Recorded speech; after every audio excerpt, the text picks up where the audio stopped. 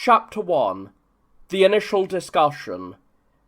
In the 6th year of the Yuan era, an imperial edict commanded the Chancellor and the imperial secretaries to meet with the worthies and literati who had been recommended to the capital, and to inquire about the hardships of the common people. The literati replied, "I have heard that the way to govern people is to block the sources of extravagance, expand the foundations of virtue, suppress the pursuit of secondary profits, and promote benevolence and righteousness. If you do not display profits to the people, then moral transformation can flourish, and customs can be improved. Now the commanderies and kingdoms have established government monopolies on salt, iron, and liquor, as well as the equalized transportation system, all of which compete with the people for profit. This disperses the original simplicity and honesty, and creates a trend of greed and baseness. Consequently, few people remain devoted to the primary occupation of agriculture, while many pursue secondary occupations. When refinement becomes excessive, substance declines. When secondary pursuits flourish, basic substance is lost. When secondary pursuits are cultivated, the people become depraved. When the primary pursuit is cultivated, the people become honest. If the people are honest, resources and supplies are sufficient. If the people are extravagant, hunger and cold arise. I wish to abolish the monopolies on salt, iron and liquor, and the equalized transportation system, so as to advance the primary and retreat from the secondary, thereby expanding agricultural prosperity. This would be advantageous." The grandee replied, "The Shang have rebelled and refused to submit, frequently conducting violent raids along our borders. If we prepare for them, our central troops are exhausted. If we do not prepare, their looting never ceases." The late emperor, grieving for the long-standing suffering of the border people, who were frequently captured by the barbarians, fortified our defences, set up signal fires, and stationed garrisons to guard against them. Because the border expenses were insufficient, the salt, iron and liquor monopolies and the equalised transportation system were established to increase revenues and wealth, to assist with border costs. Now the debaters wish to abolish these, which would leave our treasury empty at home and lacking necessary supplies abroad, leaving the soldiers guarding the barriers and manning the walls to face hunger and cold at the borders. How then shall we support them? To abolish them would not be advantageous." The literati replied, "Confucius said, 'Those who possess a state or family should not worry about poverty, but about inequality. They should not worry about scarcity, but about instability. Therefore the Son of Heaven does not speak of how much wealth he has, feudal lords do not speak of profit and loss, and high officials do not speak of gain and greed. One should cultivate benevolence and righteousness to influence the people, and expand moral conduct to win them over. Thus those nearby will submit, and those far away will be joyfully converted. Hence, those who excel at winning do not fight, those who excel at fighting do not deploy armies, and those who excel at deploying armies do not set battle lines." His Majesty, bestowing great grace and grieving that the masses are not yet prosperous, cannot bear to expose the soldiers and officials to the wilderness. Even if one were to don armour and grasp weapons with the ambition of marching north to strike back at the Shang, you also wish to abolish the salt, iron and equalised transportation system, disrupting the border supplies and undermining our military strategy. Having no concern for the security of the borders, this policy is not advantageous. By practising these principles within the temple of government, one can deflect enemy assaults and see the armies return home. When a king practices benevolent government, he has no enemies under heaven. Why then would there be a need for such vast expenditure? The grandee replied, "The Shang are arrogant and cunning. They willfully enter our borders, harming our central states and killing the officials of our commanderies, counties, and the Shaofang area. Their behaviour is rebellious and unlawful. It is high time to punish and chastise them." The literati replied, "In ancient times, value was placed on virtue, and little regard was given to using force. Confucius said, 'If people from afar do not submit, then cultivate moral virtue to attract them. Once they have come, ensure that they are at peace.' Now you abandon moral virtue and rely on military force, raising armies to attack them, and stationing garrisons to defend against them. With troops exposed to the elements and armies lingering in the field to support a protracted campaign, the transport of grain and food is endless, causing the soldiers at the borders to face hunger and cold, and the common people to labour in exhaustion at home. Establishing the salt and iron monopolies to create profit-seeking offices to supply this is not a long-term strategy. Therefore, it is advantageous to abolish them." The grandee replied, "In ancient times, those who founded states opened paths for both the primary and secondary occupations, allowing for the exchange of what was available for what was not. Markets and courts were used to unify demands, attract scholars and commoners, and gather all types of goods, so that farmers, merchants, artisans, and officials could each obtain what they desired, and trade before returning home. The Book of Changes says, 'Facilitate their transformation so that the people do not become weary.' Therefore, if artisans do not come forth, agricultural tools will be scarce. If merchants do not come forth, valuable goods will be cut off. If agricultural tools are scarce, grain will not grow. If valuable goods are cut off, wealth and resources will be depleted. Thus, the salt, iron, and equalised transportation system exists to circulate hoarded wealth and manage the timing of needs. To abolish them would not be advantageous." The literati replied, "If one guides the people with virtue, then the people will return to honesty. If one shows the people profit, then the customs of the people will become base. When customs are base, they turn their backs on righteousness and rush towards profit. When they rush towards profit, the common people congregate on the roads and crowd the markets." Lao Tzu said, "A poor state is like one that has a surplus. This is not because of a lack of wealth, but because their cravings are many, and the people are restless. Therefore, a king should exalt the primary and retreat from the secondary, using ritual and righteousness to guard against the desires of the people, and prioritising the production of grain and wealth. In the markets, merchants should not trade useless goods, and artisans should not craft useless implements. Thus, the role of the merchant is to circulate goods that are stagnant, and the role of the artisan is to prepare tools and equipment. Neither is the primary duty of governing a state." The grandee replied, "Guanzi said, 'If a country has fertile fields but the common people lack sufficient food, it is because their implements are not complete.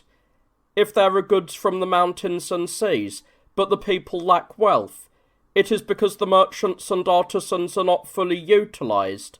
The Cinnabar lacquer yak tails and feathers of Long and Shu, the hides, bones and ivory of Jing and Yang, the Namu catalpa bamboo and reeds of Jingnan, the fish salt felts and furs of Yan and Qi, and the lacquer, silk and fine linen of Yan and Yu are the materials needed to sustain life and conduct funerals. They await merchants to circulate them, and artisans to fashion them. Thus the sages created boats and oars to navigate rivers and valleys, and harnessed oxen and horses to traverse hills and land. By reaching into the distance and into the depths, they exchanged the myriad goods for the convenience of the people. This is why the late emperor established the office of iron to provide for agricultural needs, and opened the equalised transportation system to supplement the wealth of the people. Salt, iron, and equalised transportation are what the myriad people rely upon and look to for their support. To abolish these would not be advantageous. The literati replied, "If a country has fertile fields but the people lack sufficient food, it is because the merchant and artisan classes are flourishing, while the primary industry of agriculture is neglected. If there are goods from the mountains and seas but the people lack wealth, it is because the people do not work for their essential needs, and frivolous, clever crafts are too numerous. Therefore, the sources of rivers cannot fill a leaking jar, and the mountains and seas cannot satisfy a bottomless ravine. That is why Pen Geng concentrated his people, why Shen hid gold, and why the Gao Emperor forbade merchants from holding official posts. It was to suppress the trend for greed and baseness, and to preserve the customs of pure sincerity. Even with such efforts to suppress the markets and block the doors to profit, the people still committed wrongdoing. How much worse is it when those above pursue profit? The tradition says, if the feudal lords love profit, the high officials become base. If the high officials become base, the scholars become greedy. If the scholars become greedy, the commoners become thieves. Opening the door to profit is to create a ladder of crime for the people." The grandee replied, "In the past, the commanderies and kingdoms each contributed their local products as tribute. Travel was frequent and cumbersome. The goods were often of poor quality, and sometimes the cost of transport was not even covered. Therefore, the commanderies established transportation officials to manage the collection and delivery, which eased the burden of tribute from distant regions. This is called equalised transportation. We opened government warehouses in the capital to corner the market on goods, buying when prices were low and selling when they were high. Consequently, the government did not lose its assets, and merchants had no opportunity to trade for excessive profit. This is called price levelling.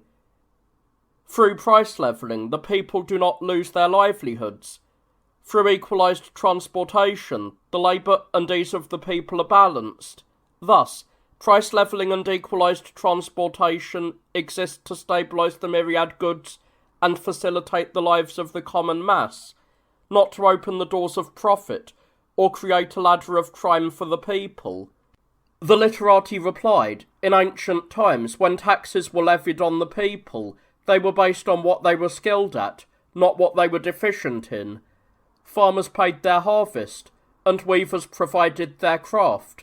Now, you release them from what they possess, and demand what they do not. The common people must sell their goods cheaply to satisfy the demands of those above. Recently, some commanderies have ordered the people to make cloth and wadding, while officials wilfully create delays and act as brokers for them. The goods that the officials bring in are not merely the fine silk of Qi and the cloth of Zhou and Han. They are simply the products of the common people. By engaging in fraudulent sales to level prices, the farmers suffer heavy distress, and the weavers are taxed twice over. I have not seen this equalised transportation as being equal.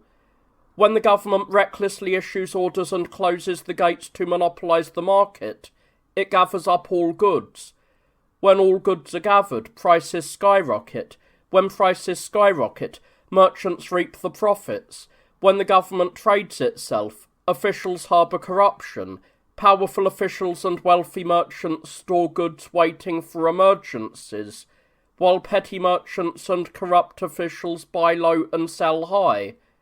I have not seen this price levelling as being level. The equalised transportation of ancient times was meant to balance labour and ease, and to facilitate the payment of tribute, not to seek profit and trade in the myriad goods. Chapter 2. The Importance of Agriculture. The grandee replied, "A king manages the natural resources of the heavens, controls the customs and markets, holds the power to level prices and adjust for timing, and uses the fluctuations of prices to control the masses. In years of abundance, he stores surplus to prepare for scarcity. In years of famine, he circulates currency and goods. He lets the excess flow to fill the gaps in what is insufficient. In the past, when Yu faced floods and Tang faced droughts, the people were impoverished, and some had to borrow from one another just to maintain their clothing and food. Yu used the gold from Mount Li, and Tang used the copper from Mount Zhuang to cast currency to redeem their people, and the world called them benevolent. In the recent past, when resources were insufficient and soldiers could not be paid, the regions east of the mountains suffered disaster, and Qi and Zhou faced great famine. Relying on the stores of the equalized transportation and the grain in the granaries, the soldiers were fed, and the starving were relieved. Thus, the goods of equalized transportation and the wealth in the government treasuries are not used to trade with the myriad people for the sole purpose of supporting the military. They are also used to relieve the impoverished and to prepare for the disasters of flood and drought.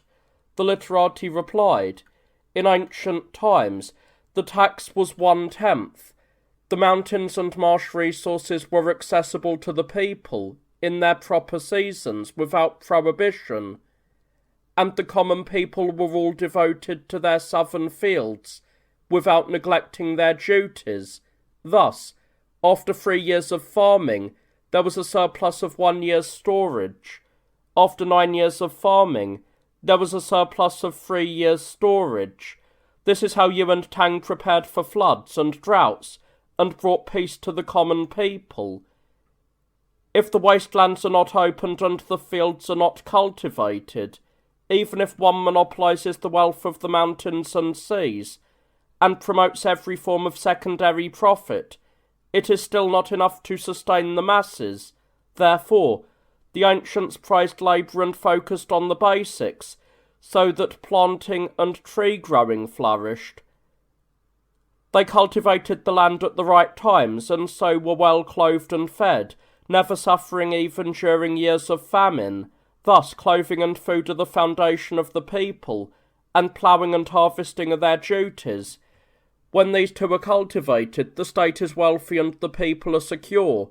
The classic of poetry says, "The 100 families are full, and their wives and children are at peace." The grandee replied, "Sages do not govern a family by only one treasure, nor do they enrich a state by only one method. In the past, Guanzhong became a hegemon through craft and deceit, while the Ji family perished despite strengthening their roots. If managing a family and sustaining life were limited to farming, then Shen would not have been a potter, and Ji Yin would not have been a cook. Therefore, those who are good at governing a state make the world look up at us while we look down, and make the world treat us as heavy while they are light. We exchange the secondary for the primary and use the empty to circulate the substantial. Now the wealth of the mountains and marshes and the stores of the equalized transportation system are ways to control these fluctuations and employ the feudal lords. The gold of the ruined Han rivers and the minute tributes are ways to law foreign lands, and fish for the treasures of the Hu and Qiang. For a single bolt of plain silk from the central states, we obtain treasures worth many times more from the Shang, thereby diminishing the enemy's resources. Thus, mules, donkeys, and camels enter our passes in continuous lines. Stallions and thoroughbreds all become our livestock. Sables, martins, fox, and badger furs, and patterned rugs and woven mats fill our inner treasuries, and jade, coral, and lapis lazuli all become the state's treasures. This means foreign goods flow inwards and wealth does not leak outwards. When foreign goods flow inward, state resources are plentiful. When wealth does not leak outwards, the people's needs are met. The classic of poetry says, "The 100 families are full, and their wives and children are at peace." The literati replied, In ancient times, merchants circulated goods without speculation, and artisans made things durable without falsity. Therefore, the gentlemen ploughing the fields and fishing were in essence the same. Today, commerce fosters deceit, and artisanship fosters hypocrisy. They harbour schemes and theft within, yet their hearts are not ashamed. Thus, the base deceive the honest, and the honest become base. In the past, Ji filled his palaces with singing girls, and dressed in embroidered clothing, which is why Yi Yin left to travel to Bo, and the singing girls eventually destroyed his state. Today, the usefulness of mules and donkeys does not equal the work of oxen and horses. Sable and woven rugs add nothing to the substance of silk and fine linen. Beautiful jade and coral come from the Kun mountains. Pearls, rhinoceros horn and ivory come from Guilin. These are more than 10,000 li from the Han, calculating the labour of farming and sericulture, and the cost of capital. This means one item is sold for 100 times its value, and a single bow earns 10,000 zhong of grain. When those above love rare and strange things, then extravagant customs flow downward. When they value goods from distant lands, then wealth is drained outward. Therefore, a king does not treasure the useless so as to regulate his people, and does not love strange goods so as to enrich his state. Thus, the way to govern the people lies in frugality, valuing the basics, and dividing the land into well-field systems. Nothing more. The grandees replied.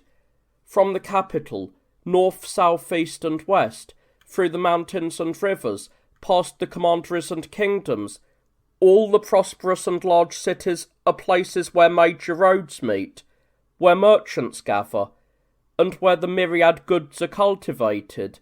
Therefore, sages rely on the seasons of heaven, the wise rely on the wealth of the land, the superior man takes from others, while the middling man labours with his own body. Changju and Ji Ni had no savings of 100 gold coins. The likes of Ji and Chao did not have the wealth of Yi Dan. The merchants of Huan, Zhou, Qin and Lu are found everywhere under heaven. Therefore, the wealth of merchants sometimes reaches 10,000 gold coins.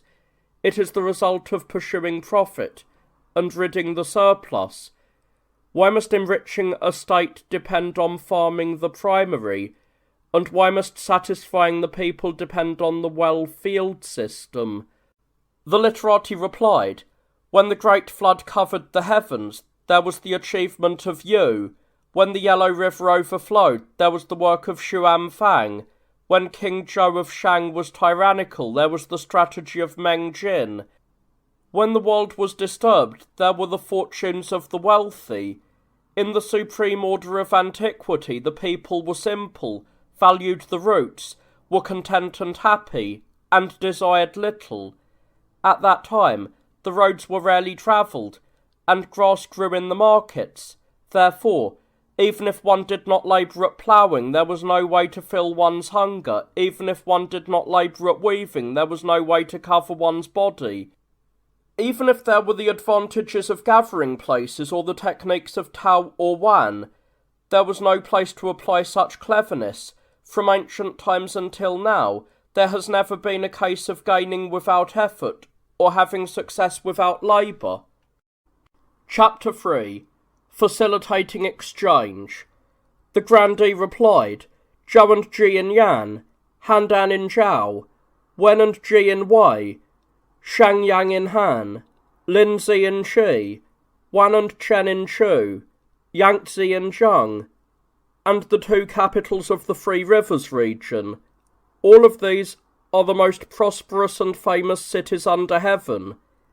This is not because people assisted them in ploughing their fields or cultivating their lands, but because they are situated at the intersection of the 5 feudal states and straddle the main thoroughfares.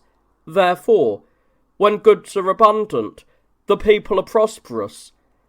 Those who reside near the markets are wealthy. Wealth lies in strategy and placement, not in physical labour. Profits lie in advantageous position, not in diligent farming. The literati replied, in the south, Jing and Yang have the riches of Guilin and the benefits of the rivers and lakes. To the left they have the gold of Lingyang, and to the right the timber of Shu and Han. They fell trees and plant grain, burn the weeds and sow millet, ploughing with fire and weeding with water.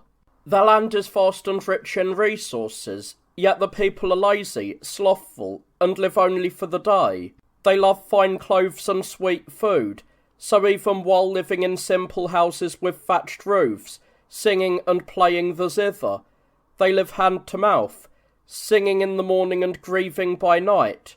Chao and Zhongshan are surrounded by great rivers and situated at the crossroads of 4 major thoroughfares, sitting on the paths of the world where merchants pass and feudal lords cross. Yet the people there are depraved and love secondary pursuits. They are extravagant and do not focus on the basics. Their fields are not tended to. Men and women are overly concerned with adornment, and they lack even a bushel of grain in their houses while playing the zither inside. Therefore the people of Chu and Zhao are uniformly poor, with few wealthy among them. In Song, Wei, Han and Liang, they value the primary pursuit of agriculture, and the registered households are uniformly disciplined, so there is no one whose family is not prosperous and whose people are not well supplied. Thus, profit lives in self-discipline, not in holding a position at a crossroads. Wealth lies in frugality, effort, and timeliness, not in seasonal speculation. The grandee replied, the 5 elements hold that the east is wood, and so Dan and Jiang have mountains of gold and copper. The south is fire, and so Jiaozi has the rivers of the great ocean. The west is metal, and so Shu and Long have forests of famous timber. The north is water, and so Yudu has lands of accumulated sand. This is how heaven and earth balance what is possessed and what is not, and facilitate the circulation of the myriad goods. Now the bamboo of Wu and Yue and the timber of Sui and Tang cannot be exhausted, yet in Sao, Wei, Liang and Song they use woven mats for coffins to drape the dead. The fish of the rivers and lakes and the mackerel of Lai and Huan cannot be exhausted, yet in Zhou, Lu, Chou and Han they eat only wild grains. The benefits of heaven and earth are sufficient, and the goods of the mountains and seas are vast. Yet the common people are impoverished, resources are insufficient, the distribution of surplus and scarcity is not balanced, and the wealth of the world is not distributed.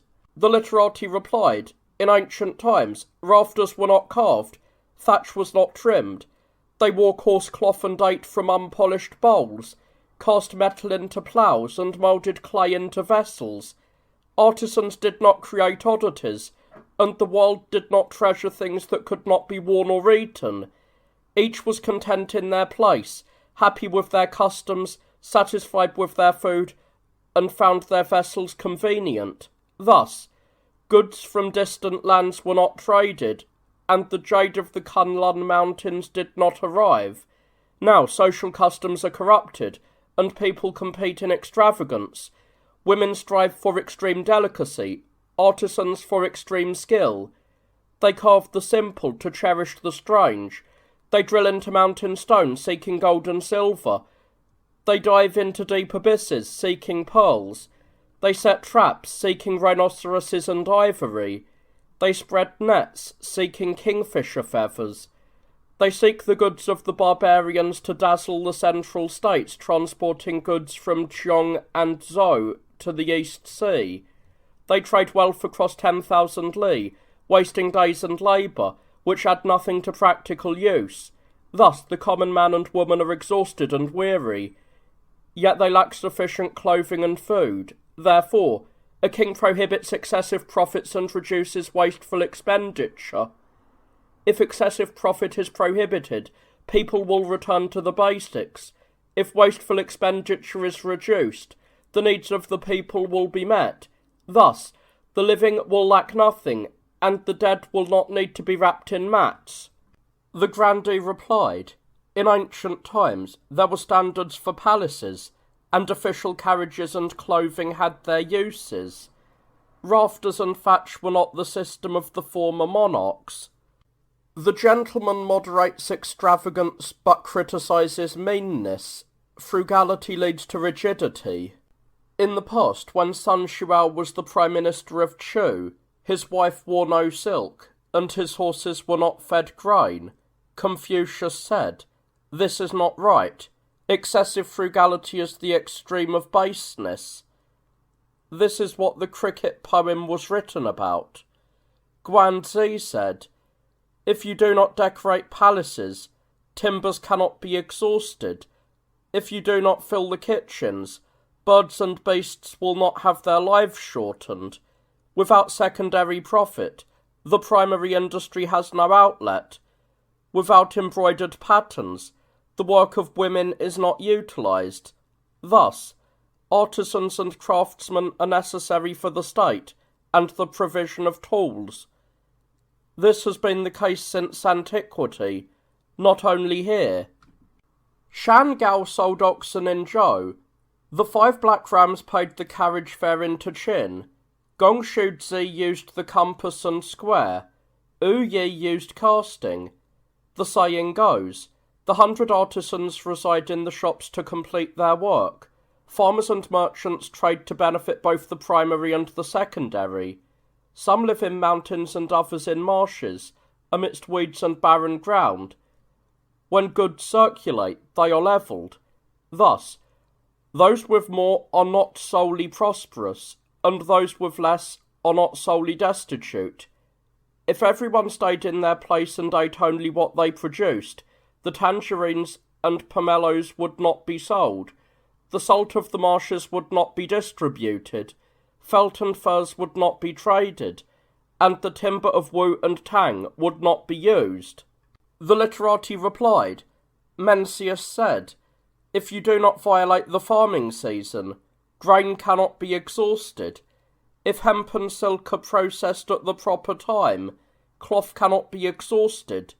If axes are used at the proper time, timber cannot be exhausted. If fishing is done at the proper time, fish and meat cannot be exhausted.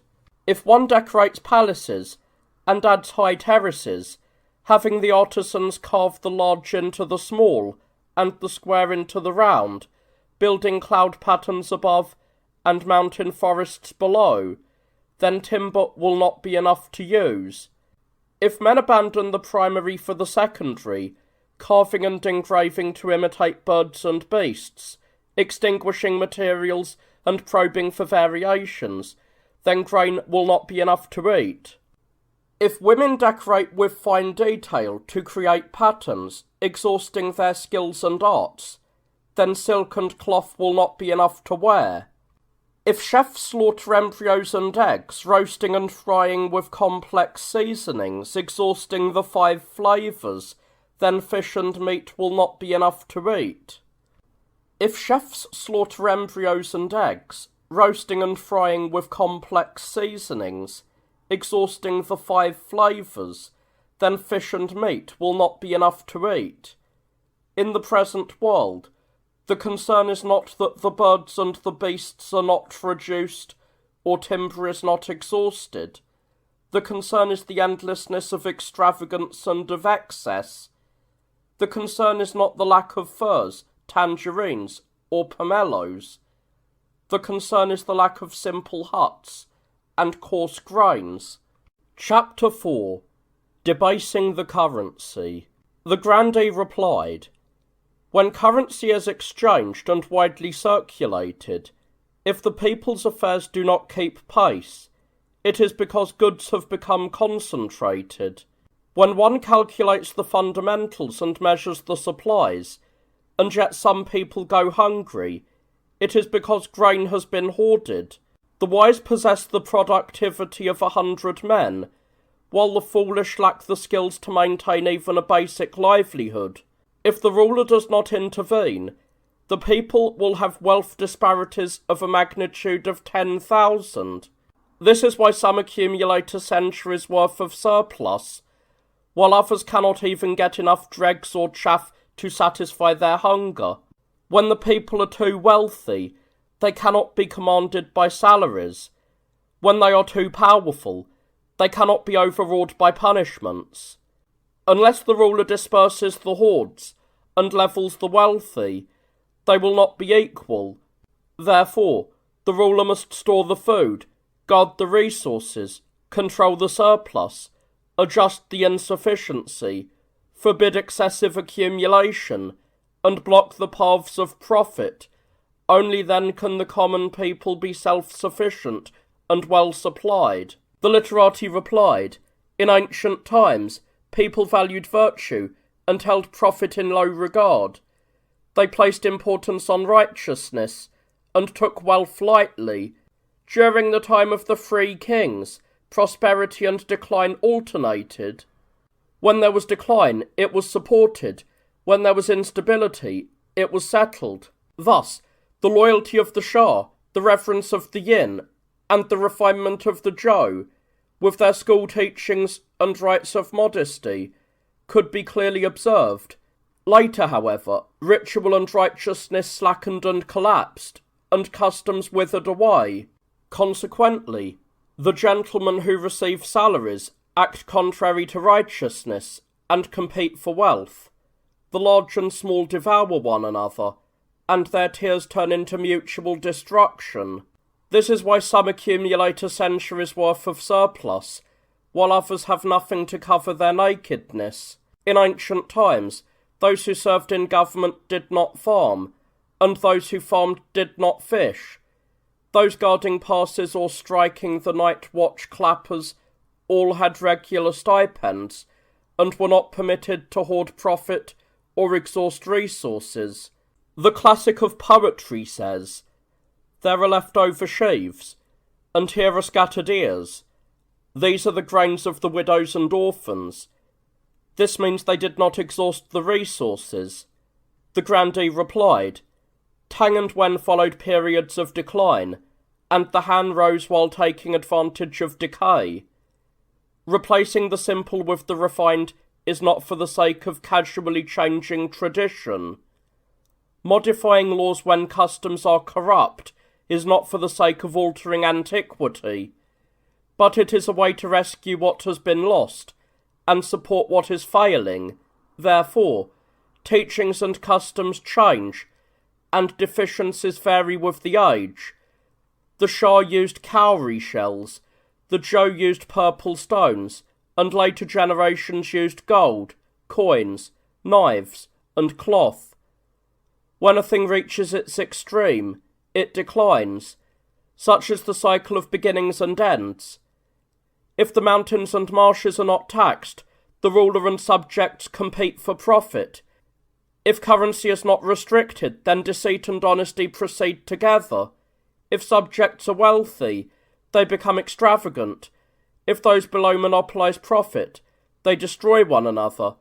The literati replied, in ancient times, there were markets and courts, but no knife currency. Each person exchanged what they had for what they lacked, simply trading cloth for silk. Later generations introduced tortoise shells, cowries, and gold coins to circulate as currency. The more the currency changes, the more the people become deceitful. One should correct deceit with simplicity, and prevent loss with ritual.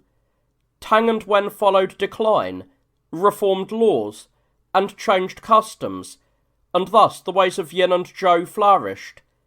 At the beginning of the Han, the dynasty followed the chaos of the previous era without making changes, but instead accumulated profit and changed the currency, hoping to return to the basics.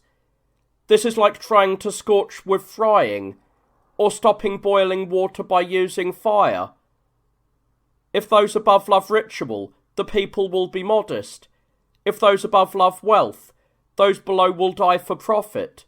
The grandees replied, during the time of Emperor Wen, the people were allowed to cast their own coins, smelt iron, and boil salt. The King of Wu monopolised the coastal marshes, and Deng Tong monopolised the western mountains. The cunning and wicked from the east of the mountains all gathered in the state of Wu, while the regions of Qin, Yong, Han, and Shu followed the Deng family. The currency of Wu and Deng flooded the world, and thus the prohibition on casting coins was established. Once the laws of prohibition were set, deceit and falsehood subsided. When deceit and falsehood subsided, the people no longer looked for illicit gains, and each tended to their own duty. If one does not return to the basics, what is one doing? Therefore, when there is unification, the people are not divided. When currency comes from the ruler, those below do not doubt. The literati replied, in the olden days, there were many forms of currency and wealth circulated, and the people were happy. Later they gradually removed the old currency and introduced white metal, tortoise shells, and dragons, but the people often forged new coins. The more the currency changes, the more suspicious the people become.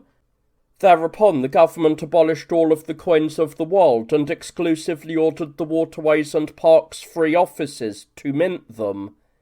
The officials and craftsmen encroached upon the profit, and some did not meet the standards, resulting in coins of varying thickness, lightness, and weight. The farmers were not accustomed to this, and tried to imitate the coins. They trusted the old but suspected the new, unable to distinguish between the fraudulent and the genuine.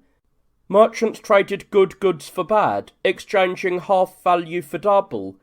When buying, they lost the true measure. When selling, they lost the proper order. Suspicion and corruption grew even worse. Though the casting of fake gold coins was made illegal, the quality of the coins themselves was no better or worse than the old ones. Choosing coins causes goods to stagnate, and the common people suffer the most from this. The Spring and Autumn Annals says, if calculations do not reach the barbarians, then they will not function. Therefore, a king does not block the mountains and marshes so as to facilitate the people's usage, and does not forbid currency so as to allow the people to trade. Chapter 5. Restricting Agriculture. The grandee replied, when a family possesses a precious vessel, they store it in a box or a casket. How much more should the ruler protect the mountains and the seas? Sources of power and profit are inevitably located in deep mountains or remote marshes, and none but the powerful can exploit them. In the past, before salt and iron were monopolised, commoners like those of Chu and Bing, and the rulers of the state of Wu, all debated salt and iron. The king of Wu monopolised the riches of the mountains and marshes, levied light taxes on his people, and relieved the poor, all to build up private power. As his private power accumulated, his rebellious intentions grew. If one does not cut off the source early, and only worries about the results, it is like breaking the Luliang dike. The damage would surely be great. Taigong said, if one family harms 100 families, 100 families harm the feudal lords, and the feudal lords harm the world, then the king's law must prohibit it. If we now abandon the people to such power and profit, and abolish the salt and iron monopolies to provide resources to the violent and the strong, we would be indulging their greed. Many evil people would gather, private factions would form, and the powerful would become increasingly uncontrollable, leading to the formation of cliques of usurpers. The literati replied, the people store their wealth in their homes, and the feudal lords store theirs in the states, and the Son of Heaven stores his within the 4 seas. The literati replied, the people store their wealth in their homes, the feudal lords store theirs in their states, and the Son of Heaven stores his within the 4 seas. Therefore, the people use walls and fences for storage, while the Son of Heaven uses the 4 seas as his box and cabinet. When the Son of Heaven visits the feudal lords, he ascends the eastern steps, and the lords surrender their keys, holding their records to receive his commands. This demonstrates that no one else is the master. Thus, a king does not hoard. He lets wealth reside with the people, avoids fleeting profits, and focuses on the righteousness of his subjects. Once righteousness and ritual are established, the people will be transformed by their superiors. If it is so, even if Tang and Wu were alive in the world, they would have nothing to worry about. What treachery could the affairs of merchants and artisans or the tasks of an Yi possibly cause? The 3 Huans monopolised Lu, and the 6 ministers divided Jin, not because of salt and iron. Therefore, those who hold deep power are not in the mountains and seas, but in the imperial court. The one family harming 100 comes from within the palace walls, not from Chu or Bing. The grandee replied, when there are prohibitions on the mountains and seas, the people are not inclined towards chaos. When there are standards for the high and the low, the people have no doubts. The government establishes the scales and the standards, and everyone acts as they wish. Even if you sent a 5-foot child to the market, no one could cheat him. If we abolish these now, the powerful will monopolise the usage and control the profit. They will control the markets, neighbourhoods and alleys. Prices will depend on their whim. Values will have no consistency. They will sit idly while growing wealthy, thereby nourishing the strong, suppressing the weak, and hoarding stolen goods. When the strong are nourished and the weak are suppressed, the common people wither, much like weeds overgrowing and harming the 5 grains. How can you say that one family harming 100 has nothing to do with the likes of Chu or Bing? The literati replied, the mountains and seas are the roads of wealth and resources. Iron tools are the loyal soldiers of the farmer. When these soldiers are used, enemies are destroyed. When enemies are destroyed, fields are cleared. When fields are cleared, the 5 grains ripen. When the roads of wealth are opened, the 100 families are satisfied, and their needs are met. When their needs are met, the state is wealthy. When the state is wealthy and the people are taught through ritual, those on the road will be modest, merchants and artisans will not interfere with one another, and people will treat each other with sincerity and simplicity, without seeking to profit from one another. The productivity of the soil in Qin, Chu, Yan, and Qi differs. The nature of hard and soft varies. The utility of large and small, and the suitability of designs all depend on the customs and locations. If the government monopolises and unifies them, the iron tools will lose their suitability, and the farmers will lose their convenience. When tools are not convenient, farmers are exhausted in the fields and the wastelands are not opened. If wastelands are not opened, the people are impoverished. Furthermore, the places of salt and iron production are generally located in the mountains and rivers, close to iron and charcoal, which makes transport distant and the work arduous. Most of those who serve the mandatory labour duty in the commanderies are not up to the task, and must pay to have others take their place. Some counties levy iron taxes based on household population, and then lower the market price.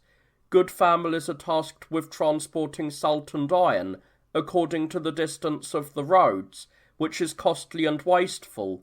The common people suffer greatly from this. In my foolish view, the harm done by a single office extends for 1,000 miles.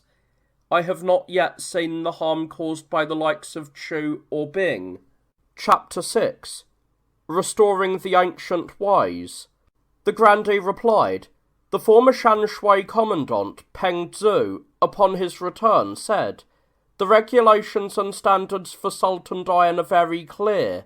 The convicts and labourers are provided food and clothing by the government to cast iron implements.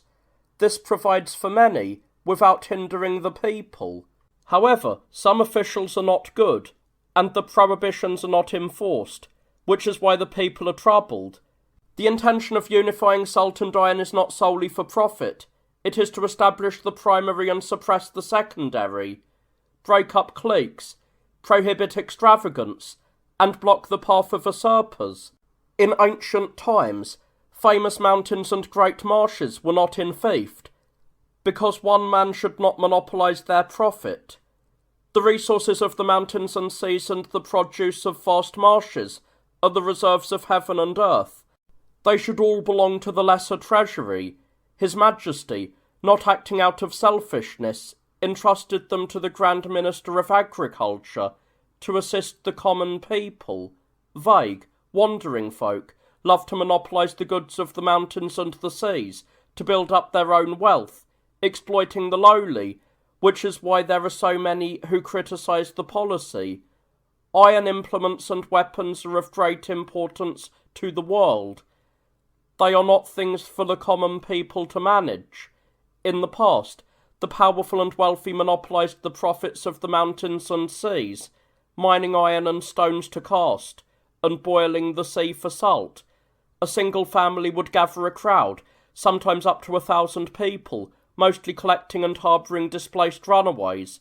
They left their hometowns, abandoned their family graves, and relied on the powerful, gathering in deep mountains and remote marshes. They formed corrupt and fraudulent businesses, built up the power of cliques, and the wrongs they committed were truly great. Now we have widened the path for promoting the wise and have trained and selected governors and commandants. We do not need to abolish salt and iron to bring peace to the people. The literati replied, what the Shan commandant said were temporary measures, expedients of the time, which cannot be practised long or passed down to future generations. This is not the way for an enlightened king to govern the state and act as a father to his men. The classic of poetry says, alas for the strategies. They do not model themselves on the ancients. They do not follow the great principles. They only listen to the words of those nearby. This poem criticises those who are not well versed in the kingly ways, and are only good at seeking immediate advantage. When the filial martial emperor was driving back the 9 tribes and pacifying the 100 Yue, military campaigns were launched frequently, and grain was insufficient. Thus, he established agricultural offices, minted coins, and invented contributions of grain for official rank, in order to save the situation and supply what was lacking. Now your Majesty continues the toil of these great achievements, and nourishes the exhausted people. This is a time to provide gruel and rice. The ministers ought to think of ways to settle and comfort the common people, bring about profit and remove harm, assist the enlightened ruler with benevolence and righteousness, and refine the way of the great legacy. Since His Majesty ascended the throne it has been 6 years, yet the ministers have not requested the reduction of non-essential offices, or the dismissal of those who pursue fleeting profit. The people have been under pressure for too long, and the common people look to their superiors with hope. Your Majesty has proclaimed your sagely virtue, and illuminated the world with brightness, ordering the worthy and the literati of the commanderies and kingdoms to ride the post to the Gongqi office, to discuss the ways of the 5 emperors and the 3 kings, and the influence of the 6 arts, and to present detailed accounts of the divisions between order and chaos, profit and harm. The intention was clear, yet now the ministers argue and debate without reaching any decision. This is what is called clinging to small details while neglecting the great whole, holding on to minor benefits while forgetting the major ones. The grandee replied, within the eaves of a house, the sparrow does not know the height of heaven and earth. The frog in the well does not know the greatness of the rivers and seas. The poor man and the obscure woman do not know the concerns of the state. The peddler carrying a load does not know the wealth of Yi Dan. The late emperor calculated the advantage regarding foreign countries, and assessed the armies of the Hu and the Yue. Their armies were weak and easy to control, and we exerted little force but gained great achievements. Therefore he relied on changing situations to master the four barbarians, using the mountains and seas along the borders to anchor the Great Wall, and marching north beyond the Yellow River to open roads into the land of the Xiongnu. The task is not yet finished. King Wen received the mandate to attack Chong and build a base at Feng. King Wu continued this, carrying the corpse of his father as he marched, destroying Shang and capturing Zhou, thus completing the kingly undertaking. Cao Mo abandoned the shame of the 3 defeats to recover lost territory. Guanzhong bore the burdens of his age to establish his hegemonic achievements. Therefore, those with great ambitions ignore the small, and those who use strategy distance themselves from the common customs. The ministers think of the strategies of Master Wang Jiangzai and want to complete the undertakings of the late emperor. Our ambition is to cut off the Hu and the Mo and capture the Chan Yu. Thus, we have no time to discuss the righteousness of closing our gates, nor to record the arguments of rigid scholars. The literati replied, "If the sparrow leaves its nest, it has the anxiety of the hawk. If the frog in the well leaves its home, it has the worry of the snake and the rat. How much more so for the one who flies 10,000 ren high and wanders the 4 seas? The disaster will surely be great. This is why Li Si lost his wings, and Zhao Gao perished in the depths. I have heard that King Wen and King Wu received the mandate and attacked the unrighteous to settle the feudal lords and ministers. I have never heard of exhausting the central states to serve the barbarians. In the past, the Qin constantly used the strength of the entire world to serve the Hu and the Yue, exhausting the wealth of the world to supply their needs. Yet the multitude could not be finished, and they used millions of troops to perform the task of a single man. This is known to all under heaven. Furthermore, frequent wars make the people weary, and long campaigns weaken the military. This is what the common people suffer from, and what the rigid scholars worry about." Chapter 7. Rejecting Shang Yang. The grandee replied, "In the past, when Shang Yang served as Prime Minister of Qin, he established laws and statutes, tightened punishments, and ordered government and education, leaving no room for treachery or deceit. Abroad, he set up 100-fold profit system and collected taxes on mountains and marshes. The state became wealthy and the people strong. Weapons and equipment were perfected, and stores were in surplus. Consequently, when attacking enemies and conquering states, he expanded the territory and pushed out the borders without taxing the common mass, yet the military was well supplied. Thus, the use of resources was inexhaustible, yet the people were unaware of it.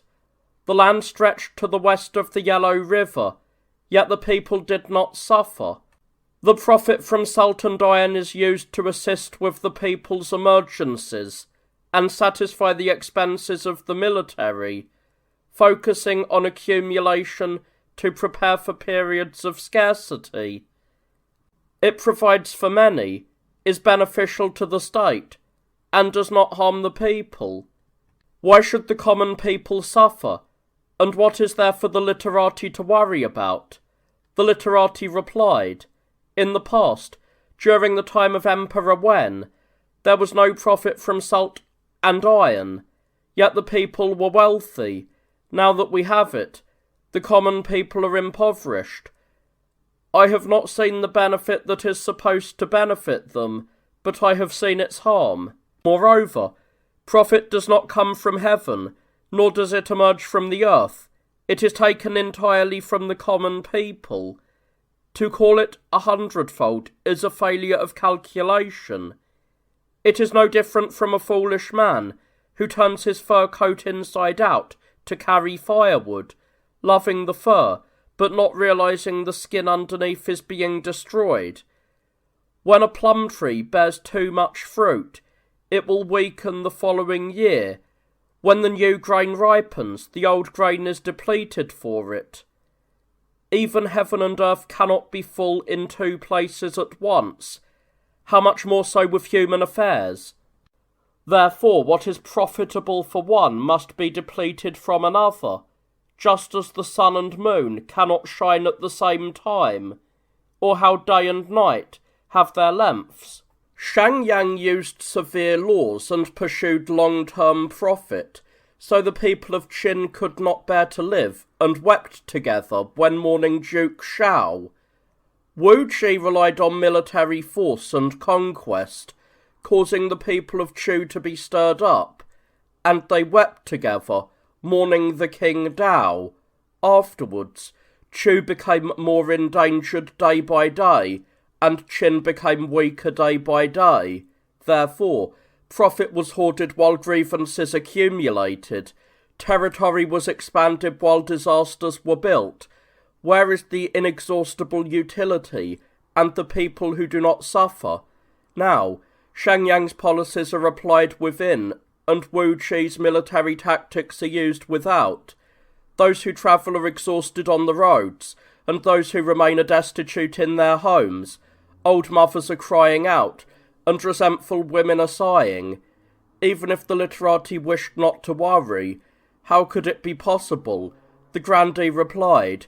Qin employed Shangyang, the state became wealthy and strong, and later it finally unified the 6 states to complete its imperial undertaking. By the time of the second emperor, evil officials monopolized power. The public way was not followed.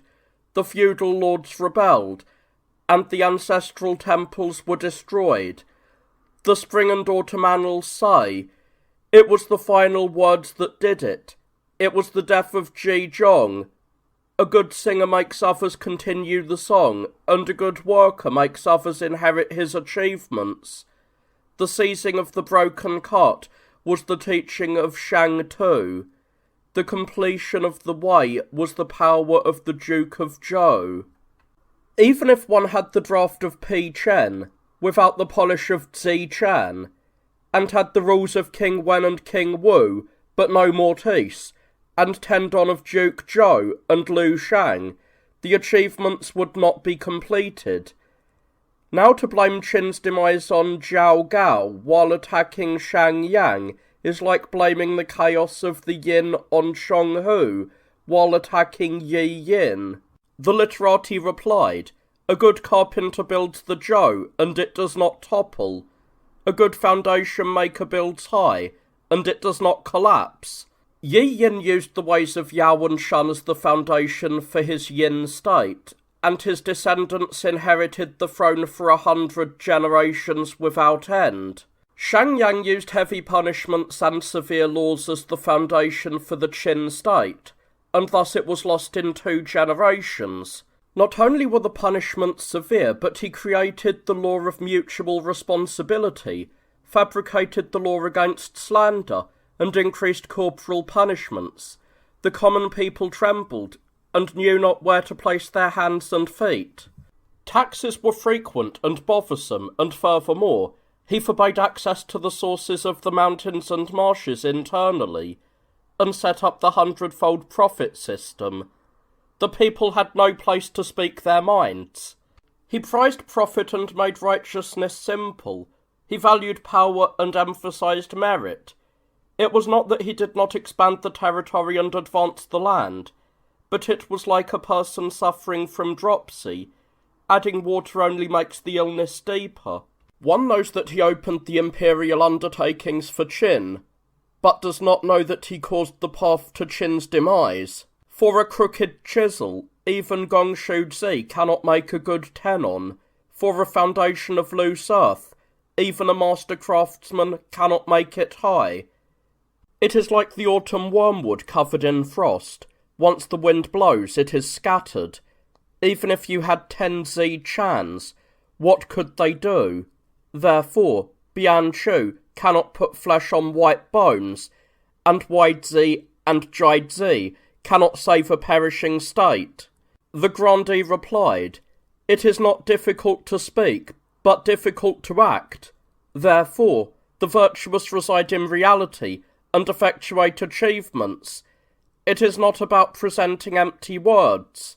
In the past, Shang was skilled in the techniques of opening and blocking, borrowed the power of the age, and achieved profit and success for Qin. Thus he won battles, conquered territory, annexed the near, destroyed the far, rode over Yan and Zhao, and overwhelmed Qi and Chu. The feudal lords tucked in their robes and faced west towards his influence.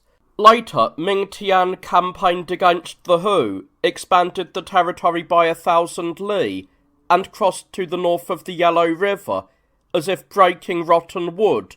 Why? Because the remaining strategies of Shang had been prepared and refined.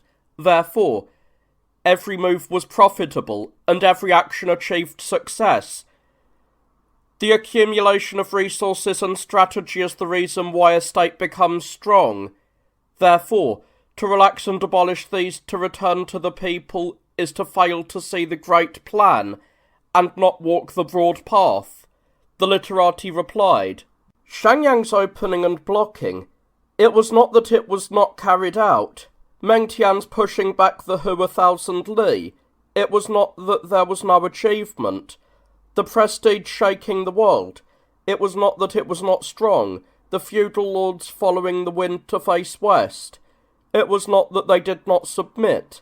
Yet, these were all the reasons why Qin perished. Shang endangered the Qin state with schemes. Meng Tian destroyed the altars of Qin by gaining 1,000 li. These two men knew profit, but did not know harm. They knew how to advance, but did not know how to retreat. Thus, they ended up with their own deaths and the ruin of the multitude. This is what is called the wisdom of loving the valley and the plan of a foolish man. Where is there any broad path? Therefore it is said, small men agree at first, but later rebel. Though they may ride horses in the beginning, in the end they must weep blood. This is what that refers to. The grandee replied, beautiful and good people are envied by the deformed. Worthy and wise scholars are loathed by the base. Thus the grandee Shang slandered Chu Yuan to King Qing Shang, and Gong Bo Liao accused Zi Lu to the Ji Sun family. Shang rose from the ranks of commoners, moved from Wei to Qin, and within a year was made Prime Minister. He reformed the laws, clarified the teachings, and the people of Qin were brought to great order. Therefore, when the army moved, territory was annexed. When the army rested, the state grew weary. Duke Chao was greatly pleased and enfeoffed him in the lands of Yu and Shang for 500 li. His achievements were like hills or mountains, and his name was passed down to later generations. People of the world cannot accomplish such things. Thus, they envy his abilities and nitpick his achievements. The literati replied, a gentleman advances only by the way and retreats without losing righteousness. He is exalted but not arrogant, hard-working but not boastful, high in position but humble in conduct, and his achievements are great but his principles are sound. Therefore, the people do not resent his abilities, and the world does not envy his works. Now Shang abandoned the way to use schemes. He cast aside virtue to rely on force. He made laws steep and punishments severe, making cruelty and tyranny the custom. He deceived old friends to establish his merit. He punished the ducal clan to establish his power. He had no kindness for the common people, and no faith for the feudal lords. Individuals held grievances against him, and families became his enemies. Though he gained achievements and was enfeoffed, it was like eating poisonous meat. One might be satisfied for a moment, but one will eventually suffer the consequences. Su Qin practiced the vertical and horizontal alliances and united the 6 states. His achievements were not small. Ji and Zhou are spoken of alongside Zhao and Shen to this day. They are not forgotten, and their names were not short-lived. However, because their ways were wrong, they are not worth valuing. Therefore, one should not seek to merely have many deeds, nor should one seek to merely have a name passed down. The grandee replied, Fine silk cannot differentiate itself from black and ink, and the worthy and sage cannot justify themselves in an age of chaos. Thus, Jizai was imprisoned, and Bigan was punished. Wu Ziyuan assisted King Heilu to hegemony, but Fu Chai was immoral and had him cast into the river and murdered. Yue Yi performed his duties faithfully for King Zhao of Yan, but was suspected by King Huan. Ministers exhaust their loyalty to pursue their fame, only to encounter sovereigns who do not use them. Dai Fuzhong assisted the King of Yue, making deep plans for him. They finally captured the strong state of Wu and occupied the eastern Yi, yet in the end, he was bestowed with a sword and died. Arrogant sovereigns turn their backs on kindness and virtue, listen to stray rumours, and do not calculate their past achievements. Is this not the fault of the individual? The literati replied, Bigan had his heart cut out, and Zishu was sewn into a leather bag. This was not because they lightly offended their lords to endanger their lives, or because they offered strong remonstrance to seek fame. Their sincere and painful loyalty stirred within their hearts, and they forgot the disasters that might arise from without. Their ambition lay in correcting their lords and saving the people. Thus, they died without resentment. A gentleman can practice what is right, but cannot prevent what is wrong. Even while in the midst of torture, it is not his own sin.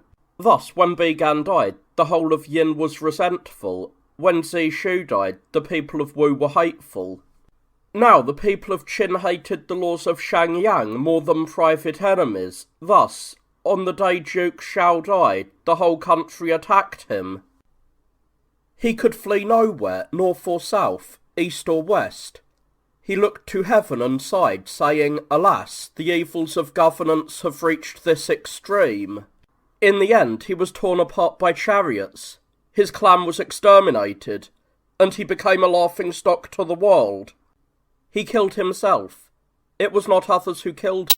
Chapter 8. Chao Cao. The grandee replied, The laws of the spring and autumn annals state that a subject should not plot against his lord or father. If he plots, he must be executed. Thus, there is no greater crime for a minister than murdering his lord, and no greater crime for a son than murdering his father. In recent times, the rulers of Huainan and Hengshan cultivated literati and invited roaming scholars from the four directions. The Confucian and Maoist scholars of Shandong all gathered together between the Jiang and Huai rivers to debate, discuss, and compose dozens of essays, yet in the end, they betrayed righteousness, refused to submit, plotted rebellion, and their punishments reached their own clans. Chao Cao changed the laws and altered the norms. He did not use established systems. He pressed upon the ducal clan and encroached upon and reduced the feudal lords. His vassal ministers did not submit, and his own flesh and blood were not close to him. Wu and Chu accumulated grievances, and Chao Cao was beheaded at the East Market to comfort the soldiers of the free armies and apologise to the feudal lords. Who killed him then? The literati replied, Confucius would not drink the water of the fifth spring, and Zhengzi would not enter the village of Victory over Mother. Even the name is loathed, let alone acting in a way that is not even that of a subject or a son. Thus, Confucius bathed and went to court to inform Zhu Kai. Chen Wenzi had 10 teams of horses, yet he abandoned them and left. The tradition says, a gentleman can be noble or base, he can be punished or killed, but he cannot be made to commit chaos. As for those who adorn their appearance on the outside, but have no substance within, who recite the texts with their mouths, but do not follow the way in their actions, these are thieves. To be with thieves is not allowed in the realm of the gentleman. The spring and autumn annals does not punish the many for the sake of the few. The meaning of execution has its limits. One does not combine resentment and evil. Thus, when Shen punished, he punished Gun, and when he promoted you. If one discards a jade stone because of a flaw, or if one punishes a whole group for the crime of one person, then there would be no beautiful gems or trusted scholars under heaven. Chao argued that the lands of the feudal lords were too large. If they were wealthy, they became arrogant and extravagant, and if pressured, they would form alliances. Thus, because of the transgressions of Wu, he reduced them at Kuai. Because of the crimes of Chu, he took away their eastern sea territories. This was to balance the light and heavy, divide their power, and plan for 10,000 generations. Yang was untruthful to Qin, but faithful to Zhang. Cao was loyal to Han, but an enemy to the feudal lords. Ministers each die for their own lord, and are used for their own states. This is why Yang was honoured by Jin, and despised by Jing. Chapter 9. Criticising Power. The grandee replied, "The Ji Chu of Yue, the Yan Meng of Chu, the Ju Yi of Song, and the Meng Ju of Qi, these are the sources of a state's wealth and the capital for hegemony. If the ruler holds and guards them, he is strong. If he does not restrict them, the state perishes. Qi gave its intestines and stomach to others. The private families became strong and uncontrollable. Their branches grew larger than the trunk. By monopolising the riches of the vast seas and dominating the profit of the fish and salt, their influence was sufficient to command the masses, and their favour was sufficient to provide for the lowly. Thus, the people within the state turned their backs on the ruler, and attached themselves to these families. Power shifted to the ministers. Government fell to private houses. The public throne was humbled while the Tian clan became powerful, and those who travelled by chariot and toured the seas numbered 3,000. Once lost at the root, the ends cannot be saved. Now the sources of the mountains, rivers, seas, and marshes are not limited to just Yan Meng or Meng Zhu. The process of casting and salt boiling must inherently take place in deep secluded valleys where few people reach. If the cunning and wicked traffic in these mountain and sea regions, I fear great treachery will arise. If they use these profits to foster pride and excess, spreading simplicity while nurturing falsehood, then few people will value the primary industry.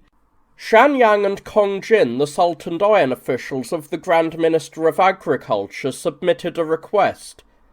We wish to recruit the people to provide their own expenses, using government equipment to boil salt for use, in order to block the paths of vagrancy and falsehood.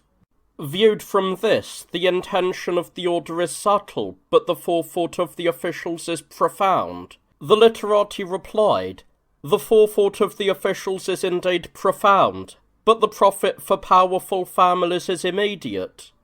The intention of the order may be subtle, but the path to usurpation and extravagance is clear.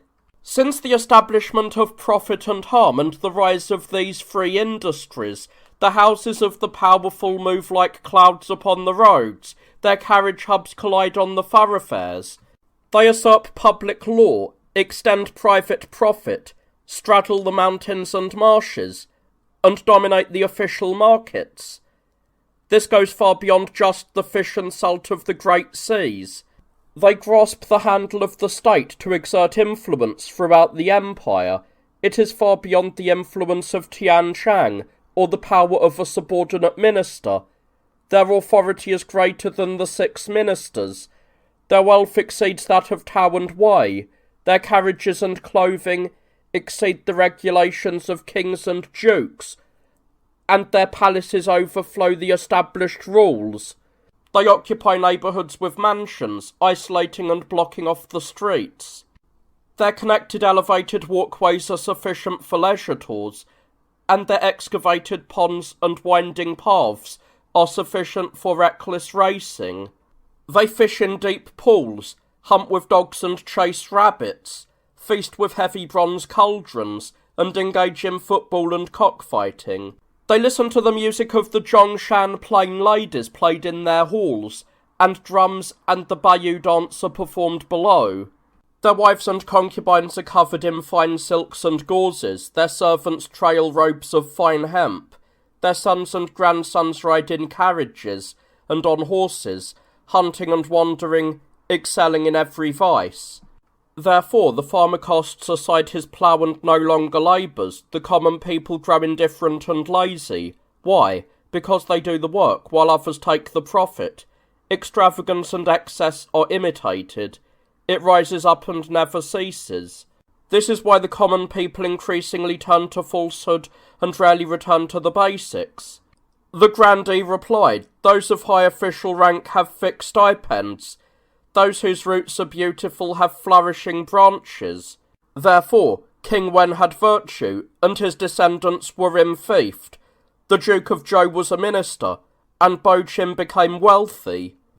Where the water is vast, the fish are large. Where the father is honoured, the son is noble. The tradition says, "The river and the sea moisten 1,000 li." If great virtue reaches the 4 seas, how much more so should it reach one's wife and children? Therefore, if the husband is honoured at court, the wife is honoured in the home. Calling wealth beautiful is the way of the ancients. Mencius said, "A king is the same as other men, yet he acts like that. It is because of the position he occupies that makes it so." To occupy the rank of a registered commoner and yet hope for a lifestyle of the children and grandchildren of ministers is like a lame man wishing to keep pace with low G. To have no money and wish for a treasure worth 1,000 gold pieces, is that not a vain hope? The literati replied, "U and G started as commoners, yet they worried about the world. If there was someone not in their proper place, they felt as if they themselves had pushed them into a ditch. Thus they rose to assist Zhao, toiled in the waters and soils, and taught the people to farm and sow. Could it be that they only sought to eat the salary of office to raise their wives and children? Their selfish irresponsibility to the world was this heavy. One who consumes the labour of 10,000 men must bear their anxieties and shoulder their burdens. If one person loses their livelihood, or one office is not well governed, it is the responsibility of the ministers. Therefore the gentleman's service in office is to carry out his righteousness, not to take pleasure in his influence.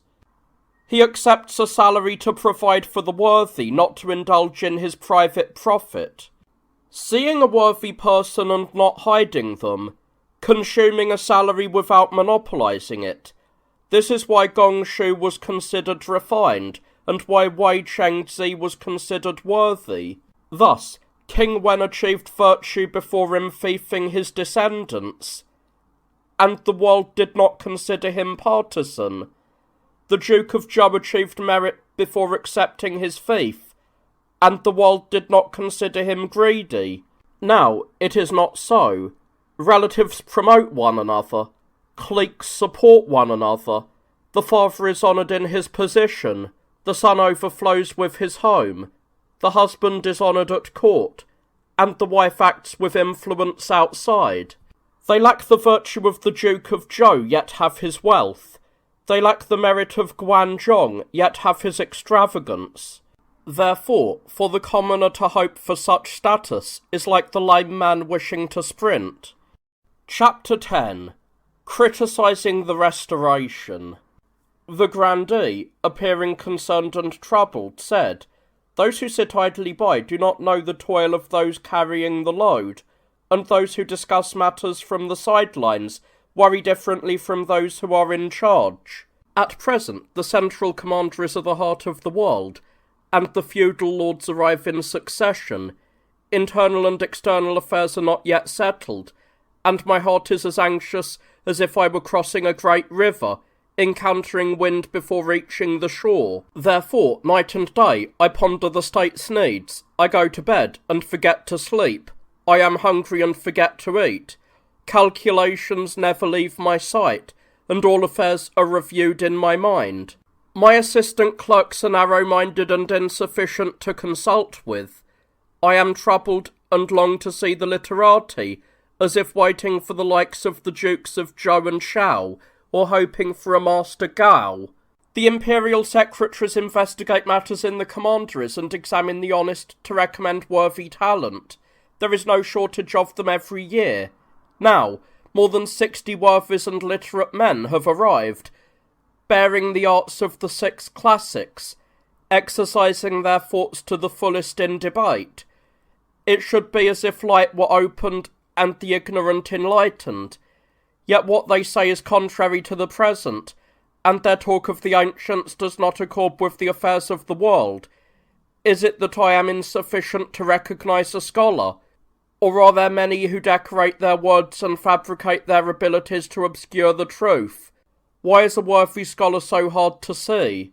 Since Kuan, who rose from a commoner to the rank of the 9 ministers through his mastery of the Book of Documents, and up to the candidates I have heard of and seen selected for office, their promotions have been very conspicuous, yet I have not seen anyone peerless or unparalleled, who has invigorated the government and established great merit.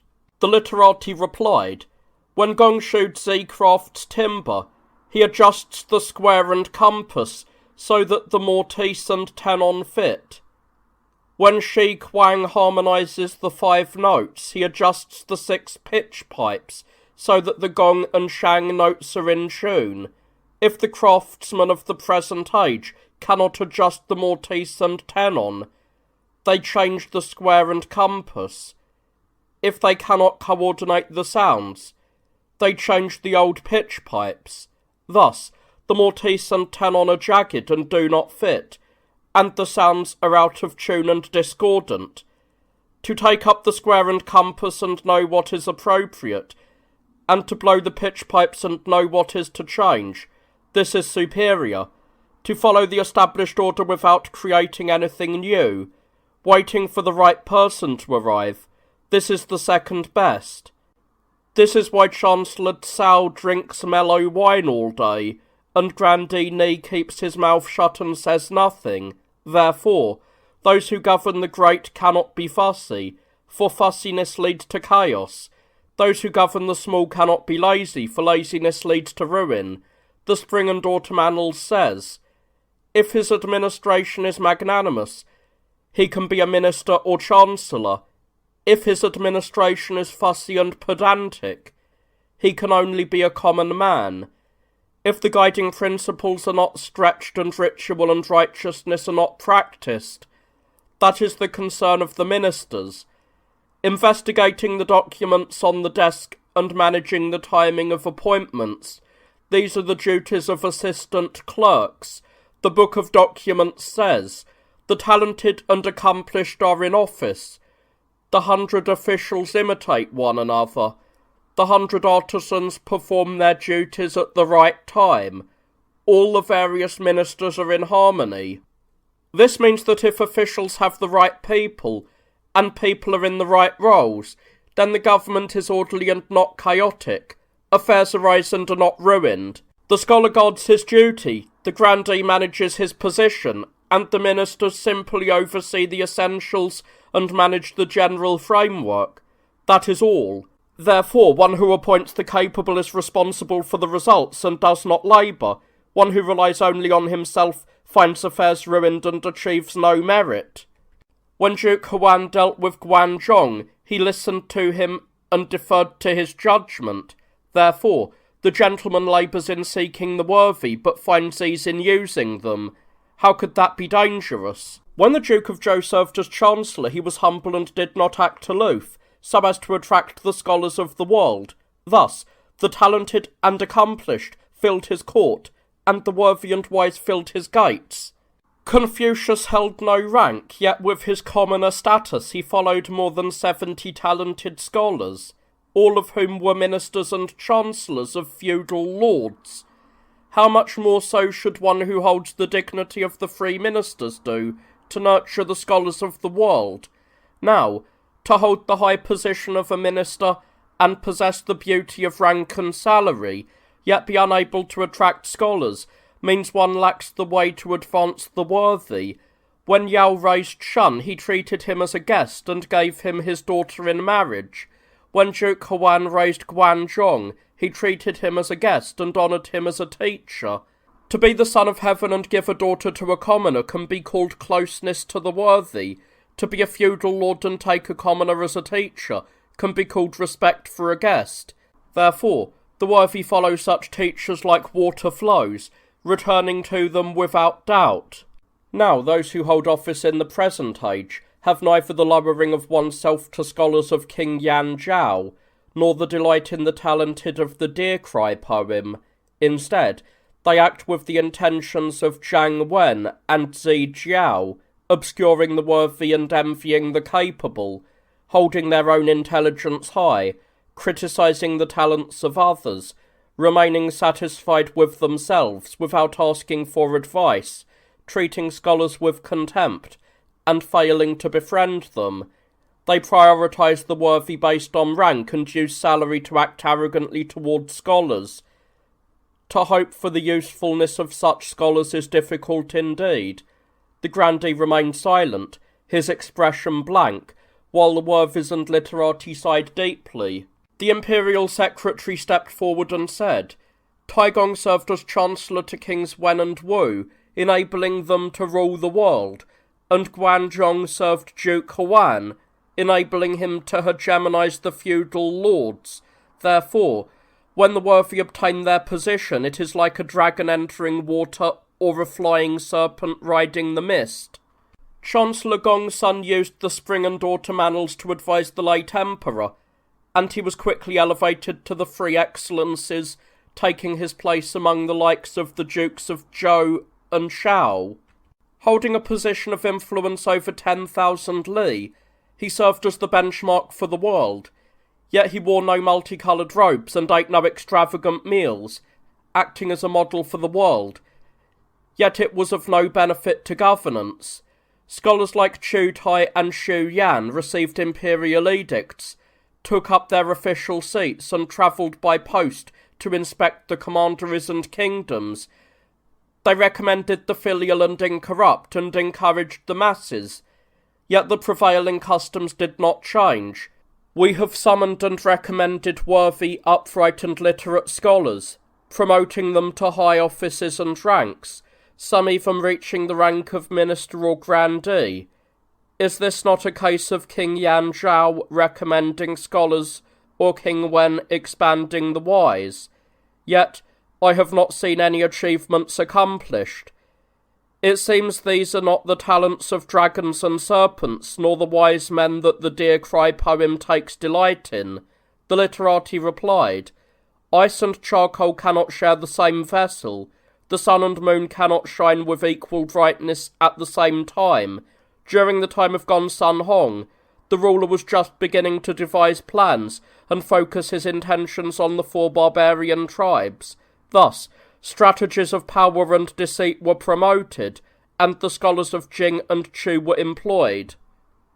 Some generals even reached the point of being enfeoffed and receiving fiefs. Those who achieved victory were all rewarded heavily, and because of this, aggressive and combative men flourished. Later, weapons were not put aside. Military campaigns followed one another. The armoured soldiers were all worn out, and government resources were insufficient. Thus, the ministers who devised dangerous schemes to create profit arose, and the talented men who might have lived in seclusion by the Pan River were pushed into the shadows. They built canals in the Jing and Wei rivers to facilitate transport, and Deng Gao Shan Yang and Kong Jin established the salt and iron monopolies.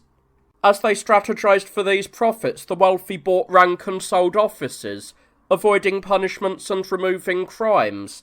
public expenditures became ever more numerous, and those who managed them pursued private interests. Both those above and below sought their own gain, and the common people could not bear it.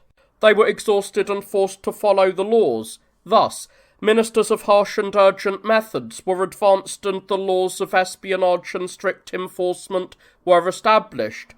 Men like Zhou and Qin became honoured for their severity in applying the law, while those like Wang Wenzhou were made famous by their falcon-like swiftness in killing. There are few who wish to rely on benevolence and righteousness to serve their ruler, and many who drift along to gain favour. How could one expect different results with only one Gongsun Hong? Chapter 11. Discussing the Confucians. The imperial secretary said, "The literati trace their lineage back to Confucius and sing praises of his virtue, believing that from ancient times to the present, there has been no one like him. Yet when Confucius cultivated the way in the states of Lu and Wei, and taught above the Zhou and Qin rivers, his disciples did not change, and the age was not brought to order. The state of Lu was diminished even more greatly. King Huan of Qi honoured the Confucians and respected learning. Men like Meng Qi and Zhou and Qin received the salaries of high grandees, yet they did not hold official duties and only discussed state affairs. There were more than 1,000 such masters of Ji Sha in Qi. At that time, it was not just one Gongsun Hong. Yet, when the weak Yan attacked Qi, driving straight into Linzi, King Min fled and died at Zhou, and they could not save him. When King Jian was captured by Qin and carried off as a prisoner, they could not preserve him. Like this, the assertion that the Confucians bring peace to the state and honour the ruler has not yet shown any effect." The literati replied, "Without a whip, without a legendary charioteer, Zhao Fu could not manage a team of 4 horses. Without position and power, even Shen and Zhu could not govern the myriad people." Confucius said, "The phoenix does not come, and the yellow river brings forth no map. I am finished. Therefore, with a light carriage and fine horses, there is no place to drive them. With a sage virtue and benevolence, there is no place to apply them." In the time of Dukes Wei and Huan of Qi, they honoured the worthy and advanced scholars. The state was wealthy and strong, and their prestige expanded to enemy states. By the time of King Min, he used the remaining power of 2 generations. He conquered Chu and the Hawaii River in the south, annexed the Great Song in the north, encompassed 12 states, crushed 3 Jins in the west, and repelled the strong Qin.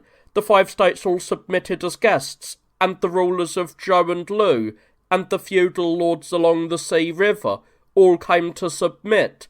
He boasted of his achievements without pause, and the common people could not bear it. The various scholars remonstrated with him, but he did not listen. They each scattered. Shen Dao and Ji Zi fled. Tian Pian went to Xuan, and Sun Xing to Chu. Internally, there were no virtuous ministers, so the feudal lords conspired and attacked him. King Jian listened to stray rumours, believed in the reports of enemy agents, and used the schemes of Shang. He did not form alliances with the other feudal lords, and thus his state perished. That he was captured by Qin, was that not to be expected? The imperial secretary said, "Yi Yin served Tang through his skill in cooking, and Bai Li Shi secured an audience with Duke Mu by tending oxen. At first, they merely sought to fit in with their rulers, but truly, they achieved hegemony over them. If it is like this, what command is not followed, what policy is not carried out? Therefore, when Shang Yang proposed the king's way to Duke Chao and it was not adopted, he used the methods of a strong state, and eventually achieved success. When Master Zhao proposed Confucian methods to the rulers of the age, and they were not adopted, he used the theories of cyclic change and eventually became famous. Therefore, a horse that covers 1,000 li does not have to be from Hu or Dai. A scholar values achievement, not merely his prose. Mencius clung to old methods and did not understand the affairs of the world, so he was left destitute in liang and song. Confucius could be square but not round, and so he went hungry at Li Chao. The literati of this late age are diligent in virtue, yet at times they face scarcity and are considered wrong. They are destitute because their ways do not work. For over 1,000 years since the Zhou house, only under Wen, Wu, Cheng and Kang were things as they should be. To demand that the present matches the past is like a lame man who can speak of distant places but cannot travel to them. Sages take different paths to reach the same destination. Whether they move or stop, the goal is one. Although Shang Yang reformed laws and changed teachings, his ambition was to strengthen the state and benefit the people. Master Zhao's work on the techniques of change also returned to the foundations of benevolence and righteousness. Li Zhong humbled himself to exercise authority. It was a matter of timing. Thus, to slightly bend for the sake of a greater straightness is what a gentleman does. If we were to stubbornly cling to the one way, like following Wei Sheng's example of obstinacy, then Duke Wen of Jin's deception of the feudal lords to honour the Zhou house would not be worth discussing, and Guan Zhong's endurance of humiliation to save a perishing state would not be worth praising. The literati replied, Yi Yin's approach to Tang was because he knew he was a sage ruler. Bai Li Shi's return to Qin was because he knew he was an enlightened lord.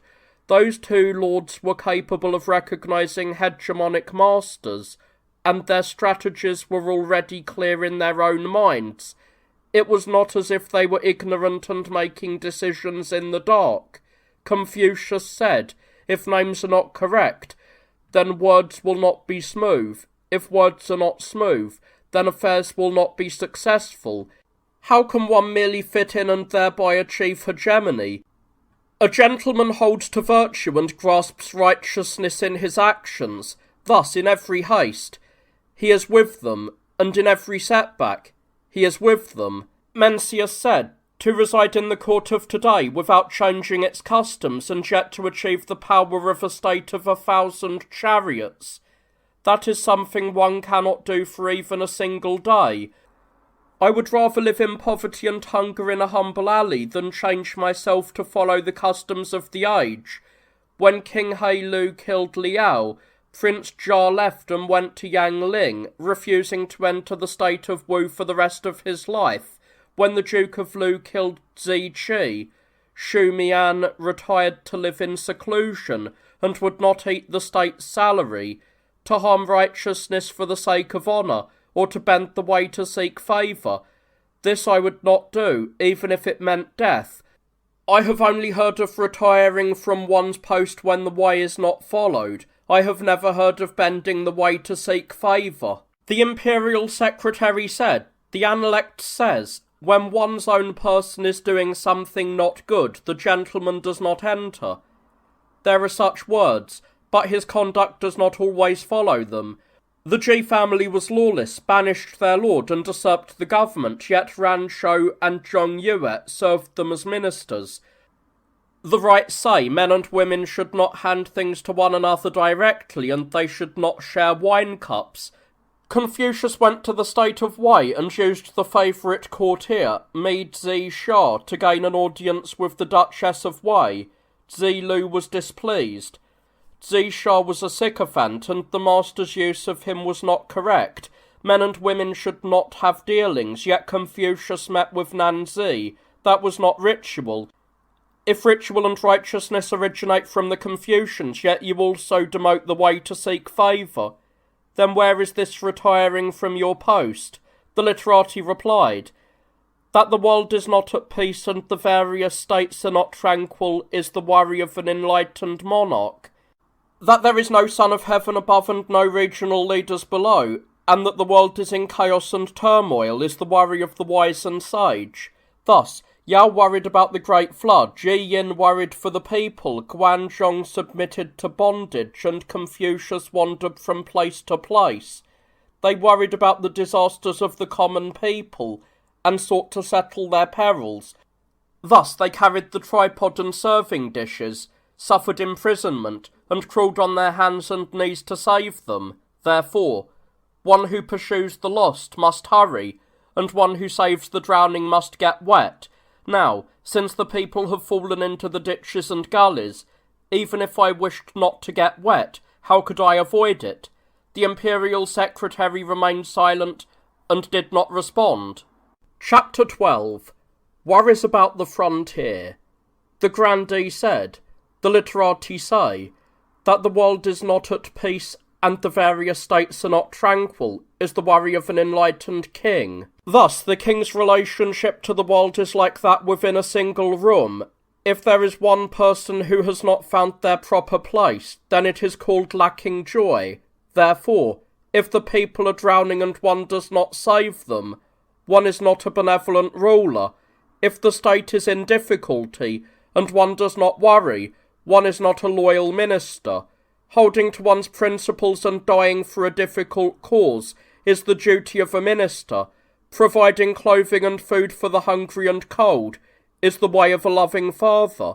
Now, our sons and younger brothers are labouring far away, and the ruler is restless night and day for their sake, while the ministers exhaust their strength and debate to replenish state resources. Therefore, the assistant to the minister of the small treasury requested to establish a monopoly on liquor to provide for the frontier, supply the soldiers, and save the people from their difficulties. How can one who acts as a father or elder brother to the people simply stop? If we restrict our own clothing and food to support those abroad, it is still insufficient. Yet now you wish to stop all necessary use and reduce the expenses for the frontier. This is not the way of a loving father or a virtuous elder brother. The literati replied, at the end of the Zhou dynasty, the Son of Heaven was weak, and the feudal lords ruled by force. Therefore, the rulers were not at peace, and their advisers rushed about. Why? Because the enemy states were numerous and the altars of the state were in danger. Now, the 9 provinces are under the same domain, and the world is unified. Your Majesty wanders at leisure in the grand halls, reading the ultimate words and supreme arguments of your ministers, reciting the yar and song hymns within, and ringing the bells of the imperial carriages without. Your pure virtue is brilliant, equalling that of Tang and Yu, and your achievements flow to your descendants. As for the people of the barbarians and the Mo, lands that cannot be eaten, why is it sufficient to cause worry or lead to anxieties of a warring state? If your Majesty does not abandon them, but adds virtue to them, and bestows kindness upon them, the northern barbarians will surely turn towards us, and arrive of their own accord at our borders. If you then manage the Hu through these outer ministers, the Shang will never again consume what the state provides. The grandee said, the sage ruler considers that the central kingdom is not yet tranquil, and the northern frontier is not yet secure. He sends the former court evaluators to ask about the hardships of the masses, to save and comfort the poor and lowly, and to provide for those in need. The ministers have yet to grasp the key to clarifying the virtue of the enlightened king, and pacifying the world within the seas, so I asked the scholars. The scholars debate either misses heaven or falls into the abyss.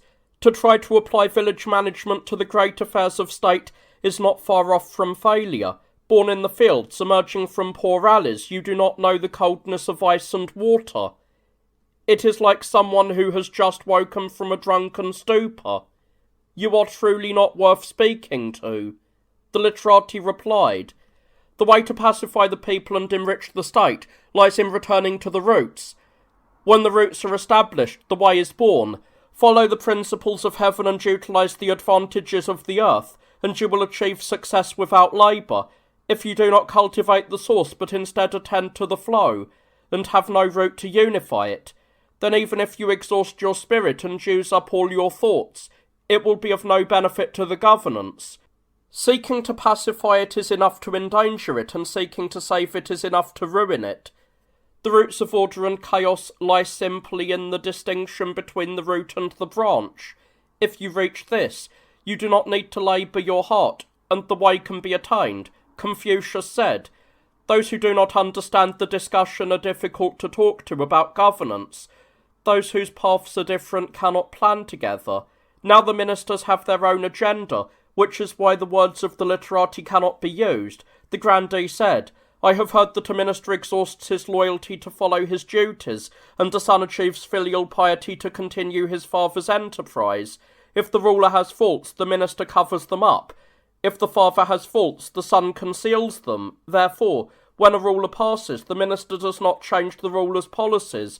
When a father passes, the son does not change the father's way." The Spring and Autumn Annals criticises the destruction of the Chu terrace because it ruined the work of an ancestor and broadcast the evils of a ruler or father. Now, the salt, iron and standardised transportation systems have been in place for a long time. If you wish to abolish them, will you not be harming the achievements of the late emperor and obstructing the virtue of the sage ruler? The officials rely on the path of loyalty and filial piety. This is the path quite different from the schemes of the literati. The literati replied, "The enlightened change according to the times, and the wise regulate according to the age." Confucius said, "A hemp cap is the ritual, but nowadays a silk one is used. It is frugal, so I follow the majority." Therefore, the sage does not depart from the ancients when elevating the worthy, and he follows customs without being biased. When Duke Ding of Lu arranged the order of the shrines to honour his ancestors, and when Duke Chao abolished the ministers to economise and conserve, could one say they were changing the work of their ancestors, or altering the way of their fathers? The second emperor filled the Afang palace to the brim to heighten his glory, and Zhao Gao increased the laws of Qin to expand his power.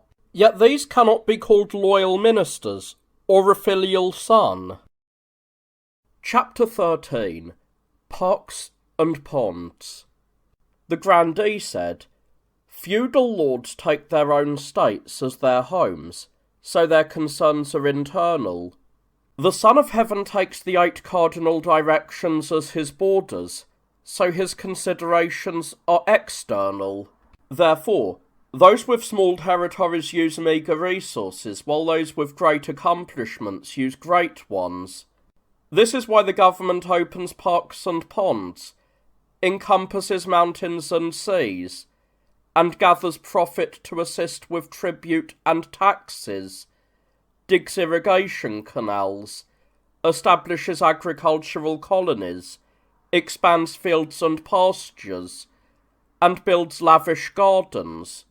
The Grand Coachman, the Minister of Water, the Keeper of the Small Treasury, and the Minister of Agriculture annually assess the profits from fields, pastures, and the leasing of ponds, as well as the appointment of agricultural officials on the northern frontier to provide for all needs. Yet even then, it is still not enough. Now, if you wish to abolish these things, to cut off the source and block the flow, both those above and those below will be exhausted. This is the response of impoverishment.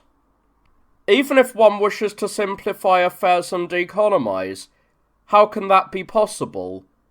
The literati replied, "In ancient times, land was regulated to be sufficient to support the masses, and the people were sufficient to support their superiors. In a state of 1,000 chariots covering 100 li, the counts, dukes, and barons each fulfilled their needs and satisfied their desires. Qin annexed the lands of 10,000 nations and possessed the riches of the 4 seas, yet its greed was not satisfied. It was not because its territory was small and its usage meagre, but because its desires were too many, and those below could not bear its demands. A proverb says, 'When there is rotting meat in the kitchens, there are starving people in the state. When there are fat horses in the stables, there are famished people on the roads. The cost of maintaining dogs and horses and feeding insects and beasts today, how can it be compared only to the expense of rotting meat and fat horses? There are many useless officials, unurgent construction projects, extravagant changes in dress and luxury, and many people who, without merit, are clothed and fed by the state. This is why those above are insufficient, and those below are impoverished. Now, if you do not reduce the root but wish to provide for the branches, setting up schemes for profit, creating fields and animal pens, competing with the common people for grass, and struggling with merchants for market profit, this is not the way to manifest the virtue of an enlightened ruler, or to assist the state. Farming for men and weaving for women, this is the great enterprise of the world. Therefore, in ancient times, they distributed land to settle the people, and regulated the fields to work them. Thus, there was no land that was not farmed, and there were no people without work. Now the government has opened too many gardens, public fields, and ponds. The state has the name of controlling them, but the profit goes to powerful families. The free metropolitan commanderies are crowded near the mountains and the rivers. The land is narrow and the population is large. People from the 4 directions flock here, yet grain, firewood and vegetables cannot be provided for everyone. Since the public fields are leased out, mulberry, elm, vegetables and fruit are not cultivated, and the potential of the land is not fully utilised. In my humble opinion, this is wrong. The parks and ponds opened by the late emperor could be returned to the masses, and the government could simply collect its rent and taxes. Whether you call it leasing or taxation, the reality is the same. If it were like this, the strength of the common man would be exhausted on his fields, and the strength of the common woman would be exhausted in her hemp and flax. When the fields are reclaimed and hemp and flax are managed, then those above and those below will both prosper. What poverty could there be? The grandee remained silent, looking at his chancellor and the imperial secretary. Chapter 14. On Light and Heavy. The imperial secretary stepped forward and said, in the past, when the Grand Duke was enfeoffed at Jingzhou, he cleared away the weeds and settled there. The land was barren and the population sparse, so he promoted trade and industry, and perfected the skill of female crafts. Thus, neighbouring states traded with Qi, wealth and goods accumulated, and it remained a powerful state for generations. Guanzhong served as chancellor to Duke Huan, followed the foundations laid by his predecessors, practised the art of balancing light and heavy, that is, supply and demand, and eventually subdued the strong Chu in the south, and dominated the feudal lords. Now, our grandee has cultivated the methods of the great Duke, Duke Huan, and Guanzhong. He has unified the salt and iron monopolies and utilised the wealth of the mountains and rivers, causing the myriad goods to flourish. Consequently, the government treasury is full, the people are not impoverished, primary and secondary industries both yield profit, and both those above and below are satisfied. This is the result of strategic planning, not merely farming and sericulture. The literati replied, ritual and righteousness are the foundation of a state, while the pursuit of profit is the ruin of government. Confucius said, can you govern a state with ritual and deference? What is there to it? Yi Yin and the Grand Duke rose with their lords from territories of 100 li, but although Guanzhong was trusted by Duke Huan, even with the state of Qi, a power of 1,000 chariots, he could not achieve the king's way. The focus of his efforts was misplaced. Thus, his achievements crumbled and his way did not prevail. In those days, the feudal lords did not use virtue, but competed for public profits, and so they used schemes to topple one another. Today, The world is so united as one family. What need is there to pursue secondary profit? What need is there to apply craftiness? The grandee used his calculations to manage state resources, plotting against the feudal lords and adding the liquor monopoly. Yang and Jin have added salt and iron monopolies. Jiang Chong and Yang Qi have each, with sharp and incisive tactics, analysed the affairs of a secondary profit down to the finest hair. They could not be more thorough. This goes far beyond Guanzhong's 9 treasuries, or his exploitation of mountains and seas. Yet the state is exhausted and decaying, and the cities are empty. Therefore, if we do not prioritise benevolence and righteousness, we have no way to transform the public, and if we do not exert ourselves in the basic industry of agriculture, we have no way to enrich the state. The imperial secretary said, "When there are otters in the pond, the fish are restless. When there are powerful and fierce men, the common people suffer. Therefore, under a dense forest, there is no lush grass. Between large boulders, there are no healthy sprouts. The way to govern a state is to clear away the weeds and hoe down the arrogant, so that the people may be levelled and each be secure in their own home." The grandee Zhang Tang established laws and statutes, clarifying the law to restrain the world, executing the cunning and the wicked, and ending the cliques of usurpers. Thus, the strong do not trample the weak, and the many do not bully the few. Our grandee operates his strategies and establishes the state's finances. He corrals the profits of salt and iron to hold down the wealthy merchants and great traders, allowing the wealthy to buy offices and redeem crimes, taking from the surplus to supplement the deficiency in order to equalise the common people. Thus, when military campaigns are launched east and west, taxes are not increased, yet expenses are met. Such matters of loss and gain are what the wise perceive, not what the masses can know. The literati replied, "Bian Shu felt the pulse and knew the origin of an illness. If the yang energy was too strong, he reduced it to harmonise the yin. If the cold energy was too strong, he reduced it to harmonise the yang. Thus, the pulse was balanced, and the baleful energy had nowhere to remain. A clumsy doctor does not understand the pathways of the pulse, or the distinctions of blood and energy. He blindly pricks, providing no benefit to the illness, and only injuring the skin and muscles. Now, you wish to take from the surplus and supplement the deficiency, yet the rich grow ever wealthier, and the poor grow ever poorer. You use strict laws and punishments to suppress violence and stop wickedness, yet wickedness does not stop. Perhaps it is because this is not the use of Bianshu's needles and stones, and the masses have not attained their proper place." The imperial secretary said, "When the Zhou dynasty established its state, there were 1,800 feudal lords. Later, the strong swallowed the weak, and the large annexed the small, merging into 6 states.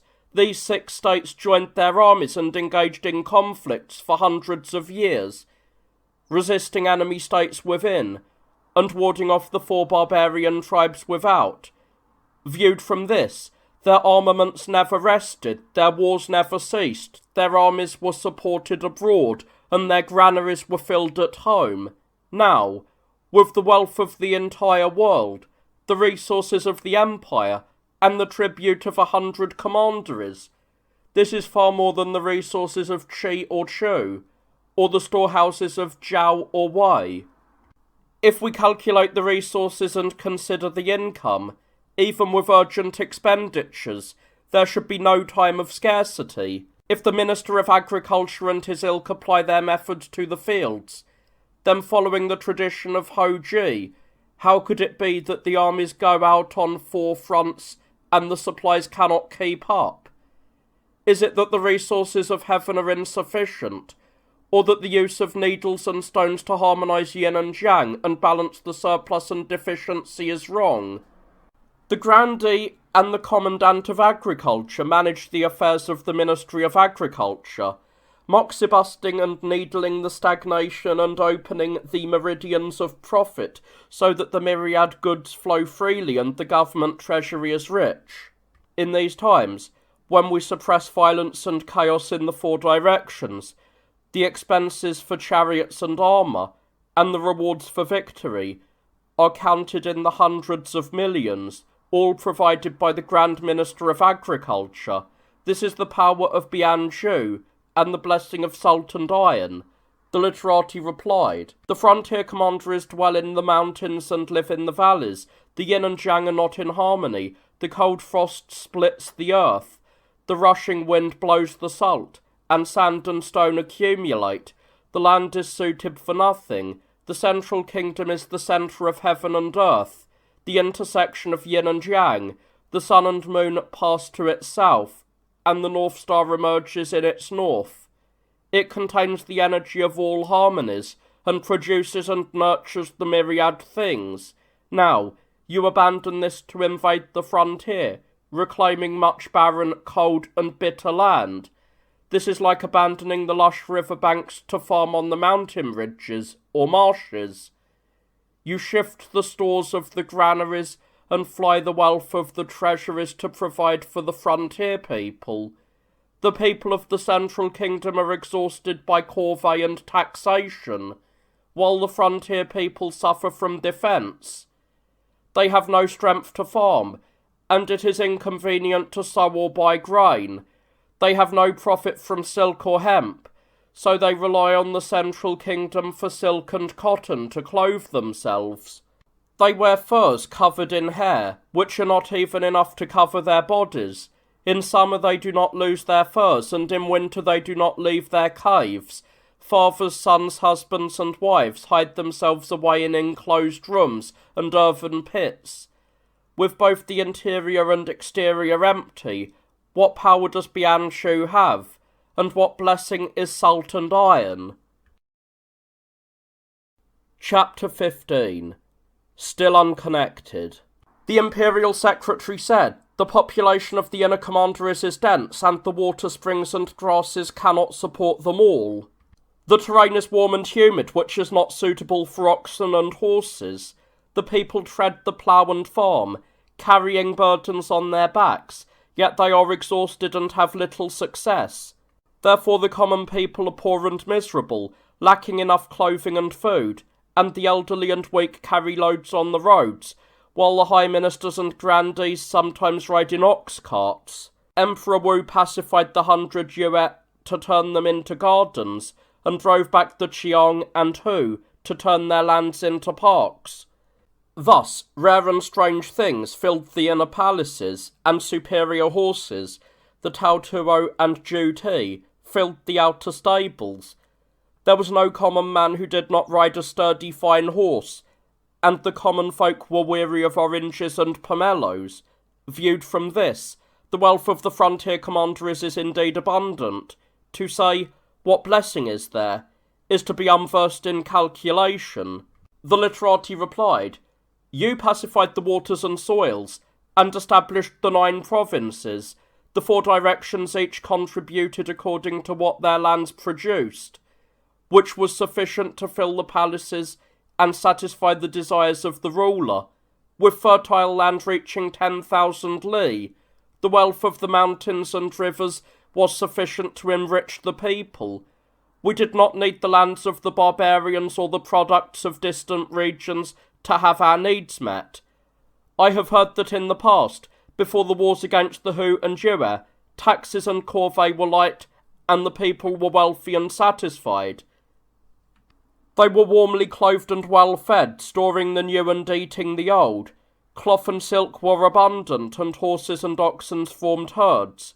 Farmers used horses for ploughing and transport, and there was no one who did not ride. In those days, they used their horses for ploughing and transport, and even had excess. Later, armies were frequently dispatched, and military horses were insufficient. Mares were sent into battle, so foals were born on the battlefield. The 6 domestic animals did not multiply at home, and the 5 grains were not planted in the fields. The people did not have enough even for bran and chaff. How could they be weary of oranges and pomelos? The tradition says, after a great army, generations do not recover. In the current commanderies, there are ridges in the fields that are not ploughed, and there are dwellings in the cities that are not occupied. Where is the abundance in the frontier commanderies? The imperial secretary said, in ancient times the land was regulated at 100 bu to the mu. The people farmed the well-field system and paid 1/10 as tax. It was righteous to put the public before oneself. That is the duty of a subject. The late emperor took pity on the sorrow and bitterness of the people who lacked sufficient food and clothing, so he regulated the land at 240 bu to the mu, and levied a tax on 1/13. The idle do not attend to farming, and hunger and cold befall them. That is only natural. If one does not farm but wishes to sow, or does not plant but wishes to harvest, what fault is there in salt and iron? The literati replied, the 1/10 tax was based on the people's strength. Whether the harvest was abundant or meagre, good or bad, the ruler shared it with the people. If the people were diligent, the ruler did not become wealthy alone. If the people were prosperous, the ruler did not become diligent alone. Therefore it is said, the 1/10 tax is the golden mean of the world. Although the tax is now 1/13, it is levied by the Qing and mu of land. In a year of bounty, grain is everywhere and the state takes little. In a year of famine and disaster, it still demands its fill. To this are added poll taxes and corvée labour. The labour of one man is split in half by the state. The farmer gives up all he has earned, and some must even borrow to pay more. This is why the common people toil and struggle in the fields, yet hunger and cold eventually befall them. Those who build walls first thicken the base before seeking height. Those who manage the people first enrich their livelihood before seeking to collect from them. The Analytic says, if the common people are satisfied, what can the ruler be dissatisfied with? The imperial secretary said, in ancient times, feudal lords vied for power and the warring states arose together. Armaments never rested and the people were absent from their fields. Even then, they taxed at 1/10 and did not abandon their duties. Today, relying on the spiritual power of His Majesty, the army has been inactive for a long time, yet the people do not all go out to the fields. They are taxed based on head count and cultivated land, which is insufficient. We empty the granaries to relieve the poor, but the encroachment and waste grow worse every day. Thus, they grow lazier and look to the government for profit. It is difficult to be a ruler like this, labouring oneself to serve the people, yet the people still turn their backs on kindness and righteousness, flowing away and fleeing, avoiding the services of the state. The people imitate one another, the land grows barren day by day, taxes are not paid, and they resist the officials. Even if the ruler wishes to be satisfied, who is there to satisfy him? The literati replied, if a tree is moved repeatedly, it will wither. If insects and beasts move their homes, they will perish. Therefore, the horse from the border leans to the north wind, and the bird flies to its old nest. Everyone mourns for their own life. Viewed from this, it is not that the people take advantage of the situation to avoid state services and enjoy fleeing. It is that in the past, military campaigns were frequent, and expenditures were insufficient. The state taxed and levied, often taking from those present, and the farming families bore the brunt of this labour, so they did not all go out to the fields. For the most part, the fugitives are all taken in by the great families, whom the officials fear and dare not hold accountable. They squeeze the petty people instead. The petty people cannot bear it, and flee far away. The middle-class families are exhausted by these demands, and those who flee must later serve for those who fled first. The registration of the people is tainted by cruel officials, so that they imitate one another, leaving the worse and seeking the slightly better in great numbers. The tradition says, When the government is lenient, the people will die for it. When the government is urgent, father and son are separated. This is why the fields grow barren, and the cities are empty. The way to herd the people is to remove their afflictions and adapt to what makes them comfortable.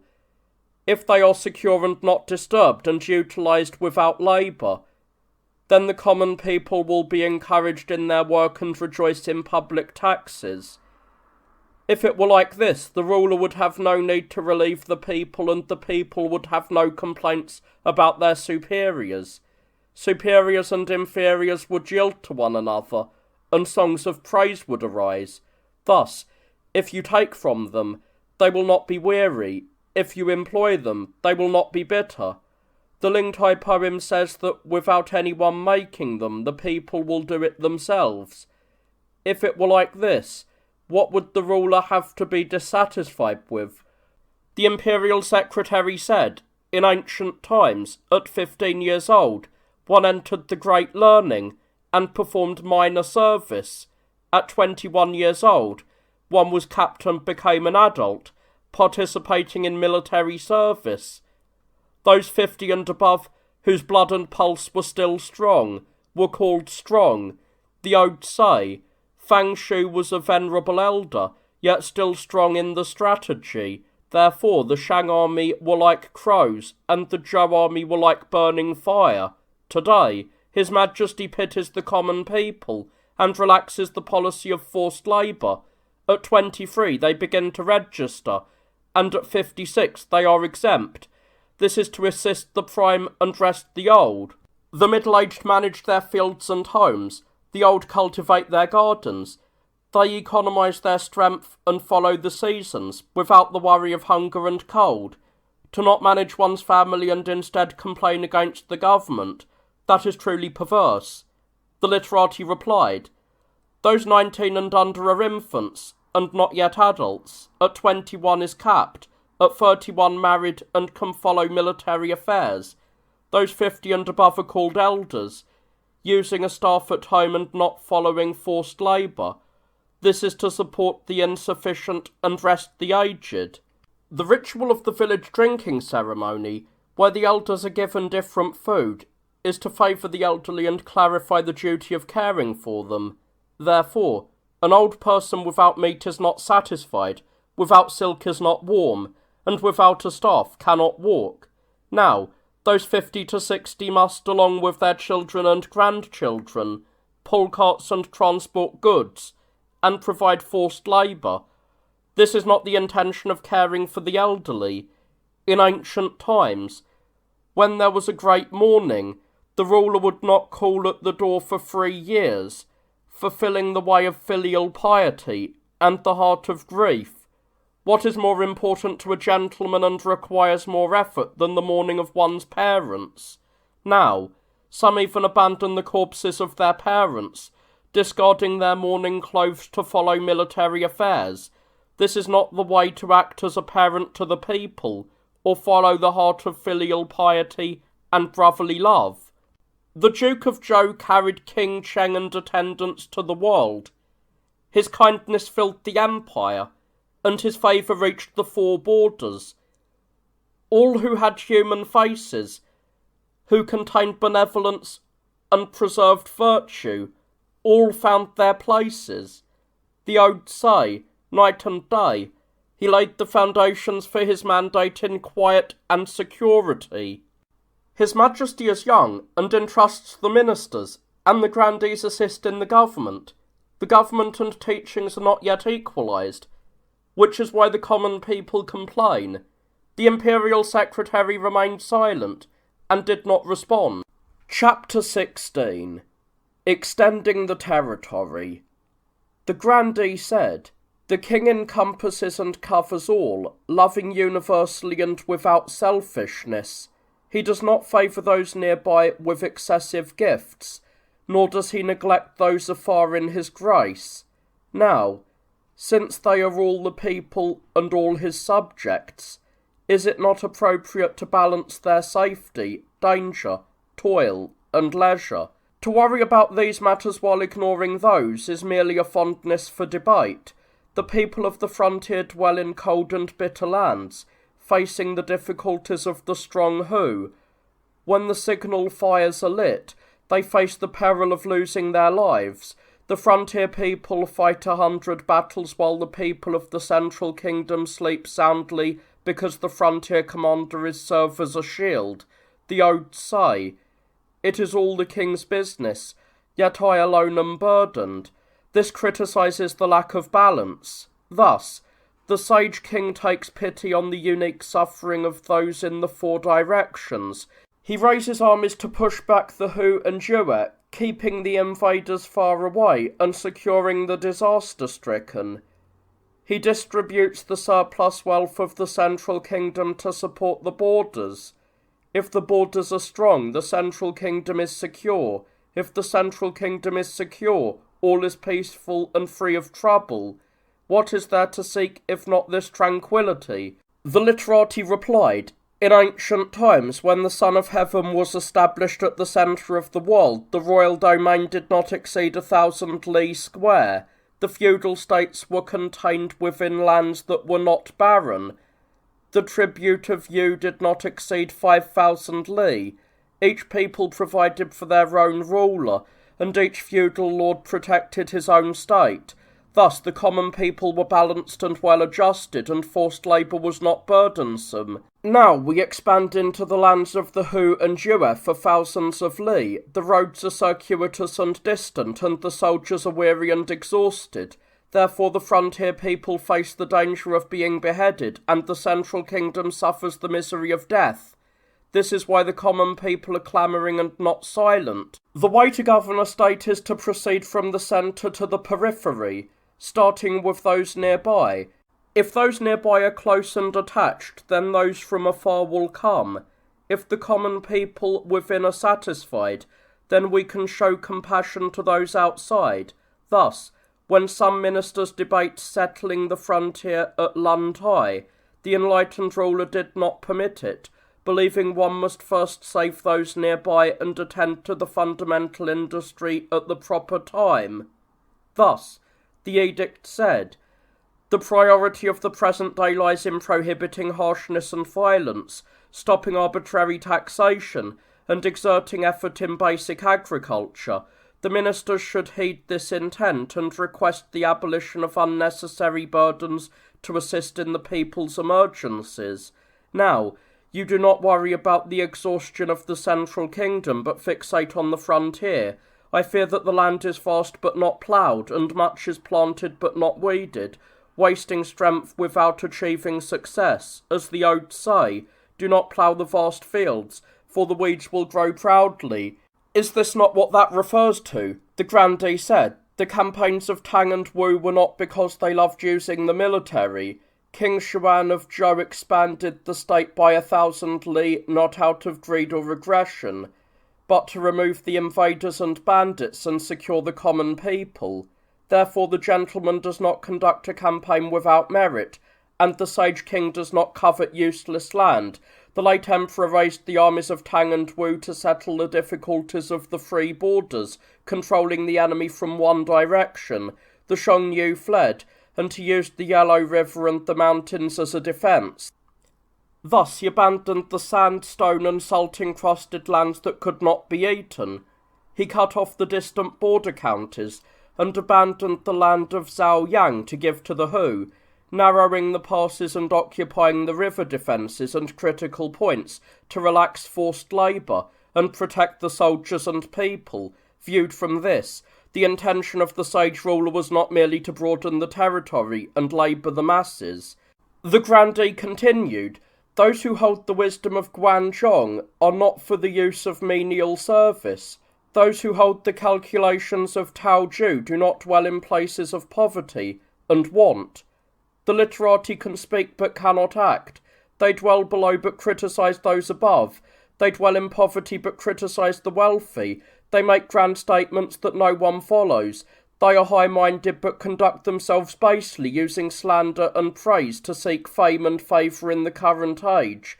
If one's salary does not exceed a handful, one is not qualified to speak on governance. If one's family does not possess a full granary, One is not qualified to calculate state affairs. You Confucians are all poor and frail. Your clothes and caps are incomplete. How can you know the government of the state or the affairs of the authorities?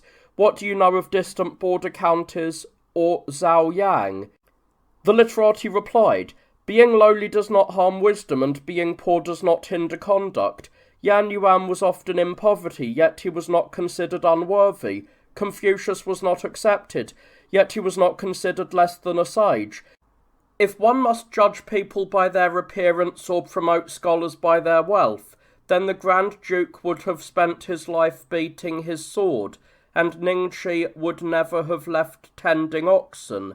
The gentlemen of old held to the way to establish their names, and cultivated their bodies to await the proper time. They did not change their principles because of hardship, nor did they change their ambitions because of their lowly status. They only acted where benevolence resided and followed righteousness in their conduct. To seize gain while facing wealth, to abandon righteousness while seeking profit, to be wealthy without righteousness or noble without a name, this is what the benevolent will not do. Therefore, Zheng Shen and Min Zi Xuan would not exchange their benevolence for the wealth of Jin or Chu. Bo Yi would not exchange his conduct for the position of a feudal lord. Thus, Duke Jing of Qi had 4,000 horses, yet he could not compete with them for fame. Confucius said, How worthy was Hawaii? With a single bamboo dish of rice and a single gourd of drink, dwelling in a humble alley, others could not bear his misery, yet Hawaii did not change his joy. Thus, only the benevolent can dwell in hardship and be happy. The petty man, when wealthy, becomes violent, and when poor, becomes licentious.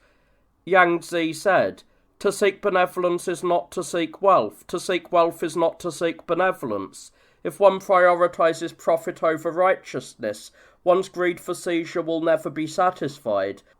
The ministers accumulate hundreds of millions, the grandees accumulate thousands of gold, and the scholars accumulate hundreds of gold, using their influence to hoard wealth. Meanwhile, the common people are cold and bitter, drifting and wandering on the roads. How then can you alone manage to keep your caps and clothes complete? Chapter 17. Poverty and Wealth. The grandee said, From the age of 13, when I first knotted my hair and took up my studies, I was fortunate enough to serve in the Imperial Guard, working near the carriage of the Emperor, eventually rising to the rank of High Minister and Grandee. For over 60 years, I have received salaries and rewards.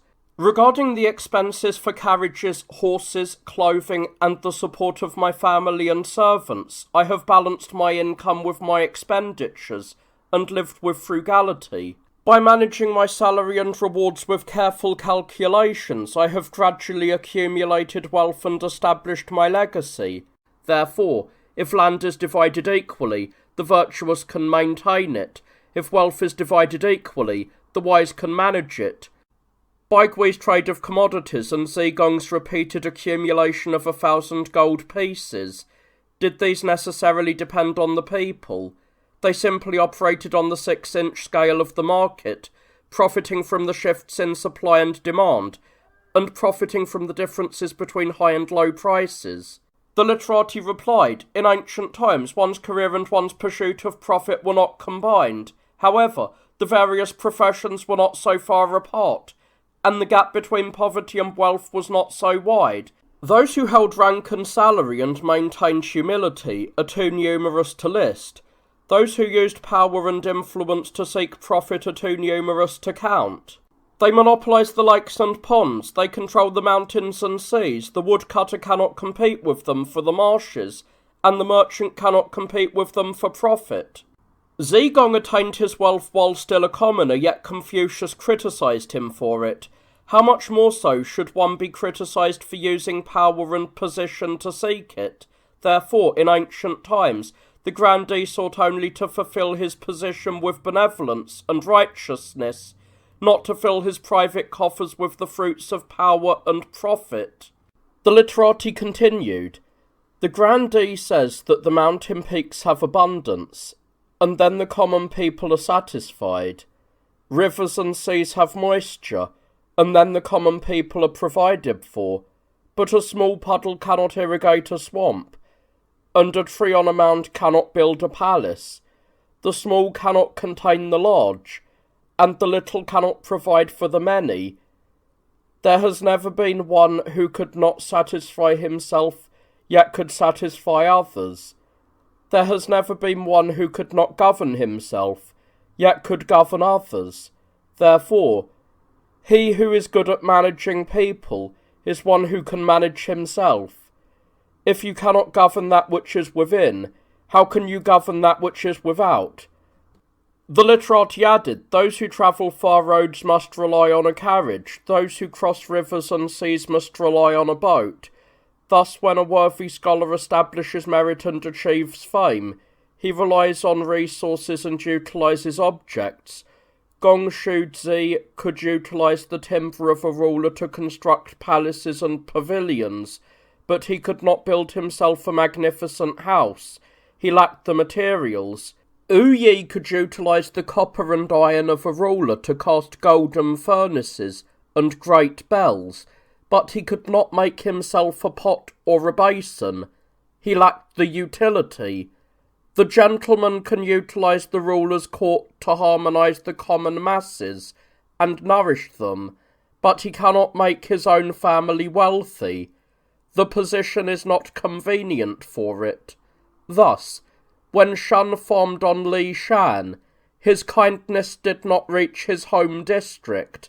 When the Grand Duke butchered oxen at Zhao, his profit did not reach his wife and children, but once they were employed, their kindness flowed to the 8 wastes, and their virtue overflowed to the 4 seas. Thus, Shen borrowed from Yao, and the Grand Duke relied on Zhou. The gentleman can cultivate his body to borrow the way, but he cannot bend the way to borrow wealth. The grandee said, the way hangs in the heavens, and things are spread upon the earth. The wise use them to flourish, while the foolish are trapped by them. Zigong became famous among the feudal lords through his trade, and Tao Zhugong was honoured in the present age for his commerce. The wealthy interact with them and the poor are supported by them. Thus, from the ruler down to the common scholar, there is no one who does not wear his virtue or praise his benevolence. Yuan Xian and Kong Ji faced the miseries of hunger and cold in their time. Yan Hawaii repeatedly experienced emptiness in his poor alley. At such times, trapped in holes and caves, bound by ragged robes, even if they had wished to borrow wealth to trust in the cunning and sycophantic, they could not have done so.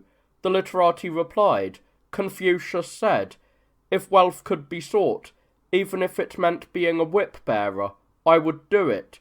But if it cannot be sought, I will follow what I love. The gentleman seeks righteousness. He does not seek wealth for its own sake. Therefore, he criticized Zigong for not accepting his fate and pursuing commerce. When a gentleman encounters the right time, he becomes wealthy and noble. If he does not meet it, he retires and finds joy in the way.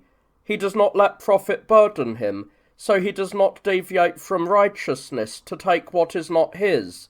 He lives in seclusion and cultivates his principles. He does not wish to hinder his conduct, so he does not destroy his name to pursue influence. Even if he were gifted with the houses of Han or Wei, if it were not his ambition, he would not dwell there. Wealth and nobility cannot make him glorious. Slander and destruction cannot harm him. Therefore, Yuan Xian's ragged robe was worthier than the fox furs of the Ji Sun family. Zhao Xuanmeng's fish soup was sweeter than the meat-fed livestock of Ji Bo. Zixi's silver girdle was more beautiful than the chewy jade of the Duke of Yu.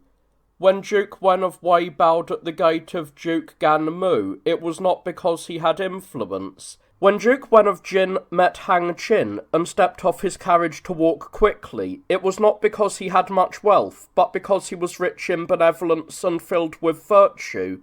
Therefore, why must nobility rely on wealth? It is merely benevolence and righteousness, and that is all. Chapter 18. On Denigrating Learning. The grandee said, to harbour crooked thoughts while speaking righteously, and to pretend to be without desire, while in reality not following it. Is that not the true character of a scholar? In the past, Li Si and Bao Zi both served Sun Xing. Later, Li Si entered Qin and rose to the position of one of the three lords. He held the power of a state of 10,000 chariots to control the empire. His reputation rivaled that of Yi Yin and Jiangsu Ya. His fame was greater than that of Mount Tai. Yet Bao Zi could not escape from his window of wicker and hut of wormwood, like a frog in a puddle during a rainy year. It was not that he did not have many words, but in the end, he simply died in a ditch. Today, if you have nothing to sustain yourself with and nothing to show for yourself without, then despite being poor and low-ranking while loving righteousness, even if you speak of benevolence and righteousness, you are not worth valuing. The literati replied, when Li Si was Chancellor of Qin, the first emperor entrusted him with power. No minister of state could compare with him. Yet, Shen Qing predicted he would not meet a good end, foreseeing that he would encounter a disaster beyond measure. Bao Zi ate hemp and pigweed, cultivating the way beneath a humble roof. He took pleasure in his ambition and was content with it. Compared to great mansions and rich food, he had no dazzling power, but he also had no agonizing worries. When the state of Jin offered the Chui Ji jade, it was not that it was not beautiful, but Gong Ji sighed when he saw it, knowing it was a trap plotted by Shun Shi.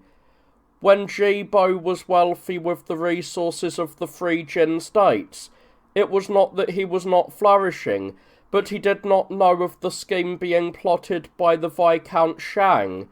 When the Ji Sum family wore fox furs, it was not that they were not splendid, but they did not know of the trouble the Duke of Lu was brewing for them.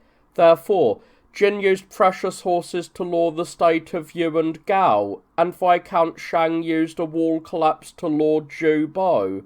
Thus, Zhu Bo was captured by Zhao, and Zhu and Gao were eventually annexed by Jin, because they were focused only on game without looking at the consequences, greedy for land and tempted by precious horses.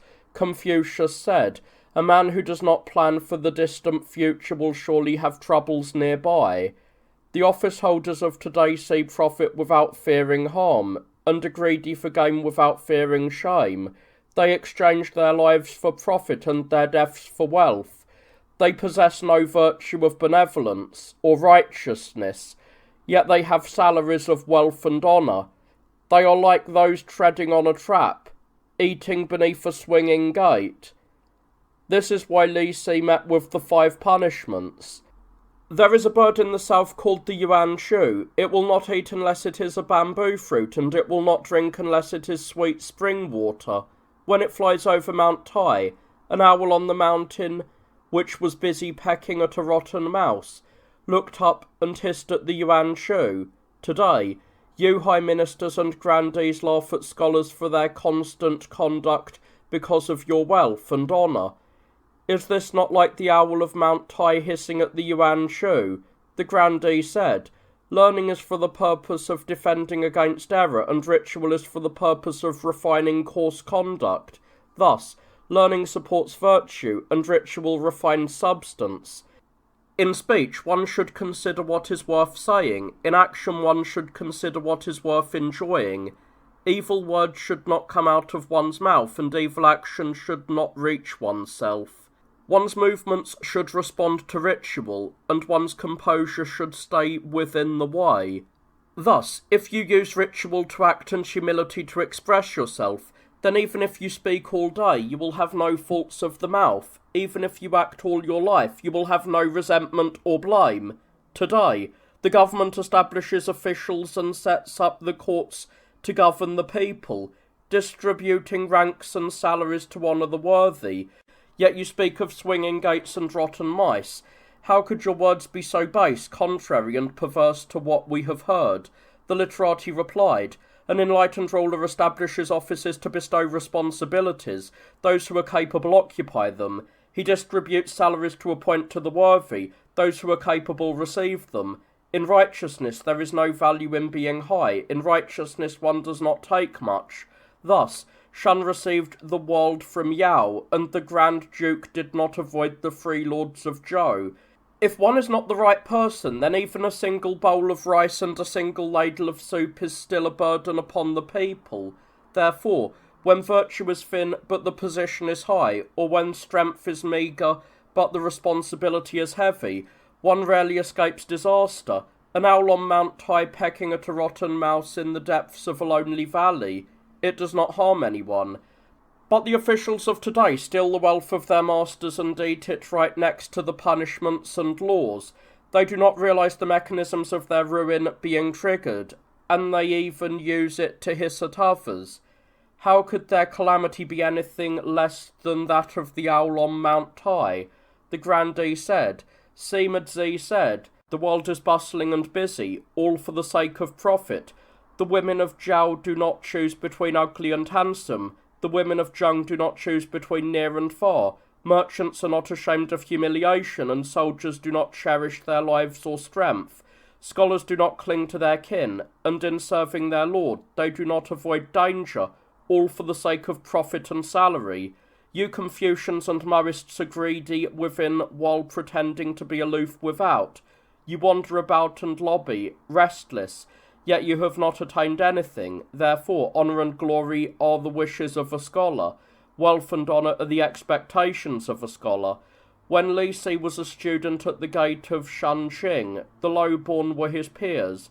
But when he spread his wings and rose high, like a dragon ascending or a thoroughbred galloping, he surpassed the past and left others behind. He soared 10,000 fathoms high. Even the greatest birds and finest steeds would be his companions, let alone the lame sheep, or the swallows and sparrows.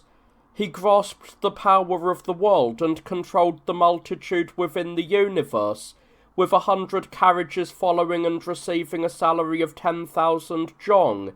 Yet you stubborn scholars have coats that are not whole, and do not have enough bran and chaff to be full. If it were not for the fact that you find bean sprouts and greens sweet and despise great mansions, you would not be able to obtain such things. Even if you wish to hiss at others, how can you ever end this? The literati replied, The gentleman cherishes virtue, the petty man cherishes his comfort. The worthy scholar dies for his name, the greedy man dies for profit. Li Si was greedy for what he desired and brought upon himself what he loathed. Sun Shuao saw things early before they sprouted. He resigned from the chancellorship 3 times without regret. It was not that he loved the lowly and hated high salaries. It was because he pondered the calamity from afar and avoided harm with caution. The ox for the suburban sacrifice is fed for a year and dressed in embroidered patterns to enter the ancestral shrine. When the chief steward grasps the knife with the musical bells to cut its hair, at that moment it would wish to bear a heavy load and climb a steep hill, but it cannot. Shang Yang was trapped at the Peng Pond. Wu Qi fell upon the corpse of the king. They would have wished to wear ragged clothes and live in a hut of wormwood in a poor village, but they could not. When Li Si was Chancellor of Qin, he grasped the power of the world and set his ambitions even higher than the state of 10,000 chariots. When he was later imprisoned in jail and torn limb from limb at the market of Yanyang, he would have wished to carry firewood and enter the east gate, walking the crooked streets of Shanghai, but he could not. Su Qin and Wu Qi committed suicide because of their power. Shan Yang and Li Si destroyed themselves because of their respect and status. They all coveted salaries and admired glory until they lost their lives. Their 100 carriages of following were not enough to carry their calamity. Chapter 19. Praising the Worthy.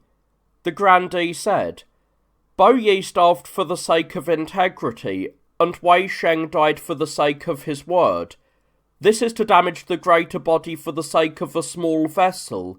It is the integrity of a common man or woman, dying in a ditch where no one knows them. What merit or fame is there in that? Su Qin and Zhang Yi, their wisdom was enough to strengthen a state, their courage enough to overawe the enemy. With one surge of anger the feudal lords trembled. Dwelling in peace, they brought tranquillity to the world. There was no ruler of a state of 10,000 chariots who did not humble his body and speak with submissive words, offering heavy gifts to request an alliance. These are what are called the famous scholars of the world. Those whose wisdom is insufficient to consult, and whose power is unable to affect the present age, are the lowest of the people. Now you take the gone and act as if it is present, the empty and act as if it is full, wearing coarse clothes and sandals, thinking deeply and walking slowly as if you have lost something. You are not men who have established merit or fame, yet you also cannot escape the customs of the world. The literati replied, Su Qin became famous in Zhou through the vertical alliance, and Zhang Yi held power in Qin through the horizontal alliance. At that time, they were not lacking in honour or nobility. Yet wise men looked upon them with worry, knowing that those who do not advance by the way must not retreat by the way, and those who do not attain by righteousness must not perish by righteousness. The power of the Ji and Meng families, the wealth of the three Hu, none could compare to them, yet Confucius called them dangers. When a minister's power equals that of his ruler and his wealth equals that of the state, his end is in ruin. Thus, the higher the position, the heavier the crime. The thicker the salary, the more numerous the crimes. He who travels must first present himself before seeking fame. He who serves must first avoid harm before seeking salary. Thus, it is not that the fragrant bait is not beautiful, but when the turtle and dragon hear of it, they hide deep away. When the phoenix sees it, he flies high, knowing it will harm their bodies. The crow, the magpie, the fish, and the turtle eat the fragrant bait, and then fly madly or scurry about, bowing their heads and bending their necks. It is of no use against death. Today the officials steal and seize state law, advancing without regard for crime. Suddenly, when an emergency arises, they race their carriages and rush in, but it is of no use against death. What they stole is not enough to repay their lives. Their wives and children flee with no place to go, and their own bodies are in deep dungeons, with no one to pity or look upon them. At such a time, what leisure do they have to laugh? The grandee said, The high conduct of the literati is firm, as if it cannot be rolled up. Your grand principles and pure words are clear, as if they cannot be stained. Yet the garrison soldier Chen Shang, while releasing his hold on the cart, was the first to commit rebellion and establish the Jiangchu state. He did not possess the conduct of a recluse like Yan Hui or Zi Lu, nor the position of a chancellor or minister, yet, within a month of rising in the great marshes, the followers of the Confucian and Maoist schools from Qi and Lu, with their long robes being their formal attire, carrying the ritual vessels, odes and documents of the Kong family, offered their services as subjects. Kong Jia became a boshi or scholar for him, and in the end they all died at Chen, becoming a great joke to the world. Is this what hiding deep and flying away is? The grandee continued, The literati speak and act as if they have the integrity of Bo Yi, yet they do not reach the steadfastness of Liu Xia Hui. It is nothing more than looking high and gazing low, speaking purely while acting dirtily, lingering and yielding over wine and meat, refusing the small to take the great, the chicken-like integrity of a wolf devouring food. Zhao Yan and Wang Zhang were promoted to high ministries through Confucian arts, yet they possessed hearts of treacherous profit and cruelty. Zhu Yan used his tongue to acquire high office, stole great power, deceived the imperial clan, and accepted bribes from feudal lords. In the end, they were all executed. Dongfang Shuo claimed he was unrivalled in the world for his eloquence, capable of melting stone, yet if you examine his private conduct, a madman would not endure it, let alone the fact that without the mouth of Dongfang Shuo, the rest of you have nothing worth watching. The literati replied, "He who cherishes goodness forgets evil. He who is careful in small things can achieve great ones. Between the ritual vessels, one can observe ritual. Within the inner chambers, one can discuss conduct. To wear the clothes of the ancients and recite the way of the ancients, and to abandon this to do what is wrong, this is rare." Thus, the gentleman speaks only at the proper time, and takes only when it is righteous. He does not dwell where he cannot attain by the way. He is full, but does not overflow. He is grand, but not arrogant. Thus, when Yuan was close to Emperor Jing, he fed his horses no more than one team. When Gongsun Hong attained the position of one of the three lords, his household had no more than 10 chariots. Master Dongfang spoke and acted to the satisfaction of Emperor Wu, yet he was not arrogant or overflowing. Zhu Yan had been in poverty and distress for a long time. He was sick of those in power who did not love the way, but were wealthy and noble, caring nothing for scholars. Thus he took the surplus of their abundance to relieve the urgent needs of poor scholars. It was not for the sake of his own family estate. The world today is clamouring. It does not suffer from the chicken-like integrity of the Confucians. It suffers from those in power who, like tigers and owls, devour and swallow everything, leaving nothing for anyone else. Chapter 20. Mutual Criticism. The grandee said, "In ancient times they laid out the well-field system and regulated the residential areas. Men worked their fields, and women worked their hemp and flax, so that there was no wasted land, and no idle people.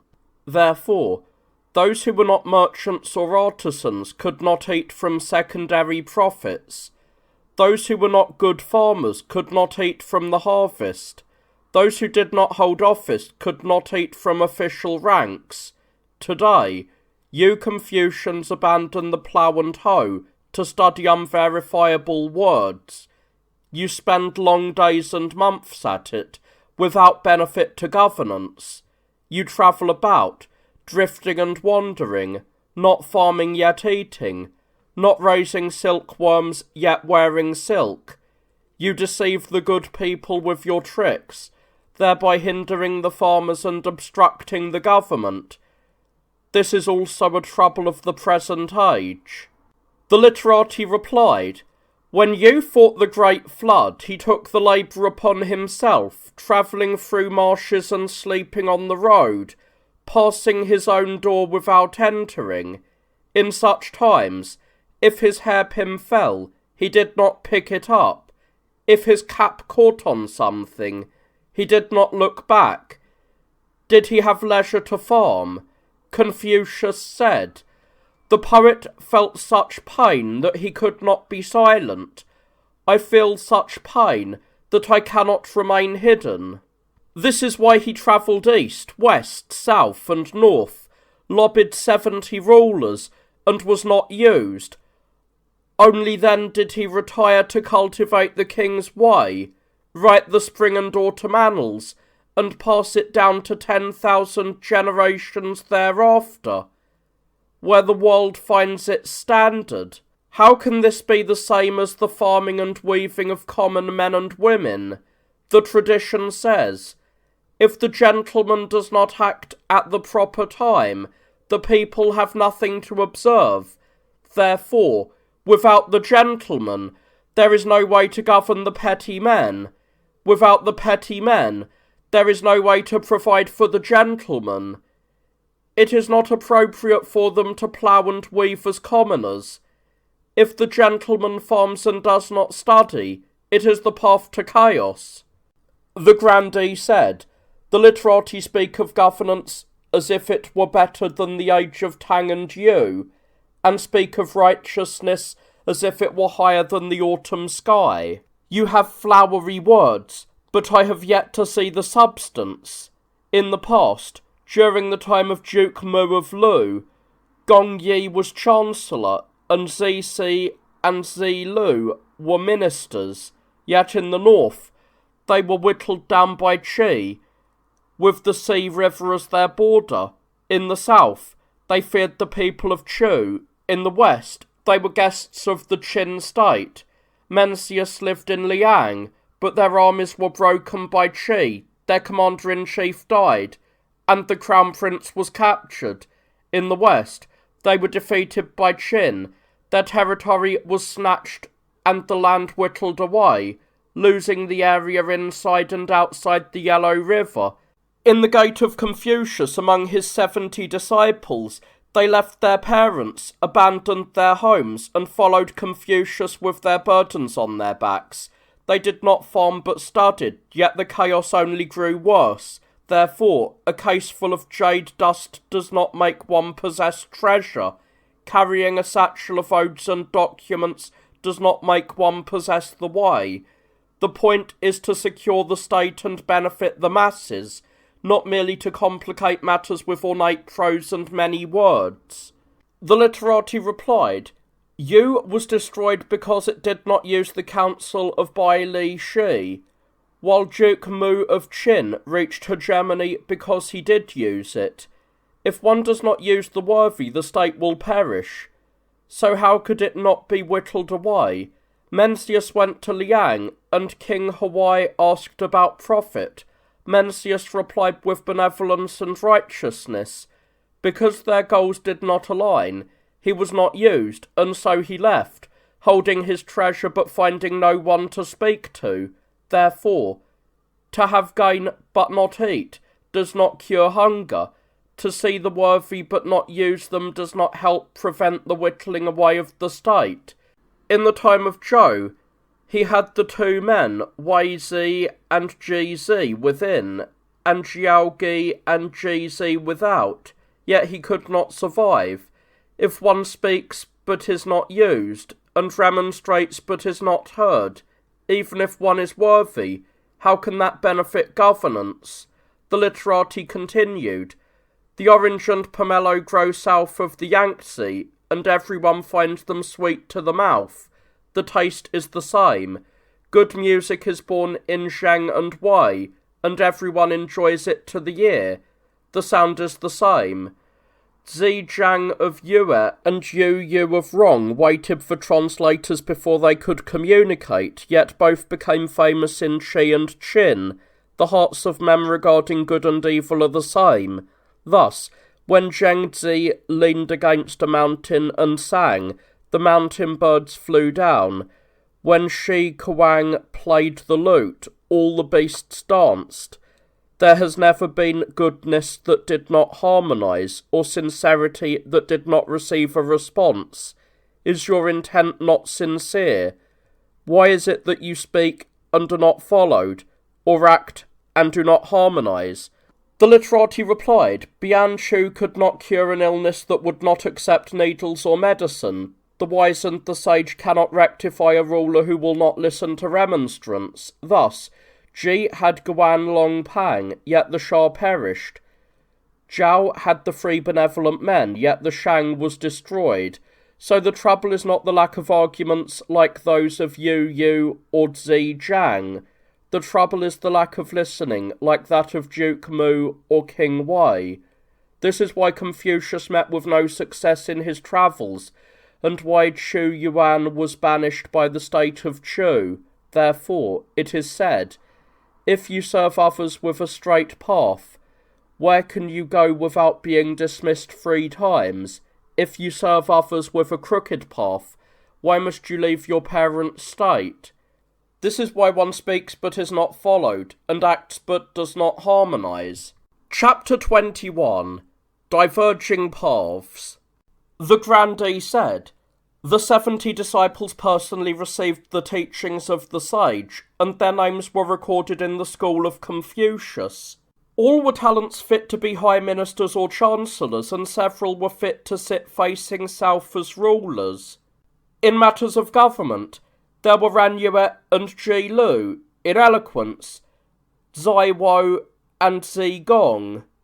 Zai held responsibility and had favour in Qi, yet when Shang staged his coup, his way could not be practised, and he met his death in the courtyard, with Duke Jian killed at the Tan Tai. Zi Lu served in Wei. When Kong Hui staged a rebellion, he could not save his ruler from fleeing, and he was minced in Wei. Zi Gong and Zai Gao fled. They could not die for their lord in his crisis. To eat someone's generous salary yet not be able to change things, and to occupy someone's high office yet not be able to preserve them. Why were they so indulgent towards themselves and so indifferent towards their ruler? Being classmates and sharing the same calling, they thought they understood the righteousness of past and present, and understood the rights of lord and subject. Yet some died and some fled. The paths of these disciples diverged. How contradictory their way is." The literati replied, "Duke Shang of Song knew of the worthiness of Kung Fu, but he did not employ him early, so he died. Duke Zhuang of Lu knew of the worthiness of Ji Yue, but gave him power too late, and the state fell into chaos. The ruler of Wei kept sycophants close and kept the worthy at a distance. Zi Lu lived in Pu, and Kong Hui held the government. Duke Jian did not listen to Zai Wo, and his schemes were leaked. Thus, both rulers met with exile or death, and the calamity reached their loyal ministers. The two disciples had official duties, but were not involved in the conspiracies.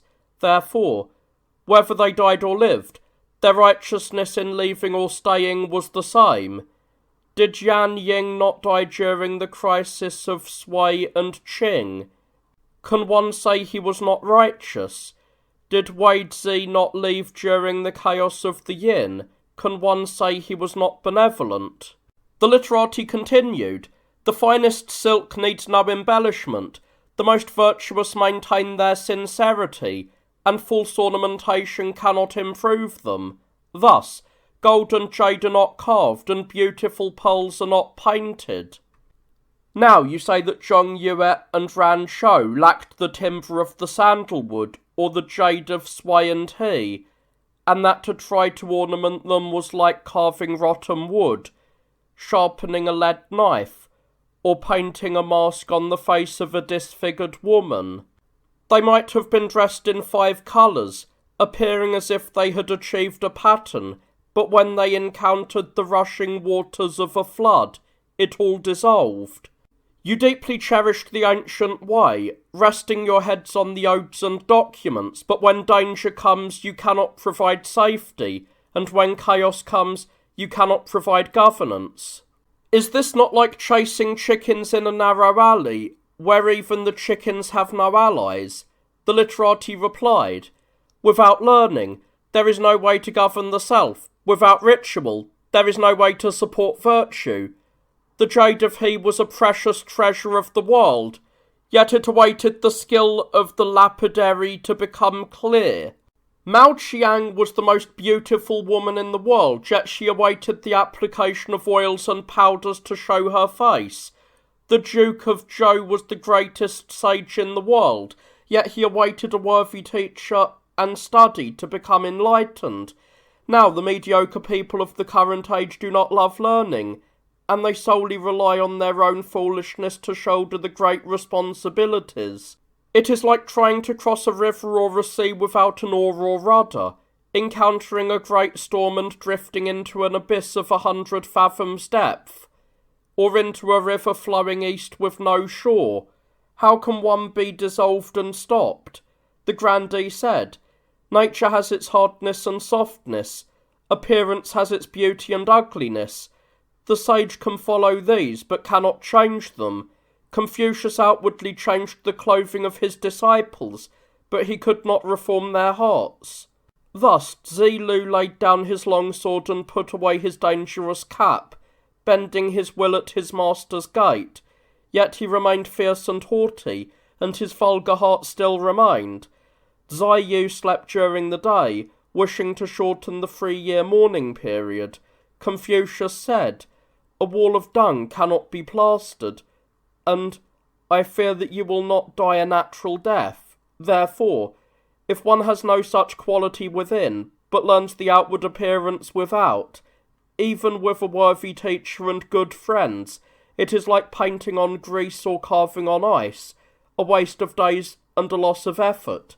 Thus, a good teacher cannot decorate a hunchback, and fragrant oils cannot transform a disfigured woman. The literati replied, if the beautiful she were covered in filth, a common man would cover his nose. If an ugly person were lavishly adorned, they could perform the sacrifices to the supreme God.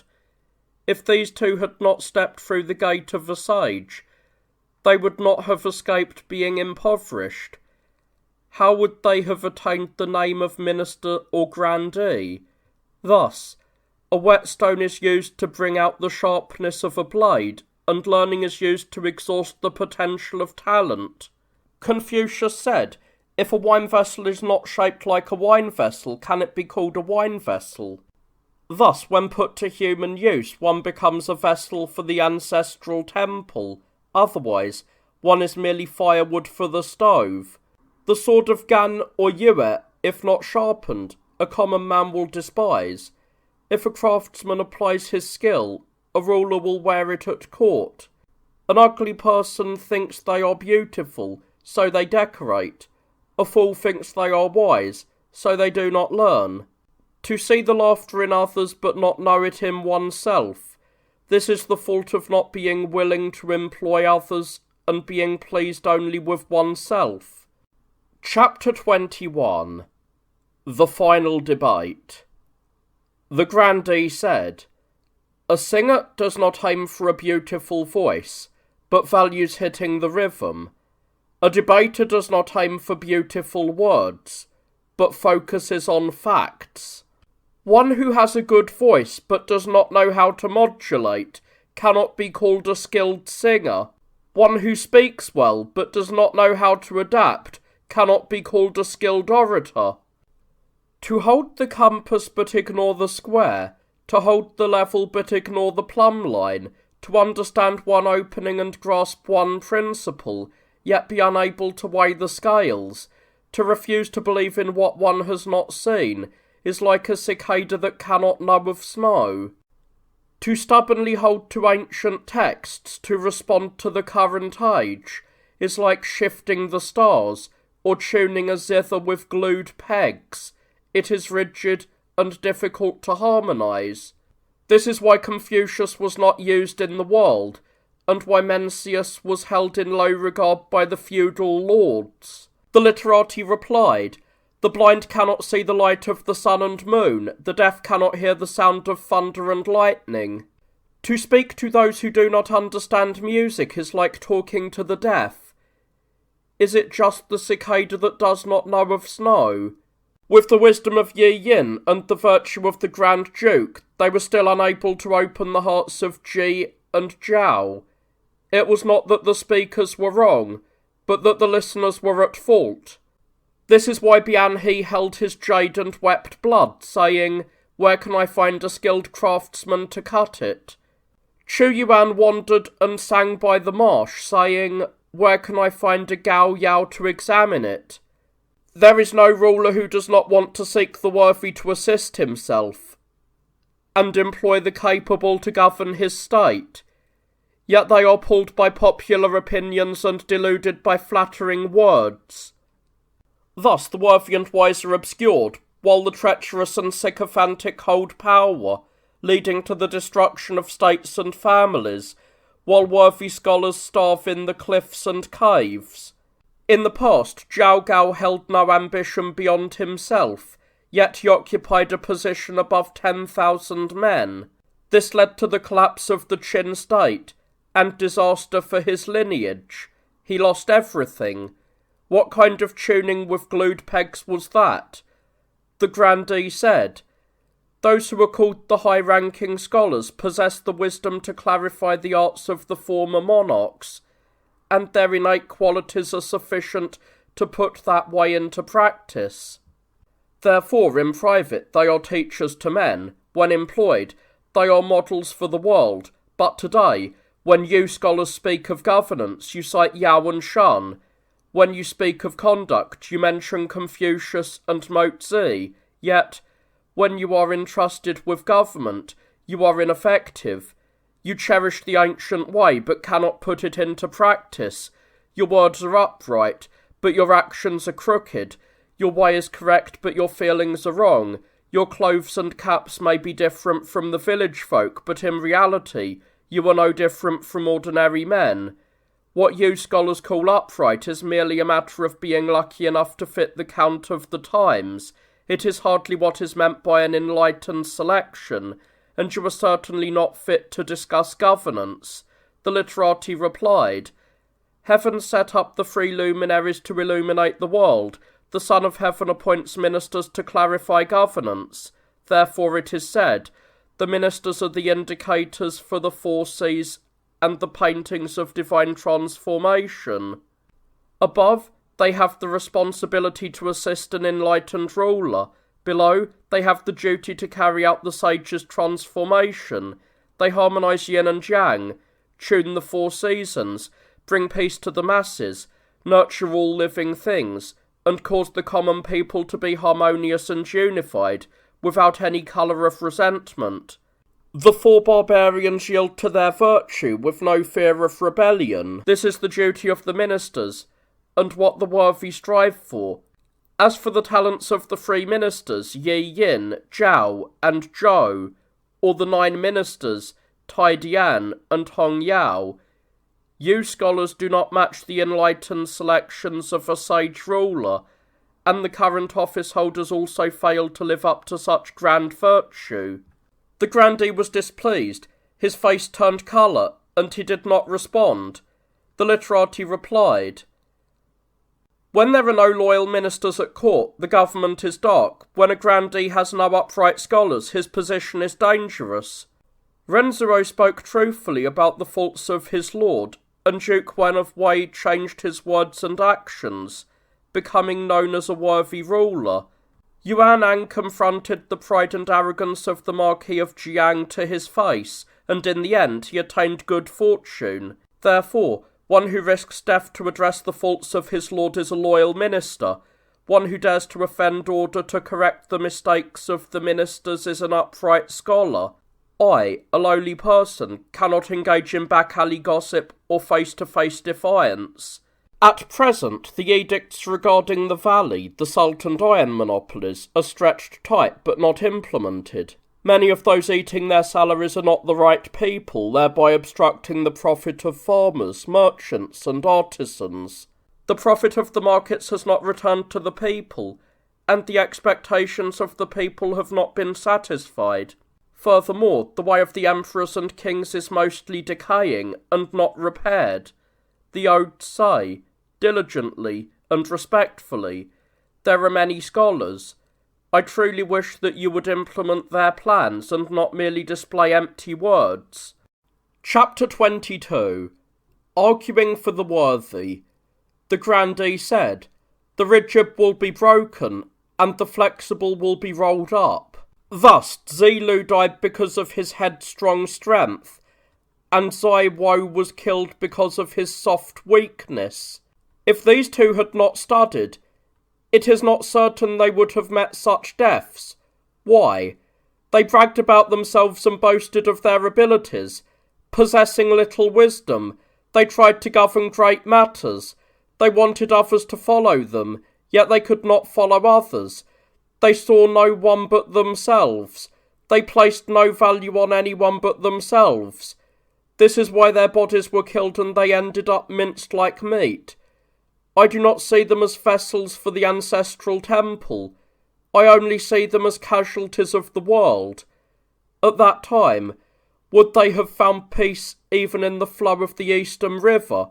The literati replied, a thoroughbred horse, when pulling a salt cart, hangs its head on the slopes of the Tai Hang Mountains, and a butcher stands by holding a knife and eyeing it. When the Grand Duke was impoverished, carrying goods in the markets of Jiaogui, people with dishevelled hair gathered and laughed at him. At such a time it was not that they lacked the muscles of a long-distance runner or the talents of a thoroughbred, but that there was no King Wen or Bo Li to recognise their value. Zilu and Zai Wo were not born in the age of a Bo Li who would promote them, but instead met a mad butcher. Therefore the gentleman laments them, saying, I fear Yue will not die a natural death, and heaven is surely destroying me. Kung Fu suffered the crisis of Hua Du. One cannot say he was not righteous. Chou Mu encountered the disaster of Song Wan. One cannot say he was not worthy. The Grandee said, the scholars of today lack the ability of the Grand Duke or the talent of a thoroughbred, yet they have the venom of a bee or a scorpion that harms themselves. Cheng Yong of the Eastern Sea and Hu Jian of Hedong are examples. These two men were promoted based on their arts, rising from the rank and file to become courtly magistrates. They were alone in their self-righteousness, having no consensus or harmony with others. When pulled, they would not come. When pushed, they would not move. They were wild, stubborn, and insolent. They were spiteful, harmful, and disrespectful. They opposed the principles and bullied the high ministers. They knew a thing was impossible, yet they insisted on doing it, wishing to use it to seek a reputation. The paths they followed were not lawful, and in the end it cost them their lives. I have not seen the success of their achievements, but I have seen the disaster they brought upon themselves. They faced heavy punishments and could not die a natural death. They were cunning, but thought it was wisdom. They were slanderous, but thought it was honesty. They were insolent, but thought it was courage. That they met with disaster is therefore appropriate. The literati replied, these two men cherished a heart of pure whiteness and followed a path of loyal integrity. They straightened themselves to serve their superiors and exhausted their strength to follow the public good. They upheld the law and reason through affairs, not avoiding the strong and powerful nor favouring their kin, not valuing the support of their wives and children, and not regarding the affairs of their private families. Yet in the end they could not escape from jealous people, being pushed aside by the multitude of the crooked. This is why they were burdened with unpredictable punishments, and their merits were not fulfilled. If the noble clans are not upright, the laws and orders will not hold. If the ministers are not upright, then treachery and evil will rise. Zhao Shi practiced this with the Lord of Ping Yuan, and Fan Zhu practiced it with the Marquis of Rang. Both states were governed well, and both families remained whole. Therefore, if the ruler is at fault and the minister corrects him, if the superior is wrong and the inferior criticises him, and if the high ministers are upright, what would there be to fear from the county magistrates? Not reflecting upon oneself but imposing wrongdoing upon others, this is the great failure of those in power. Chu Yuan sinking into the abyss was due to slanders of Zi Jiao. Guanzhong being able to practice his way was due to the strengths of Bao Shu. Today, you do not look at the strengths of Bao Shu, but you look at the disasters of the Miluo River. If they wished to die a natural death, how could they have attained it? Chapter 23. Adhering to the Why. The Grandee said, Censor. The censor did not respond. The Grandee said to the assistant to the Chancellor, the literati have studied since they first knotted their hair. They hold fast to the teachings and never let go. Their words flow like a cycle, turning like a potter's wheel. Their language is as abundant as spring flowers, yet as ineffective as grasping the wind. They adorn empty words to obscure reality, and speak of the ancients to harm the present. If we follow them, the government offices will fall into disuse, for their empty words cannot be implemented in practice. If we do not follow them, they deem us wrong, and their clamour is impossible to endure. You lords have been in the great offices for a long time. You understand the ancient past and are clear about the current age. Now, which path should we follow? The assistant to the Chancellor came forward and said, Duke Wen of Qin was cunning and not upright. Duke Huan of Qi was upright and not cunning. The paths they followed were different, yet both achieved hegemony.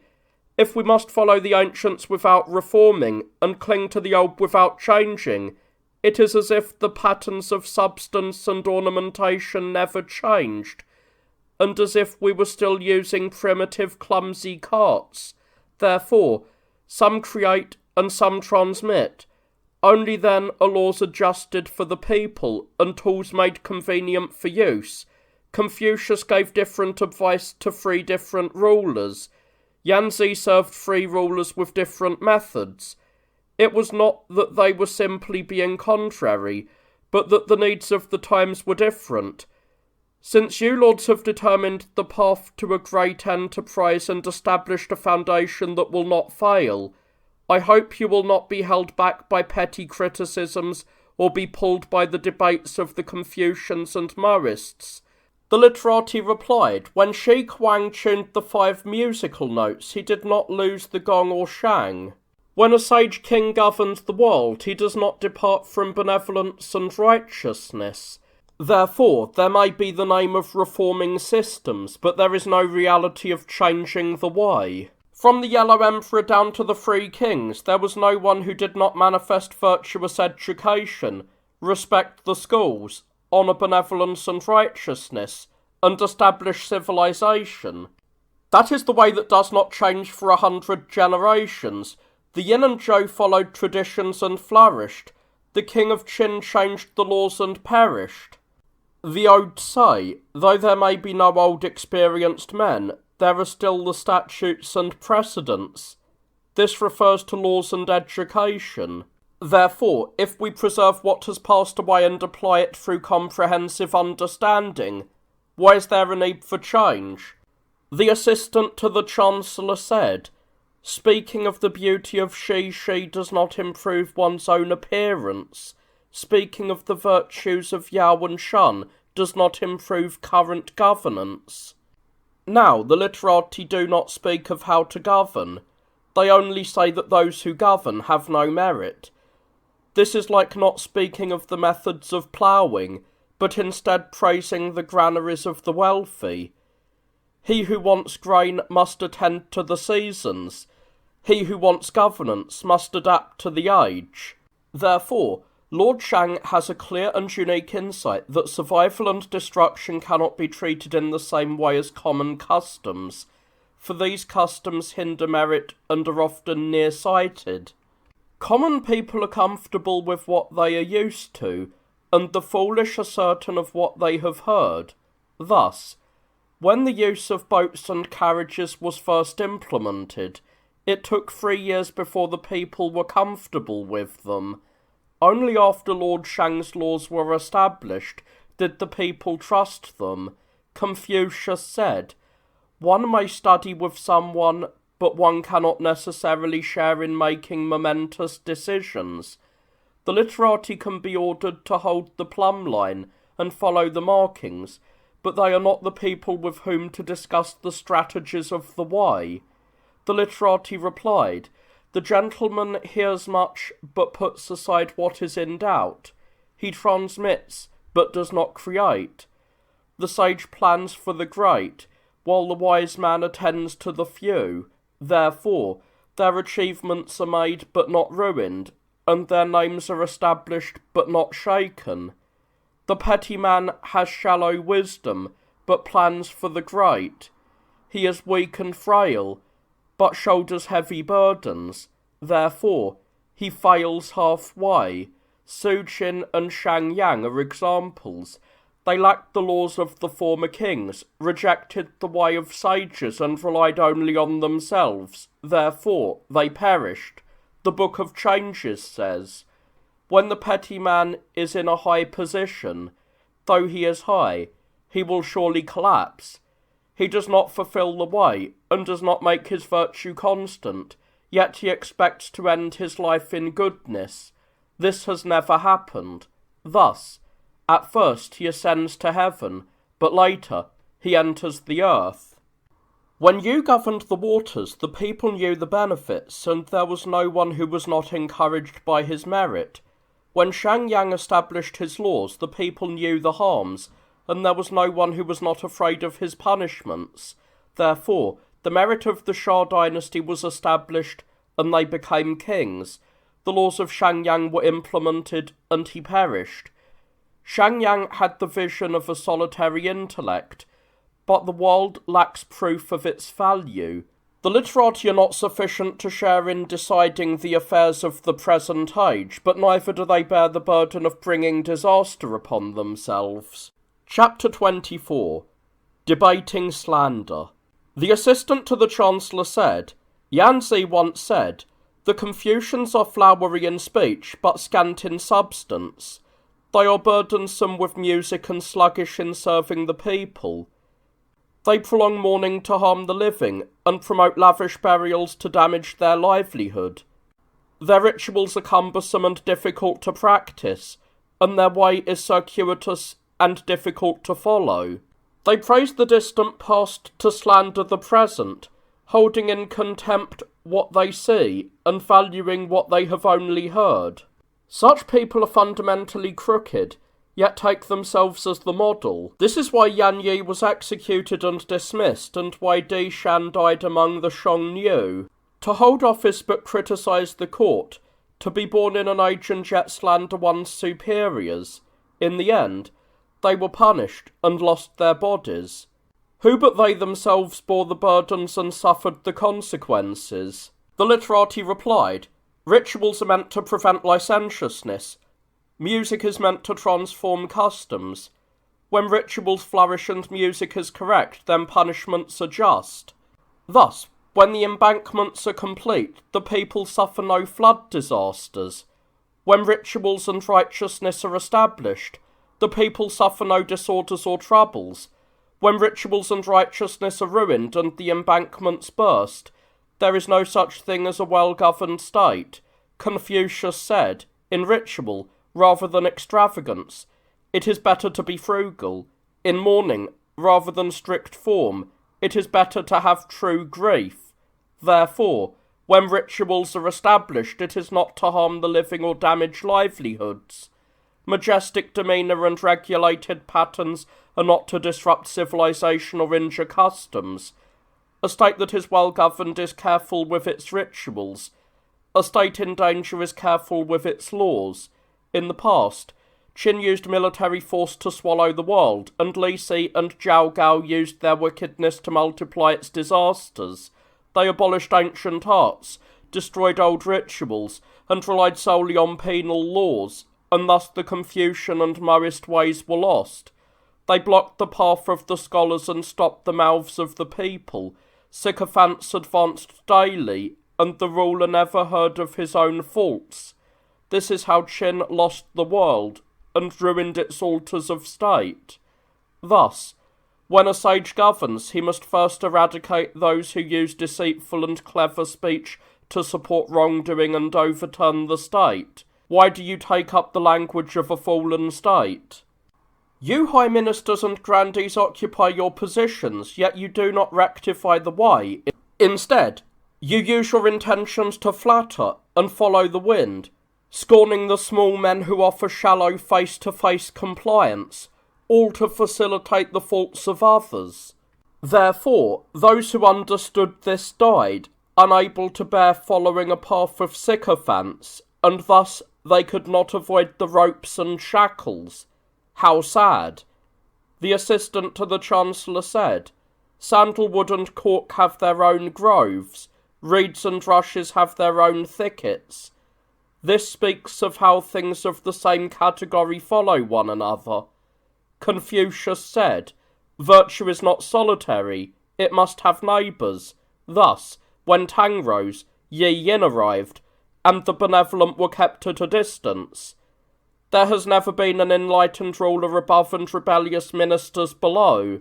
Now, the former emperor personally practised the path of benevolence and holiness to oversee the empire, recruiting and promoting talented and worthy scholars. He employs only the benevolent and punished or banished rebellious ministers, not avoiding those who were close to him. He strove to seek the worthy and demote the unworthy, much like Yao's promotion of the clans of Shen and Zhou, and his execution of Gun and exile of Huan Do. Yet you call them sycophants. Are you saying the ruler was strong and his ministers were merely flattering him? The literati replied. Gao Yao replied to Shang, "It lies in knowing men. It is only the emperor for whom this is difficult." During the calamity of the Great Flood, Yao was uniquely sorrowful and could not govern it. It was only by obtaining Shen and Zhou that the 9 provinces found peace. Therefore, even with an enlightened ruler like Yao, without assistance like Shen and Zhou, pure virtue cannot flow. The Spring and Autumn Annals criticise a state that has a ruler but lacks a sovereign. In the time of the former emperor, worthy ministers were not yet complete, and thus evil ministers found their opportunity. When Yao obtained Shen and Zhou, Gun was executed and Huan Do was punished. When Zhao Jianzi obtained Shu Shang, the rise of Qingjian was quelled. The saying goes, "Until you see the gentleman, you do not know the treacherous minister." The ode say, "Not yet having seen the gentleman, my heart is filled with worry. Having seen the gentleman, my heart is finally at ease." This is what is meant. The assistant to the chancellor said, Yao appointed Gun and Huan Do, then obtained Shen and Zhou, and banished or executed them for their crimes. And the whole world submitted, for he was punishing the unbenevolent. A ruler employs them to regulate the people, but Yan Yi was a pavilion chief from Jinan. The former emperor promoted him to a high position, and he attained the rank of a high minister. Di Shan rose from the ranks of commoners to become an advisor to the Han, occupying the position of Shen and Zhou, holding the centre of the world. He could not govern with it, but instead was convicted of slandering his superior. Thus, the punishment of Huan Do was added to him, and execution reached him. It is only natural that the worthy are rewarded and the unworthy are punished. Why do you wonder at this? The literati replied, "Those who debate should support one another with righteousness and instruct one another with the way. In following goodness, one does not seek victory. In submitting to righteousness, one is not ashamed of being impoverished. If one confuses others with falsehood, disturbs others with words, boasts of one's own cleverness and hopes of a mere victory, that is not the way of the noble." Su Qin and Zhang Yi deluded the feudal lords and overturned states of 10,000 chariots, causing men to lose what they relied upon. They were not lacking in eloquence, but it was the path of chaos. The gentleman laments that the vulgar man cannot be trusted to serve a ruler, and he worries that the ruler will listen to him and descend into total ruin. Now, you do not listen to upright justice to assist the prime ministers, but instead follow and flatter them, loving a moment's speech without calculating the aftermath. If you act as a minister to the people, you deserve the ultimate punishment. You had better be silent. The assistant to the chancellor said, "I have heard that when a scholar lives in the world, his clothing is sufficient to cover his body, his food is sufficient to provide for his kin. Within, he can provide for his family, and without, he does not beg from others. Therefore, when the self is cultivated, one can then regulate the family. When the family is regulated, one can then govern an office. Thus, one who eats only vegetables and coarse grain cannot speak of filial piety. One whose wife and children are starving and cold cannot speak of benevolence. One whose own affairs are not cultivated cannot speak of governance. If you live in this world, conduct yourself in this way, and yet have these 3 burdens. That is also enough for you to be silent." Chapter 25. Filial Sustenance. The literati said, "Those who are good at providing do not necessarily provide livestock and meats. Those who are good at providing clothing do not necessarily provide brocades and embroideries. To use what one has to the fullest extent to serve one's parents is the height of filial piety. Thus, even a commoner, through hard labour, is sufficient to follow the rites.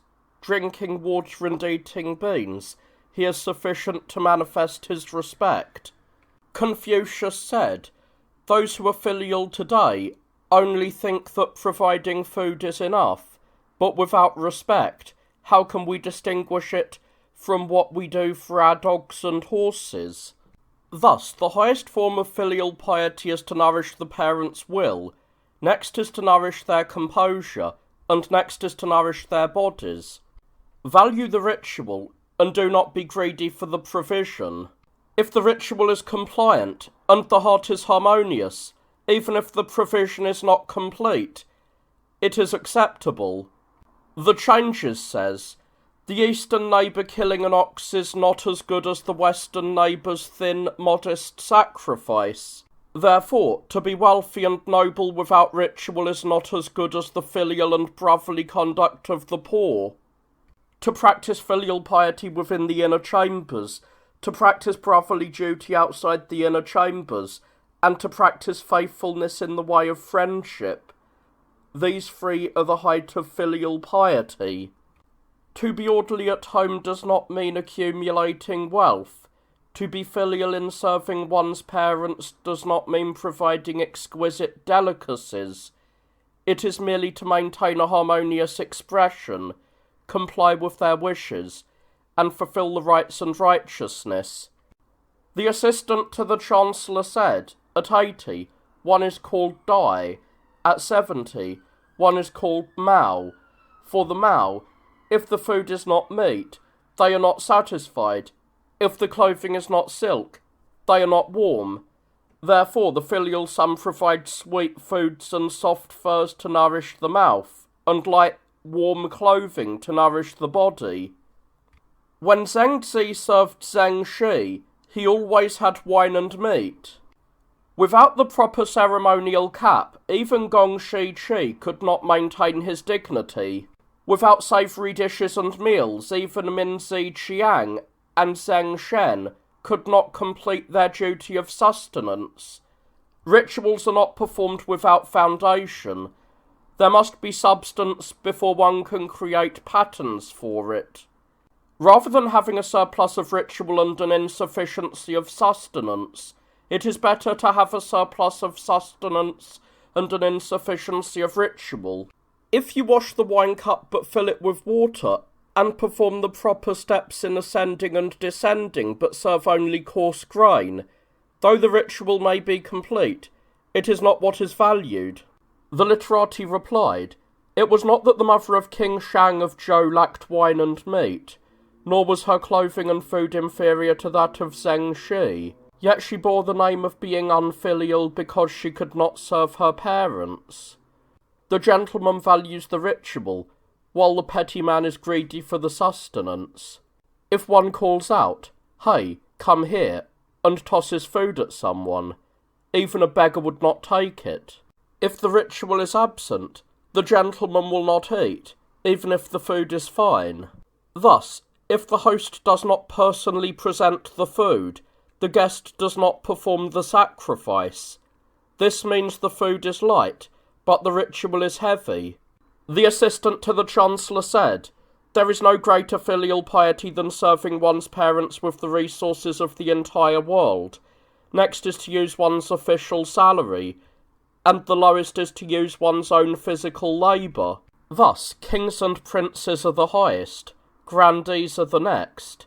Speaking of a family, if there is a worthy son holding office in the world, he provides high halls and deep rooms, safe carriages and great horses. He wears light, warm clothing, and eats sweet, soft food. One who does not have this wears coarse cloth and fur caps, dwelling in poverty in a narrow alley. They have their mornings but not their evenings, eating vegetables and coarse grains, and only after the seasonal sacrifices do they see meat. The bellies of old parents are not a garden of abundance. They contain nothing but vegetables. Even beggars would not accept coarse vegetables, yet you use them to feed your parents. Even if you wish to act with ritual, it is not what is valued. The literati replied, to steal a position without having the ability, and to receive a salary without having the merit, even if one has wealth and honour, it is the sustenance of the robbers Zhou and Chao. To have square towers with a view of the horizon, and a dining table a square Shang in size, cannot be called filial. The bellies of old parents are not a thief's sack.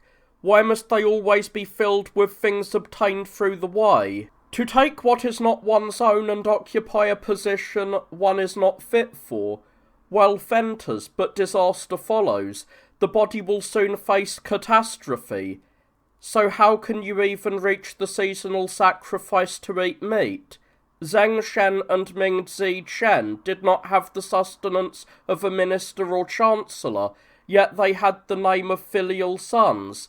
King Shang of Zhou was wealthy enough to possess the world, yet he had the burden of not being able to serve his parents. Therefore, to have lean ritual and abundant sustenance is not filial piety. To raid the granaries of others to provide sustenance is not filial piety. The assistant to the chancellor said, the highest filial piety is to nourish the parents' composure, next is to ensure their peace, and next is to preserve one's own body. In the past, Chen Yu betrayed the Han and was beheaded at the Ji River. 5 generations suffered for his wickedness, and his entire clan was exterminated. In more recent times, Zhou Yan acted lawlessly and was executed and wiped out, and Lu Bushu manipulated his words and was slaughtered. Because they were not cautious in their conduct, their punishment reached their innocent parents. From this, we can see that empty rituals are of no benefit to oneself. Only when substance and appearance are matched in conduct, and ritual and sustenance are both applied, can one speak of filial piety. Filial piety lies in the reality of the substance, not in the decoration of appearances. Preserving one's body lies in caution, not in unrestrained speech. The literati replied, to speak without sincerity, to promise without faithfulness, to face difficulty without courage, and to serve a ruler without loyalty. These are the greatest forms of unfilial conduct. Mencius said, the high ministers of the present age are all criminals. They all cater to the ruler's intentions to follow his evil inclinations. Now, you are neither loyal nor filial. You use clever words to disrupt the government and employ flattery to seek favour. Those who act like this cannot be tolerated in the world. The spring and autumn annals say, the scholar holds to one principle and does not shift. He follows reason and does not seek external aid. He merely fulfills his duty. Therefore, for one in a low position to speak of high matters is a crime. To speak of things beyond one's duty is arrogance. You have been ordered by the throne to deliberate on these matters, yet you do nothing but engage in a battle of empty words. Chapter 26. Criticising the Deliberations. The assistant to the chancellor said, a mountain does not reject the smallest pebble, and that is how it achieves its height. A gentleman does not decline the words of the fuel gatherer, and that is how he broadens his reputation. Therefore, those who see much are learned, those who hear much are wise, those who reject remonstrances are blocked, and those who are self-absorbed are isolated. Thus, he whose planning reaches down to the lowest ranks has no failed strategies, and he who acts through the collective has no collapsed efforts. The odes say, consult the grass cutters. If even a commoner may offer opinions on the winds of the time, how much more so an official of the Chancellor? In the Spring and Autumn Annals, a scholar does not record flowery prose, yet he records the words of the censor because he was an official. Confucius said, "Even if they do not employ me, may I not still hear of these things? Although I am not clever, I have also leaned my ear to the wind, gathered my robes, and pointed out the points, receiving instructions in the path of the gentleman. If what the literati say is correct, what harm is there in my words? If what the literati say is incorrect, even without an assistant to the Chancellor, who would not criticize it?" The literati replied, "To assist others with righteousness is called loyalty, to lead others with evil is called sycophancy. He who checks errors and accepts goodness is a loyal minister to his ruler, and an upright official to his grandee." Confucius said, "If a grandee has 3 remonstrating ministers, even if he is without the way, he will not lose his family. Now, you occupy the rank of an official, yet you have no heart of loyalty or righteousness. You cannot rectify the crooked, you cannot correct the evil. You drift with the current to secure your own position, and follow the wind to please your superiors. Whatever the superior says, you blindly listen. Whatever the superior does, you crookedly follow. Like a shadow following a form, or an echo following a sound. In the end, you have no sense of right or wrong. You wear the clothes of a Confucian. You wear the cap of a Confucian, but you cannot practice the way. You are no Confucian. You are like a clay dragon. The patterns, head, and eyes are complete, yet it is not a dragon. The tingly plump resembles a vegetable, but the taste is different. Jade and stone look alike, but are of different categories. You are not a Confucian of the school of Confucius, holding to the classics and guarding the way. You are a Confucian of face-to-face compliance for the sake of the grandees. You are not one of us. When Ran Yu was a steward of the Ji family and helped them increase their wealth, Confucius said, "He is no disciple of mine. You may beat the drum and attack him." Thus, he who assists Ji is not called wise, and he who collects wealth for Ji is not called benevolent. The assistant to the Chancellor was silent and did not respond. Chapter 27. Debating Profit. The grandee said, "The enlightened ruler who governs the age worries and labours for the 10,000 people, thinking of the fact that the northern borders are not yet at peace.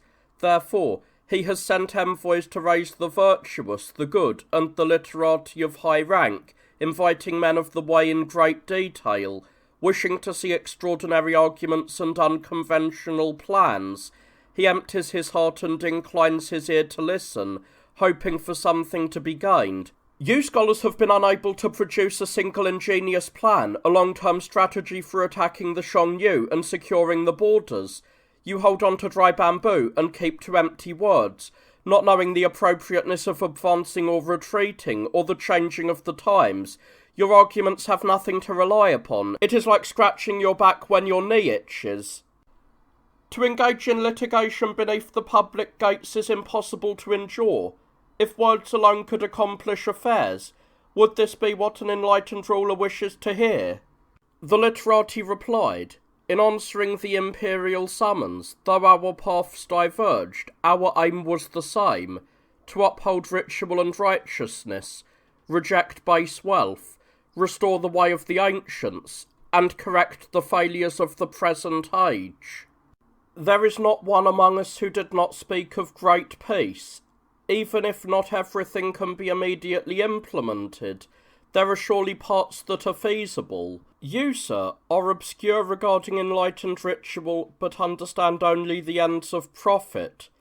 You hinder affairs and delay discussions, calculating plans and strategies, and this is why to this day nothing has been decided.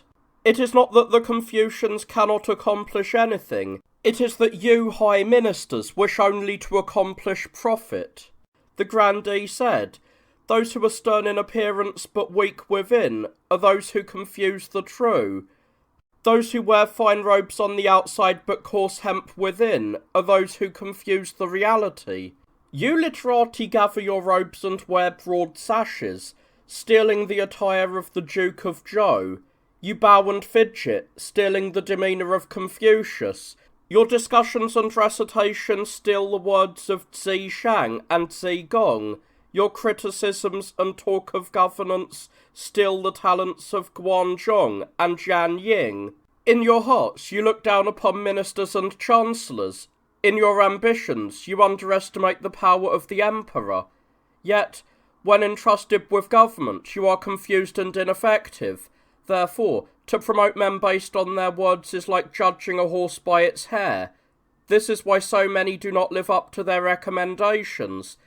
The imperial edict stated, I value the scholars within the realm, and therefore have invited the heroic, the talented, the literate, and the widely learned from the 4 directions, and have granted them rapid promotion and salaries. But those who speak do not necessarily possess virtue. Why? Because speaking is easy, while acting is difficult. There are those who abandon their carriages to focus on their oxen, valuing those who do not speak, but accomplish much. Wu Dao destroyed himself with his tongue. Zhou Yan committed suicide with his tongue. The head-an bird cries at night, but it does not hasten the dawn. The Jew owl cries, but it does not save one from death. It is not that we in the administration wish to achieve profit. It is that you literati are flattered by old techniques and held back by idle gossip. The literati replied, those who can speak and can act were King Tang and King Wu. Those who can speak but cannot act are you in the administration. You say the literati steal the attire of the Duke of Zhou. The truth is, you in the administration steal the position of the Duke of Zhou. The literati are fettered by old techniques. You in the administration are fettered by wealth and profit. Zhou Yan committed suicide with his tongue. You in the administration are trapped by your profit. A thoroughbred horse with the talent of 1,000 li cannot be driven without a Zao Fu. The wisdom of you, who knew the needs of 10,000 men, could not be employed without Shen as his chancellor. Therefore, when Ji Huanzi listened to the government, Liu Xuan Huai immediately disappeared. When Confucius became minister of crime, only then did the chaos cease. For a thoroughbred, the promotion lies with Bo Li, but its success lies with Zao Fu. When Zao Fu holds the reins, no horse, whether sluggish or superior, is unable to traverse the road. In the time of the Duke of Zhou, whether a scholar was worthy or unworthy, all could discuss governance. Therefore, a good charioteer is good at tuning the horses, and a worthy minister is good at employing scholars. Now you select extraordinary talents, but have stable boys drive them. This is like putting a thoroughbred to a salt cart and expecting it to run fast. This is why the virtuous, the good, and the literate do not live up to their recommendations. The grandee said, Ha! You scholars are common, base, and without conduct. You speak much, but are of no use. Your inner selves and outer appearance do not match. You are like thieves who climb over walls. This has been a problem since ancient times.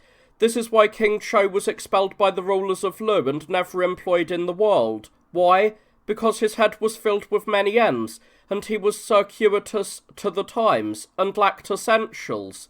Therefore the king of Qin burnt his arts and did not practice them, and buried his followers by the Wei River, and did not employ them.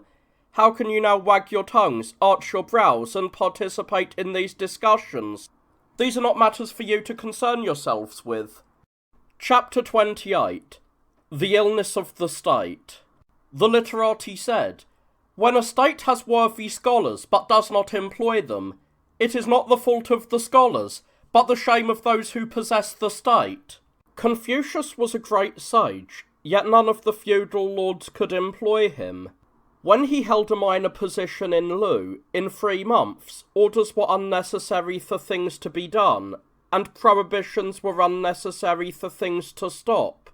His influence was like a timely rain nourishing all things. There was nothing there that did not flourish. How much more so should this be the case when one is in the central court of the empire, applying the virtuous words and educational grace of a sage ruler? Now, you high ministers have occupied exalted positions, holding the vital authority of the empire for over 10 years. Your merits and virtues have not been bestowed upon the empire, yet you have laboured the common people.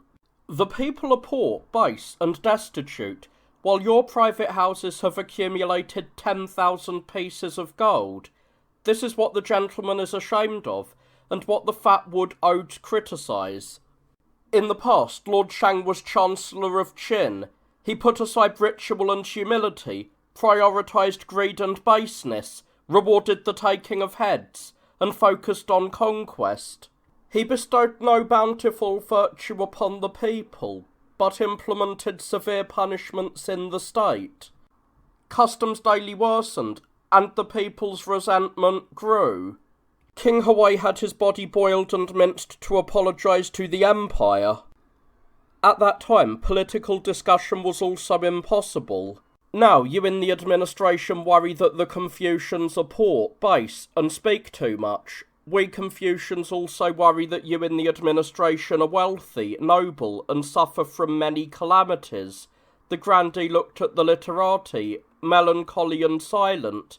The assistant to the Chancellor said, "When debating the government affairs of the state, and discussing the successes and failures of the administration, why not slowly instruct one another by reason? Why must it reach such a heated pitch? The grandee's difficulty in abandoning the Sultan-Dayan monopolies is not out of selfishness. He worries about the state's expenses and the costs of the borders. You scholars debating Sultan-Dayan so heatedly is also not for yourselves. You wish to return to the ancients and support the completion of benevolence and righteousness. The two sides each have their own allegiance, and the times and tasks differ. How can you rigidly rely on ancient techniques and criticise the logic of the present? Furthermore, the Minor Ode says, when one criticises others, one must have a way to replace what is criticised. If you scholars have the ability to pacify and gather the people within the state, attract those from afar, and ensure the borders have no disaster of invaders, I would have the grandee abolish the salt, iron, and equalised transportation taxes, not to mention the monopolies. The reason we value the learned Confucians is for their modesty and humility, instructing others by the way. Now, you argue with such shock and indignation, lacking the eloquence of Zi Qi or Zi Gong, and showing an attitude of base defiance. This is not what I have heard. The grandee has spoken too harshly, and you scholars have done the same. You scholars should simply apologise to the grandee. The worthy and the literati all left their mats and said, "We are vulgar and ignorant, rarely having ventured into the great court. Our wild words are mostly unfitting and have offended you. Medicine and wine are bitter to the mouth but beneficial to the illness. Loyal words are contrary to the ear but beneficial to conduct. Therefore, those who are shocking and indignant are a blessing, while those who are sycophantic are thieves. In the forest there are many violent winds. In wealth and nobility there are many flattering words. In a court of 10,000 miles, one hears daily only, yes, yes, and only later hears the shocking indignation of the scholars. This is the good medicine and acupuncture for your high ministers." The grandee's expression eased slightly. He faced the literati and asked the worthy, "In the narrow alleys there is much circuitous debate, and it is hard to instruct those with limited vision. You scholars hold on to the words of the misty and dim past, and will never move. As for the affairs of antiquity and the words of the past, they are already visible. Now, looking at the recent age, using what our eyes have seen and our ears have heard, the times are different and the affairs have changed. Between the eras of Emperors Wen and Jiang and the beginning of the Yuan reign, the people were simple and returned to the fundamental.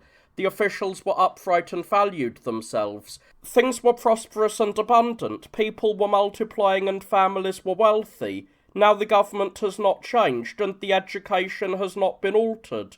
Why has the age become thinner and the customs more decayed? Officials are less upright. The people are less ashamed. Punishments do not exterminate evil, and treachery still does not stop. People of the world say, the vulgar Confucian is not as good as the city scholar. You scholars have all come from east of the mountains, rarely having participated in great discussions. I have debated the affairs of the capital for a long time. I wish to distinguish the matters of political success and failure. This is why I say these things. The worthy replied, the lands east of the mountains are the heart and the belly of the empire, the battlefield of worthy scholars. When the great emperor, the Zhao emperor, rose like a dragon and leapt like a phoenix in the regions of Song and Chu, it was the sons of the east, men like Shao, Cao, Fan, Li, Teng, and Kuan, who assisted him. They were the equals of Hongyao and Taidian. You emerged from the western Xiang, and King Wen was born among the northern Yi, yet the sage virtues were supreme, possessing the talents of 10,000 men, and the capacity to shoulder the burdens of the masses. If they had walked the streets and in a single day been unable to return, they would have ended up merely as labourers. Though I was not born and raised in the capital, and my talents are meagre and foolish, not enough to engage in great deliberations, I have heard the words of the elders in the villages. In the past, the common people's clothing was warm but not extravagant, their utensils were simple and sturdy, focused on utility, their clothing was enough to cover their bodies, their utensils enough to facilitate their tasks, their horses enough to replace walking, and their carriages enough to carry themselves. Their wine was enough to foster joy without causing indulgence, and their music enough to harmonise the mind without becoming wanton.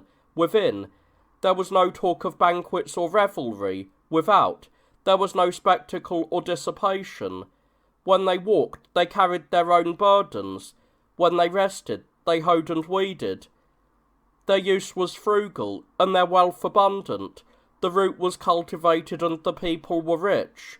When sending off the dead, they were grief-stricken but not flashy. In nurturing the living, they were moderate but not extravagant. The high ministers were upright and without greed, and those in government were lenient and not harsh. Thus, the common people were peaceful in their nature, and the 100 officials guided their states.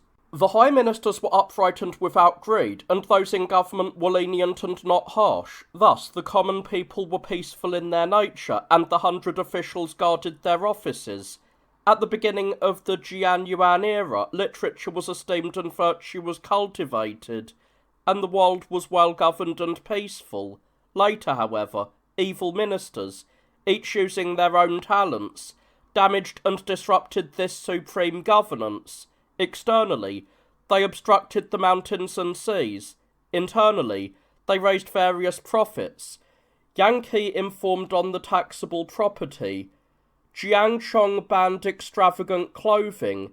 Grandee Zhang reformed the orders, and Du Zhou governed the prisons. Punishments and ransoms were categorized and fitted.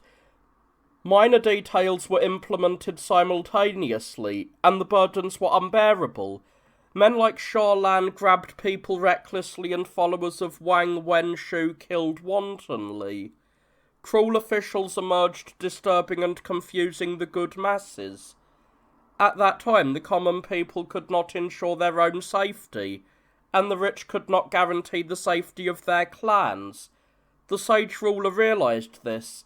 He executed Chong and his ilk, exterminated the cruel and the violent, and by punishing those guilty of capital offences, he satisfied the complaints of the world. Only then did the inhabitants finally return to peace. Yet, the disasters of those times are not easily recovered from, and the scars remain to this day. Thus, the 100 officials still harbour cruel policies, and the powerful magistrates still harbour the desire for violent seizure. High ministers usurp power and make decisions alone. The powerful and cunning gather many partisans and commit aggressions. The wealthy and noble are extravagant, while the poor and low-ranking resort to theft and murder. Woman's work is hard to complete, but easy to spoil. Carriages and tools are hard to make, but easy to ruin.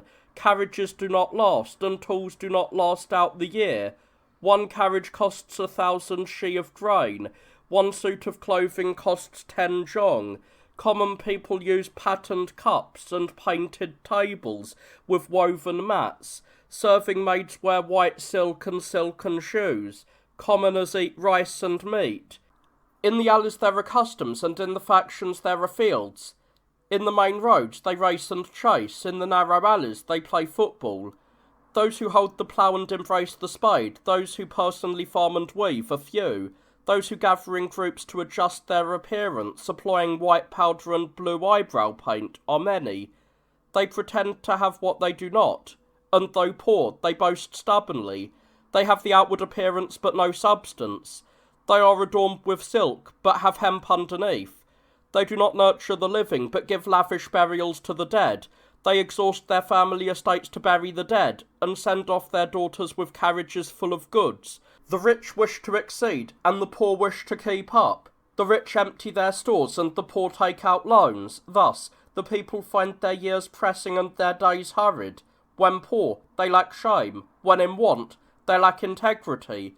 This is why, even though punishments are used to exterminate evil, treachery still does not stop.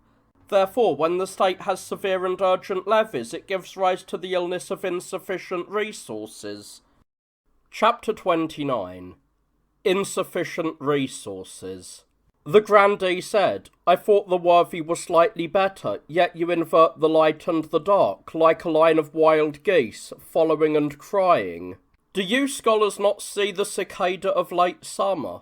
Its sound enters the ear, but when autumn arrives, the sound is gone. You scholars should not speak so easily, without considering the harm. When the harm arrives, you will finally fall silent, and it will be too late." The worthy replied, "Confucius read the historical records, and sighed deeply, pained by the ruin of correct virtue, and the danger to lord and minister. For the worthy man and the gentleman, the world is his responsibility. He who shoulders a great burden thinks far. He who thinks far forgets the near.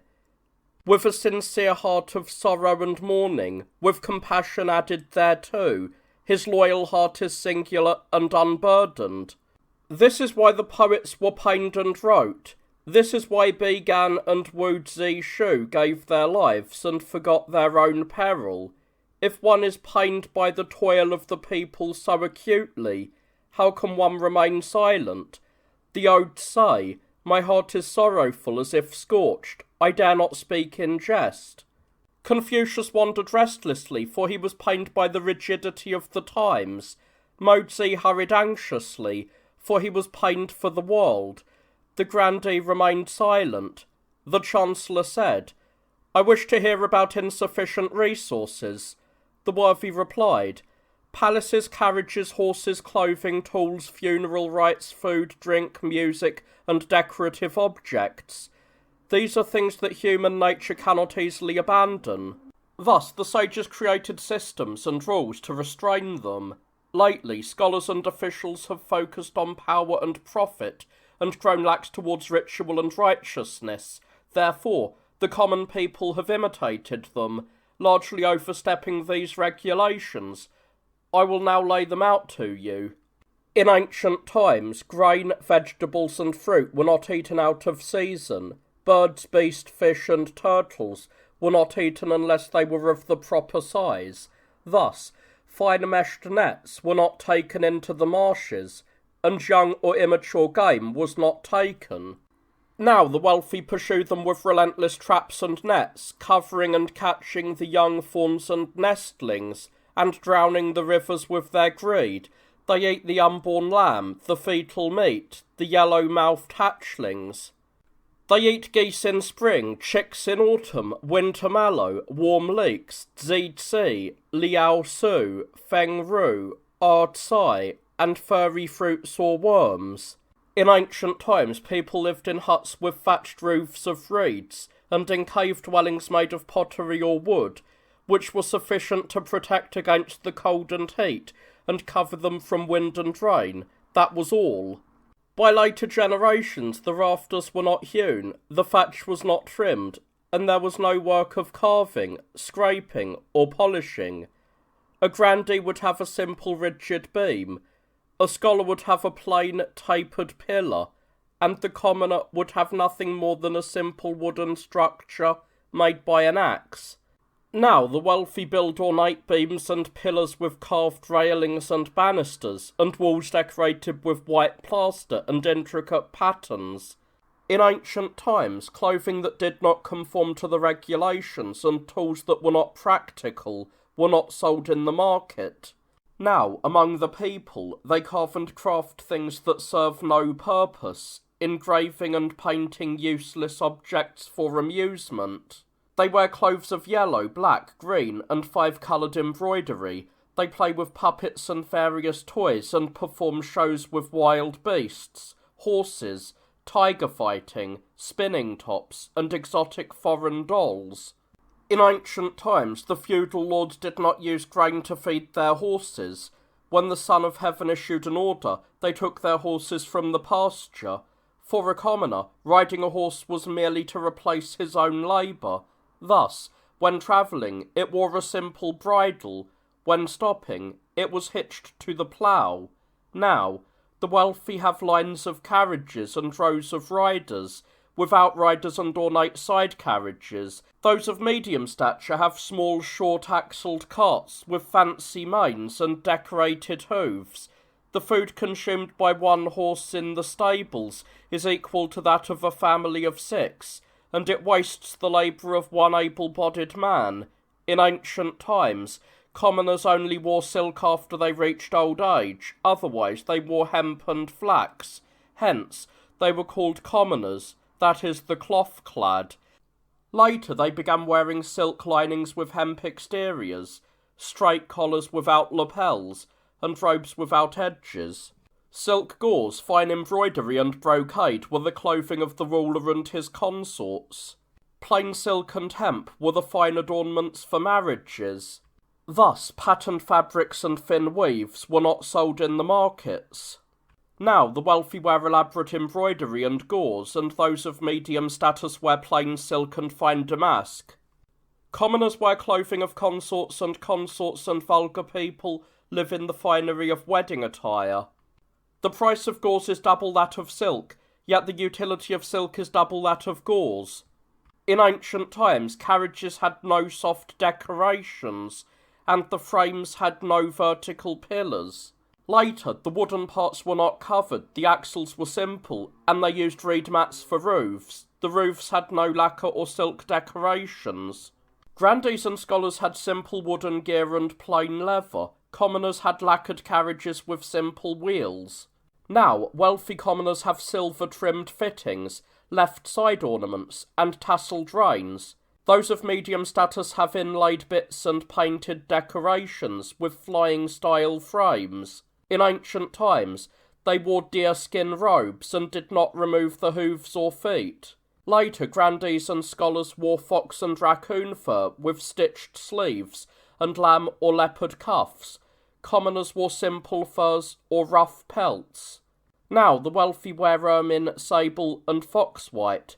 Those of medium status wear wool garments with golden threads or dyed furs. In ancient times, commoners rode on simple ropes, using only leather boots and hide pads. Later, they used leather saddles with yak tail ornaments and iron bits without decoration. Now the wealthy have silver-trimmed leather, gold-inlaid bridles, embroidered covers, and bright, fresh adornments.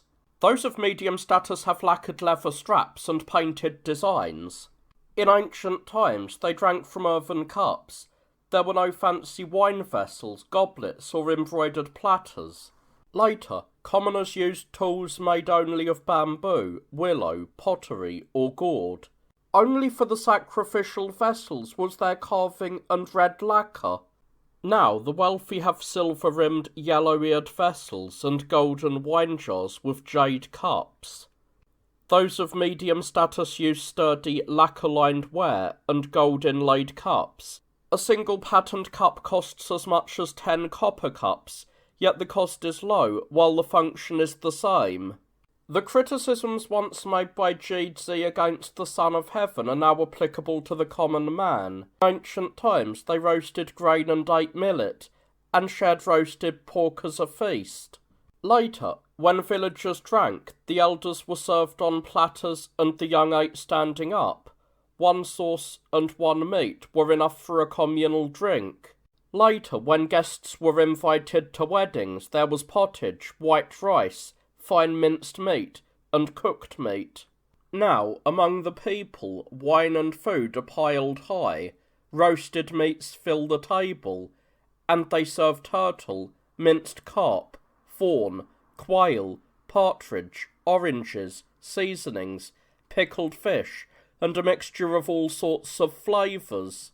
In ancient times, commoners ploughed and weeded in spring and summer, and harvested and stored in autumn and winter. They laboured from dawn until dusk, working day and night.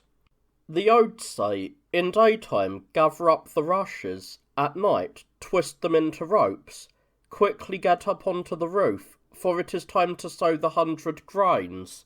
They did not rest unless it was a sacrificial festival, and they had no wine or meat unless it was a time of sacrifice. Now gatherings for weddings and drinking parties follow one after another in constant succession.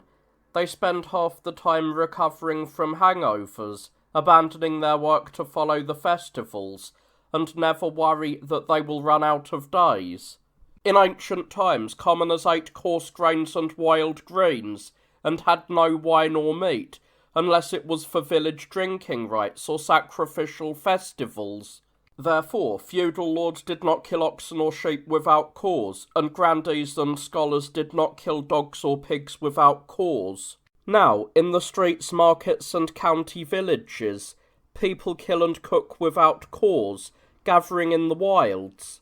They carry grain to go there, and carry meat to return. The meat of one pig is worth the harvest of a mid-sized field, and 15 dough of grain is equal to half a month's rations for an able-bodied man. In ancient times, commoners used fish and beans for their sacrifices, and in spring and autumn they repaired their ancestral shrines. A scholar had 1 shrine, a grandee had 3, and they performed services for the 5 sacrifices in their proper times. They did not perform sacrifices outside their doors. Now the wealthy pray to the great mountains and look towards the rivers and streams, striking oxen and beating drums, with dancers and performers. Those of medium status occupy the roadside, building platforms over the water, butchering sheep and killing dogs, playing the zither and blowing the flute. The poor use chickens, pigs, and the 5 kinds of grain, guarding their dried meat and kneeling at the shrines. In ancient times, they sought blessings through virtuous conduct, so they sacrificed with moderation. They sought good fortune through benevolence and righteousness, so they divined with tortoise and yarrow stalks, only rarely. Now, the vulgar customs are lenient in conduct, but seek much from ghosts. They are lazy towards ritual, but fervent towards sacrifice. They slight their parents, but value power. They reach the height of delusion and believe in lucky days. They listen to smooth, deceitful talk, and hope for gains. They offer up real goods to enjoy empty blessings. In ancient times, the gentleman laboured from morning to night, thinking of his virtue. The petty man laboured from dawn to dusk, thinking of his strength. Thus, the gentleman did not eat without working, and the petty man did not eat without toiling.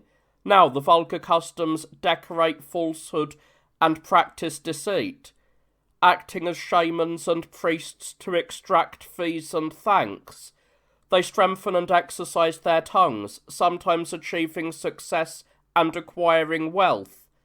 Thus, those who hate labour abandon their roots to learn these arts. Therefore, there are shamans in every street and priests in every neighbourhood. In ancient times, there were no beds with curtains or tables with legs. In later generations, commoners used simple wooden ledges or birch frames. Scholars did not use carved work, and grandees used only simple woven reeds. Now, the wealthy have embroidered curtains and tents, with lacquered screens and inlaid legs. Those of medium status have brocade and silk canopies, with colourful paintings and red lacquer. In ancient times, they used skins, furs, or grass mats. There were no added cushions, woven rugs, or beautiful mats. Later, grandees and scholars used mats with lined edges and simple woven rush mats. Commoners used grass mats and simple woven reeds. Now, the wealthy use embroidered cushions and soft pheasant feather covers, with mats spread on beds. Those of medium status used leather to replace rugs and sit on plain rush mats. In ancient times, they did not sell prepared food and did not buy meals in the market. Later, there were butchers and wine sellers, but they only sold wine, dried meat, fish, and salt. Now, cooked foods are lined up everywhere and meat dishes are sold in the markets. People are lazy in their work, and they must eat at the proper times.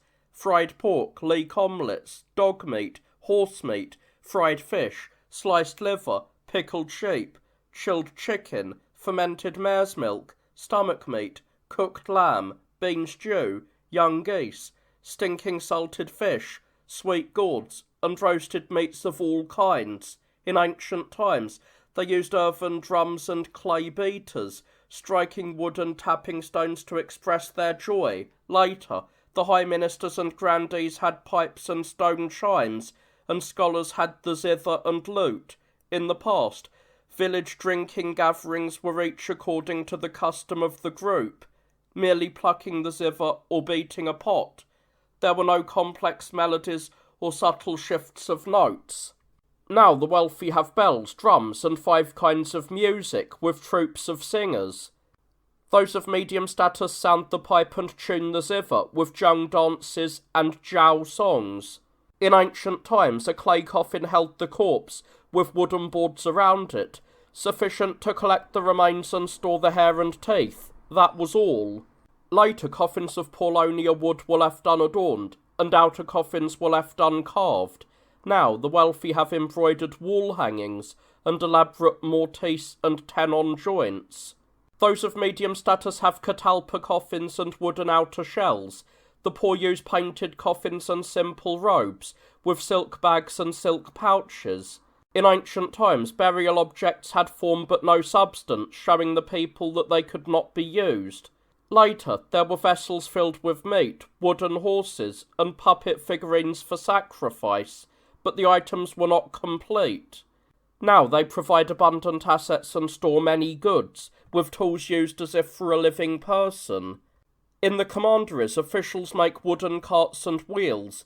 Commoners use wooden figures clothed in silk and gauze.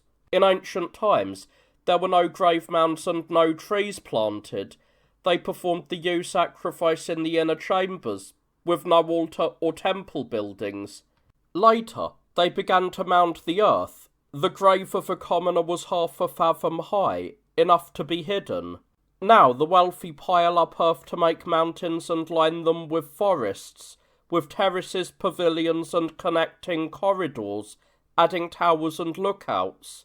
Those of medium status have ancestral halls with screen doors, walls, and gates. In ancient times, when a neighbour had a funeral, one did not use the pestle to beat grain, and the streets did not sing songs. Confucius never ate his fill when dining beside one who was mourning, and when he wept on a given day, he did not sing. Now the vulgar use other people's funerals as an excuse to seek wine and meat. They are happy to sit for a while and discuss arguments, with songs, dances, and jesters, laughing and playing. In ancient times, the relations between men and women were respected. The clothing for marriage was not recorded.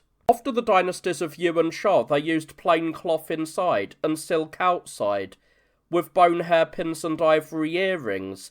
The wives of enfeoffed lords merely added brocade or a simple outer robe. Now the wealthy wear fur robes with red trim, with complex hair ornaments and pendants. Those of medium status wear long gowns with cross-collared robes, with jade and hairpin earrings. In ancient times, when serving the living they exhausted their love, and in sending off the dead they exhausted their grief. Thus, the sages created these restrictions, not to add things needlessly. Now, they cannot provide love and respect for the living, yet they try to outdo each other with extravagance for the dead. Even if they have no feeling of grief, if they bury the dead lavishly and use heavy wealth, they are called filial. Their fame is established in the world, and their glory is manifested in society. Thus, the masses admire and imitate them, to the point of tearing down their houses and selling their livelihoods. In ancient times, the union of husband and wife, one man and one woman, formed the way of the household. Later, a scholar had one concubine, a grandee had two, and a feudal lord had at most 9, a wife and her sisters and nieces. Now, feudal lords have hundreds, high ministers have dozens, those of medium status have attendants, and the wealthy have households overflowing with them.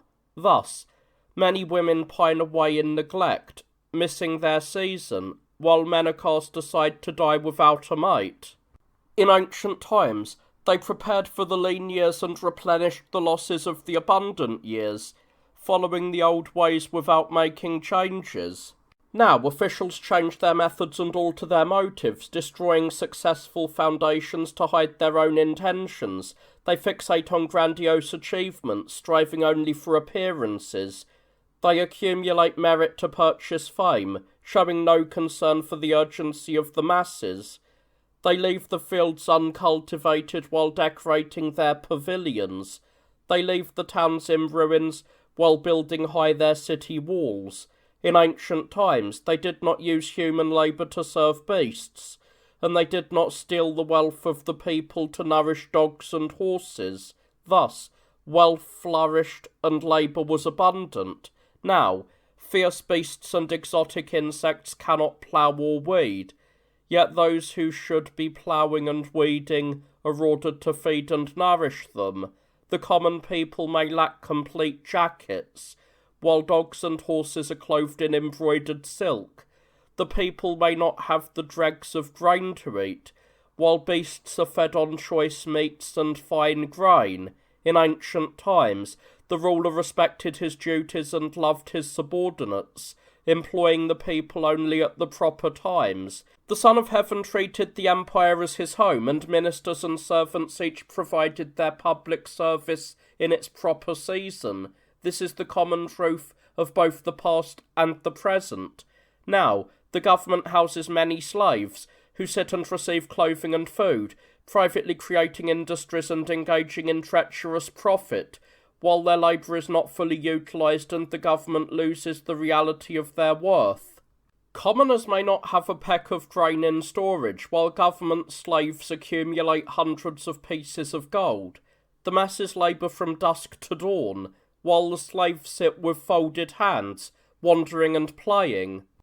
In ancient times they held the near close and kept the far distant, honouring those who were the same kind, and despising those of a different category. They did not reward those without merit, and did not support those without use. Now, barbarians from the north and east have no merit, yet they reside in government-funded dwellings, living in large houses and grand mansions, sitting to receive clothing and food.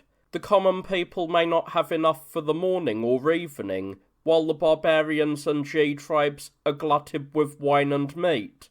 The common people sweat and toil, while the barbarians and G stretch out their legs and sit in defiance. In ancient times, commoners wore simple grass-fibre cloth, using only silk for ties and leather for belts. Later, they wore shoes without heels and leather boots. Now, the wealthy wear leather shoes made by famous craftsmen, designed for lightness and grace, with silk linings and embroidered edges. Those of medium status wear simple leather-soled shoes. Servants and concubines wear silk shoes and leather straps. Even common runners wear ornate decorated footwear. In ancient times, the sage laboured his own body to nourish his spirit, tempered his desires to suit his nature, honoured heaven and respected earth, and walked in virtue and practised benevolence. Thus, heaven approved of them, prolonging their eras and making their years abundant. Therefore, Yao had elegant eyebrows and a lofty countenance, and ruled for 100 years. When Qin Shi Huang looked into strange and circuitous talk, believing in omens and portents, he sent Lu Sheng to seek Shan Men Gao, and Shi and others were sent into the sea to seek the herb of immortality. At that time, the scholars of Yan and Qi abandoned their ploughs and hoes to compete in speaking of spirits and immortals. Alchemists who flocked to Shan Yang numbered in the thousands, claiming that immortals eat gold and drink pearls, after which one's life would be preserved alongside heaven and earth. Consequently, he repeatedly toured the 5 peaks and visited coastal lodges to seek spirits and the likes of Peng Lai. He repeatedly visited the commanderies and counties. The wealthy supported this with their wealth, and the poor built roads along the way. Later the small people fled, and the great ones went into hiding. Officials captured and dragged them away, with no regard for reason. Beside the famous palaces, there were no sprouts growing or trees standing. The hearts of the people were turned away, and half of them were filled with resentment. The classic of documents says, in sacrifice, many rites are observed. If the rites do not reach the proper object, it is called not sacrificing. Thus, the sage does not carry in himself that which is not benevolent and righteous, and does not put before him that which is not the correct way. This is why the former emperor executed Wang Cheng and Wu Li, and why Emperor Xuan established academies and drew close to the loyal and virtuous, wishing to cut off the roots of monsters and evil, and to manifest the path of supreme virtue. Extravagance in palaces is the moth that eats the trees. Carving and polishing tools is the moth that eats the wealth. Beautiful clothing is the moth that eats the cloth. Dogs and horses eating the food of men is the moth that eats the 5 grains. Indulging the mouth and the belly is the moth that eats the fish and meat. Spending without restraint is the moth that eats the treasury. Leaving leaks and accumulations unchecked is the moth that eats the fields. Indulging in funeral rites without measure is the moth that eats the living. Abandoning the foundational work to pursue novelties hurts productivity. Letting merchants and artisans have the upper hand hurts the farmers. Thus, a single patent cup requires the labour of 100 men. A single screen requires the merit of 10,000 men. The harm they do is great indeed. When the eyes are refined by 5 colours, the ears are troubled by 5 tones, the body is pampered in softness, and the mouth is accustomed to sweetness, merit is accumulated in the useless, and wealth is exhausted on the non-essential. The mouth and belly cannot be satisfied with more. Thus, if a state is sick because its resources are insufficient, the government grows lax. If a person is sick because his resources are insufficient, his own body is in danger. The Chancellor asked, if the wealth of the state is insufficient, what should be done? Chapter 30. Remedying Insufficiency. The worthy replied, to straighten the crooked, one must use a straight tool. To remedy excessive ornamentation, one must use simplicity. In the past, when Yanzi was the Chancellor of Qi, he wore 1 fox fur coat for 30 years. Therefore, when the people are extravagant, show them frugality. When the people are frugal, show them ritual. If the sons and grandsons of the high ministers and grandees could truly economise on their carriages and horses, moderate their clothing, personally practise frugality, lead by example with honesty and simplicity, abandon their pleasure gardens and pools, and reduce their land and estates. If they did not seek business in the markets or encroach upon the mountains and marshes, then farmers would have an outlet for their labour, and women weavers would have a market for their work. If this were done, the flow of the state's resources would be harmonious, and there would be no illness of insufficient resources. The grandee said, an orphan speaks of filial piety, a cripple speaks of walking sticks, the poor speak of benevolence, and the lowly speak of governance. It is easy to comment on matters that do not concern oneself, and easy to declare what is right when observing from the sidelines, but those who are actually in the position often find it chaotic. Gong Sun Hong used a simple quilt, and Ni Kuan wore a coarse robe. They dressed like servants and ate like labourers, yet the Prince of Huan rebelled within, and the barbarians were violent without. Bandits could not be suppressed, and extravagance could not be curbed. Like the shaman in a year of plague, you only know how to rattle your tongues and ears. What can you actually do to remedy this insufficiency?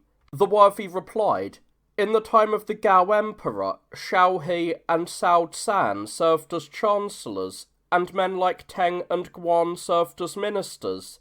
They were truly virtuous. During the reigns of Emperors Wen and Jing, and at the beginning of the Jian Yuan era, high ministers still practiced the righteousness of remonstrance and upholding the right. Since then, most have merely catered to the ruler's wishes and followed his desires. Few have dared to speak directly, face him with arguments, or correct his errors, choosing instead to pursue private interests under the guise of public duty. In the past, the Chancellor of Wuhan, Tian Fen, argued over gardens and fields, disputing right and wrong before the ruler. If a 9-story terrace begins to tilt, even the master craftsman Gong Shu Zi cannot straighten it. If the root of the court is tilted, not even Yi Yin or Jiang Xia can restore it. Chancellors like Gong Sun Hong and grandees like Ni Kuan practiced the way with humility, sharing their salaries to support the worthy and lowering themselves to honour scholars. Their achievements were clearly established and they were occupied every day. They simply did not have successors like Zi Chan of Zhang. Then men like Gi Yi and Peng Hu destroyed their legacy and disrupted their order, tearing down their guest houses and debate halls to turn them into stables and quarters for their women. They had no etiquette for nurturing scholars, yet they maintained an attitude of arrogance and pride. Shame and integrity have declined, and now men compete only for profit. Good fields and vast houses occupy the land, leaving the people with nowhere to go. Those who are not ashamed to pursue profit fill the courts and markets, and those who amass land and livestock cover the commanderies and states. They act with arrogance and coercion. Beside their grand mansions and massive houses, the roads are not even passable. This is truly a condition difficult to cure, and for which one can hardly find a skilled physician. The grandee turned red with anger, fell silent, and did not respond. Chapter 31. The Lancet. The Chancellor said, I have heard the elders of Zhang say, if a gentleman rectifies his countenance, he keeps violence and insolence at a distance. If he refines his speech and tone, he keeps baseness and impropriety at a distance. Therefore, one's words should be worth recording, and one's actions should be worthy of emulation. This is what the officials have long wished to see. As for the arguments of swordsmen or the debates of gamblers, where one grows flushed with anger and challenges the other, asserting power and yielding nothing, this makes it impossible for the officials to accept the counsel of the worthy and the good, and it leaves the worthy and the literati with a reputation for insolence. I personally do not approve of this for you scholars. Gong Sun long said, the way of argumentation is debate. Therefore, one cannot help but focus one's intent. If one focuses intent, one should be lenient towards the other. If one is lenient, the tendency is to compete. If one competes and does not yield, then one enters into the realm of the base.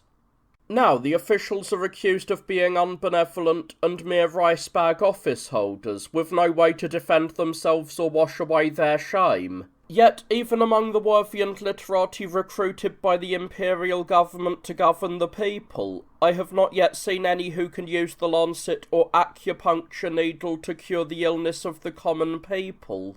The worthy replied, Jia Yi once said, if one speaks earnestly, the words are shallow and do not enter.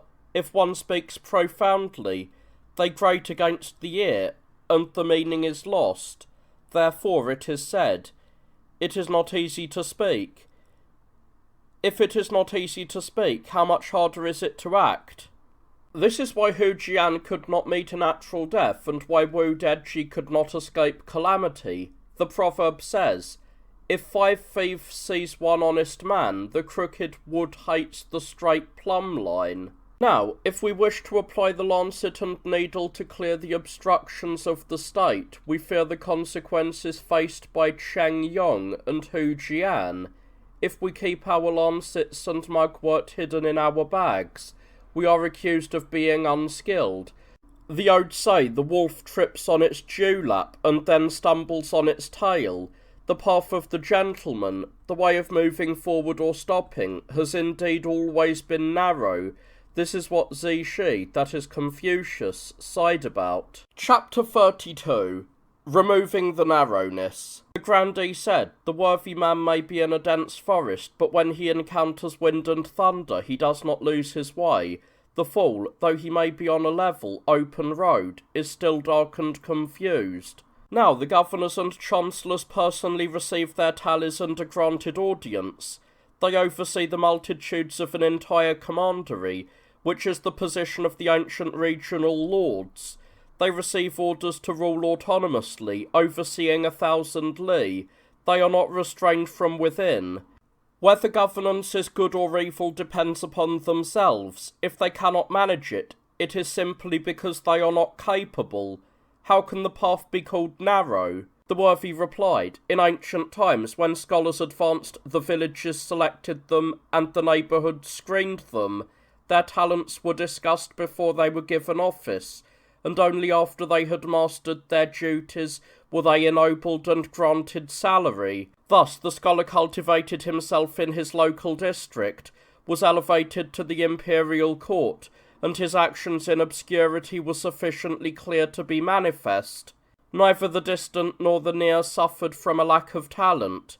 Neither the large nor the small missed out on merit. Thus the worthy were advanced and employed, and the unworthy were dismissed. Now the way of officials is mixed, and there is no selection. The wealthy buy office with money, and the brave shoot for merit with their lives. Those who are skilled at chariot racing or leaping over sacrificial tripods all emerge to fill the ranks of officials. After accumulating merit over many days, some even become ministers and chancellors. They wear the blue cords and silver seals, possessing the power of life and death, controlling the fate of the 10,000 people. If one is weak, it is like having a wolf lead a sheep. The chaos is certain. If one is strong, it is like giving a madman a sharp sword.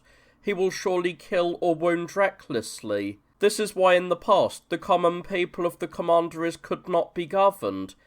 Some even reached the point of sawing off necks and killing the innocent, yet they could not be rectified.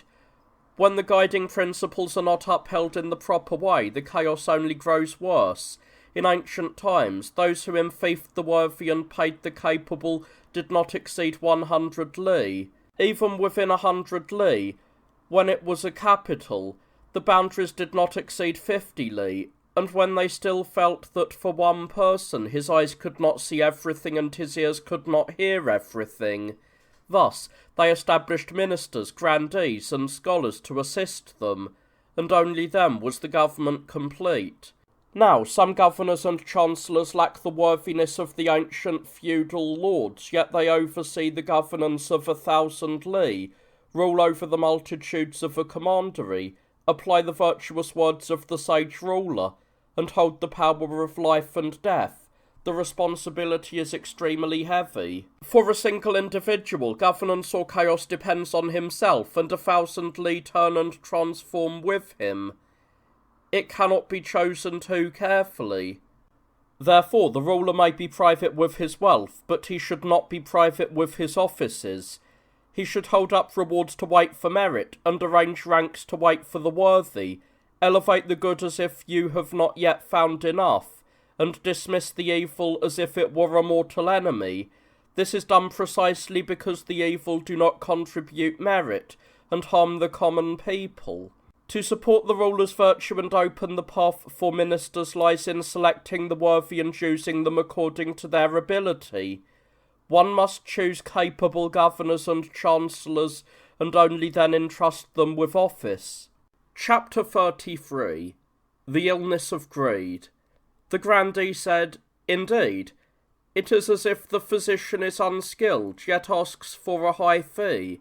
The officials are already largely dishonest, yet they continue to exploit the common masses. The superior officials oppress the minor officials, and the minor officials oppress the common masses. Thus, the worry is not that they were chosen without sufficient care, but that what is sought differs from what is obtained. The worry is not that their resources are insufficient, but that they are greedy and insatiable." The worthy replied, "In ancient times, the system of rank and salaries was designed such that high ministers had enough to enrich the worthy and support scholars. Scholars had enough to provide for themselves and their associates, and commoners who served in office had enough to hire others to plough for them while they lived off their salaries. Now, the salary of minor officials is thin, and the labour service required by the commanderies and kingdoms extends even to the free capital regions. Grain is expensive, and their pay is insufficient to support them. In daily life, they are short of clothing and food. If an emergency arises, they must sell their livestock and auction off their livelihoods. It is not merely this. When labour is demanded and messengers are sent, or when the government officials pursue debts, minor officials must calculate their power and seek loans, while superior officials exploit them. The higher officers demand from the counties, and the counties demand from the villages. Where are the villages to get it from? The saying goes, bribes flow downward just as water flows downward. It does not cease until the source is dry. Now great rivers and streams drink from the vast sea, yet the vast sea accepts it, while expecting the small creeks and valleys to refrain from the runoff of the rains. To expect incorruptibility from the 100 officials is impossible. If you want the shadow to be straight, you must straighten the post. If you want those below to be incorruptible, you must set the example yourself. Thus, greed and baseness lie in the leaders, not in the subordinates. Instruction and discipline lie in the government, not in the people. The grandee said, "The worthy and the unworthy have their essential nature, and the greedy and base have their own temperament. A gentleman can keep himself pure within, but he cannot entirely reform those around him." The Duke of Zhou could not rectify the wickedness of Kuan and Tsai, and Zichan could not rectify the deceit of Deng Shi. If people do not follow the teachings of fathers and brothers within, and do not fear the punishments of laws without, even the Duke of Zhou and Zichan could not transform them. It is impossible. Now you hold the officials responsible for every single person. How can the officials bind their hands and feet to prevent them from doing wrong? The worthy replied, "If a team of 4 horses is not docile, it is the fault of the charioteer. If the people are not governed, it is the crime of the officials. The spring and autumn annals do not criticize or rebuke the common people. They criticize those in leadership." In ancient times, when a grandee was about to oversee an execution, he would not listen to music or enjoy fine food. When the punishment was deserved, he would still pace 3 times and sigh in sorrow. He was ashamed that he had failed to transform them, and he was pained that they had not been kept whole. If government and education are obscure and unclear, and the people stumble and fall without being helped, it is like watching a toddler approaching a well and letting them fall in. If this is the case, how can one be called the parent of the people? Thus, the gentleman is urgent in education and slow in punishment. Punish 1 and rectify 100, kill 1 and warn 10,000. This is why the Duke of Zhou executed Kuan and Tsai, and why Zichan executed Deng Shi. Once a single execution is applied, the people will follow ritual and righteousness. The way the superior transforms the inferior is like the wind blowing over the grass. There is nothing that does not follow the influence. Why would you need to bind each person individually? Chapter 34. The Aftermath of Punishment. The grandee said, "The gentlemen of antiquity honoured the good and loathed the evil. A ruler does not keep evil people, just as a farmer does not keep useless sprouts. Useless sprouts are a harm to the crops. Useless people are a plague to the populace. By hoeing out one harmful sprout, the rest of the crop thrives. By punishing one evil person, the 10,000 people are pleased. Even the Duke of Zhou and Confucius could not forego punishment to deal with the wicked. If a family has a dissolute son, even their household utensils are not safe, let alone having dissolute people. The common people are insolent when treated with love, but obedient when they hear of punishment. Thus, punishment is what rectifies the masses, just as the hoe is what distinguishes the sprouts." The worthy replied, "In ancient times, they focused on education to guide the people, and clarified the laws to rectify punishment. Punishment in governance is like the whip for a charioteer. A skilled workman cannot drive without a whip, yet he does not use the whip unnecessarily. The sage borrows the law to complete education. Once education is complete, punishment is not applied. Thus, authority is manifest without slaughter, and punishments are established without being broken. Today, you allow the principles and guidelines of the state to collapse without restoring them, and allow rituals and righteousness to decay without defending them. When the people fall into the nets, you follow up by hunting them with punishments. This is like opening the enclosure and firing upon them with poisoned arrows. It does not stop until they are wiped out." Zhengzi said, "If superiors lose their way, the people have been scattered for a long time. If you happen to discover the truth of their plight, feel pity and do not rejoice. Do not be pained that the people are ungoverned, but instead to boast of one's ability to catch criminals is like a hunter who rejoices when birds and beasts are caught in the net. Today, those among the populace who are executed do not necessarily possess the wickedness of Kuan and Sai, or the deceit of Deng Shi. I fear that the sprouts will all be cleared out without distinction, and that the people, feeling cheated, will not be governed." Confucius said, "If you despise the unbenevolent too severely, it leads to chaos. Therefore, when the people are in chaos, look to the government. When the government is in chaos, look to the ruler himself. When the ruler is upright, the world is stable. Therefore the gentleman praises the good and pities the incapable. His benevolence extends to those who are punished, and his virtue moistens the destitute. He dispenses grace with joy, and feels no pleasure in administering punishment." Chapter 35. Apportioning Time. The grandee said, "If one occupies the land and lives in the world, and one is poor, it is either due to laziness or extravagance, unless there is some disaster or epidemic. If one possesses no extraordinary trade or side income, yet still remains wealthy and supplied, it is either due to frugality or hard work. You say, dispense grace with joy, and feel no pleasure in administering punishment. This is pity to those without conduct, and to provide for the lazy and extravagant. Therefore, giving recklessly is not grace, and showing grace to the wicked is not benevolence." The worthy replied, "In the prosperous days of the 3 dynasties, there were no sprouts of chaos because of education. In the declining age of the Shah and Shang, there were no obedient people because of the customs. Therefore, the sage kings established schools, clarified education, and guided their people. When government and education are in harmony, people's natures become benevolent, and they understand what is good. Thus, when ritual and righteousness are established, farmers will yield to each other in the fields. When ritual and righteousness are destroyed, gentlemen will contend in the court. When people contend, there is chaos.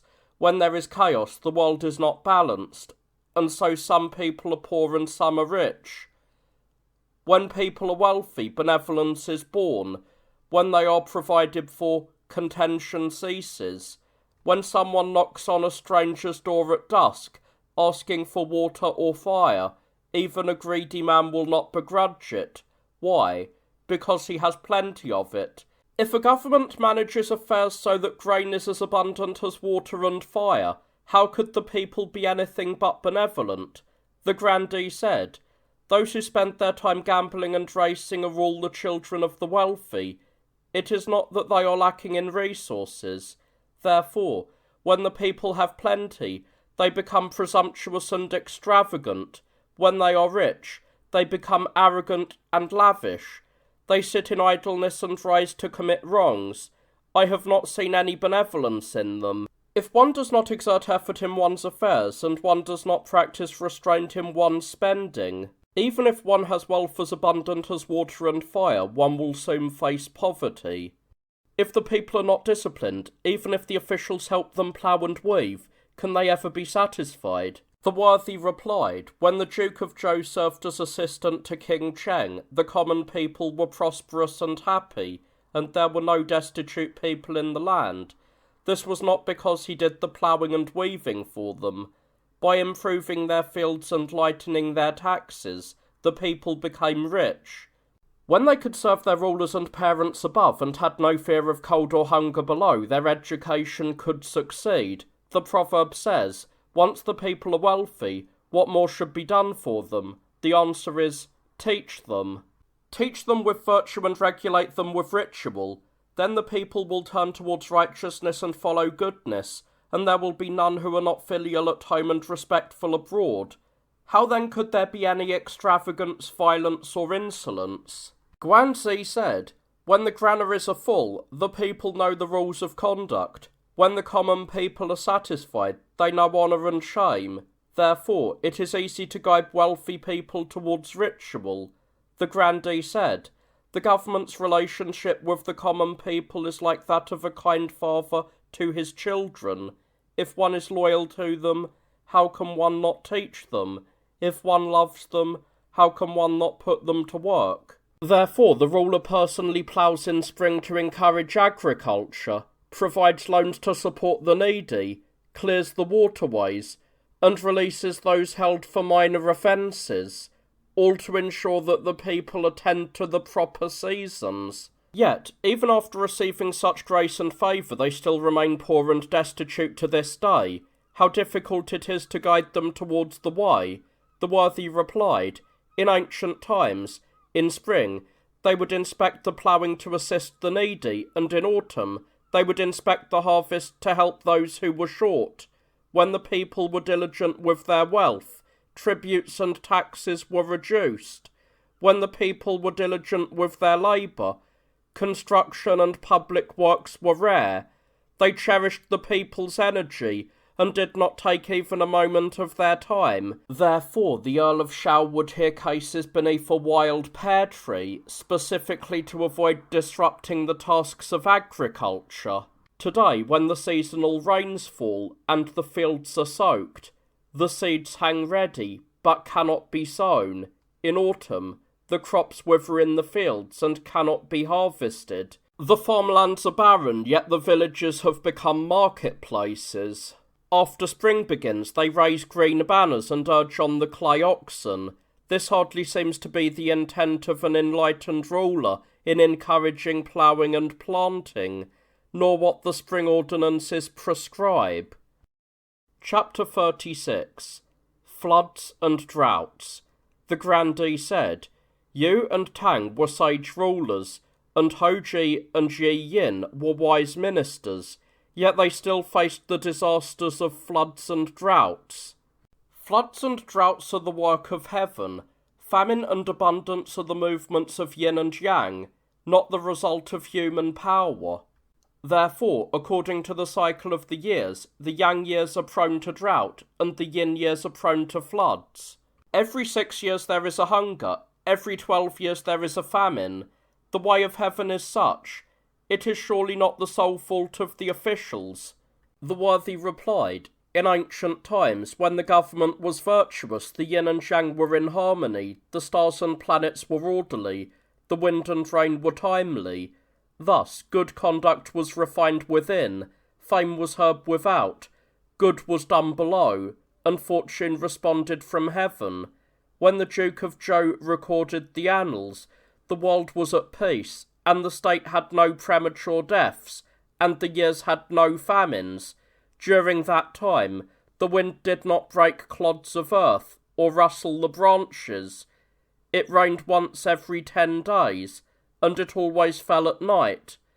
All lands, whether hills or lowlands, saw full harvests. The odes say, the clouds gather thick, and the rain falls continuously. Today, people do not examine why things are the way they are, but instead say, it is the movement of yin and yang.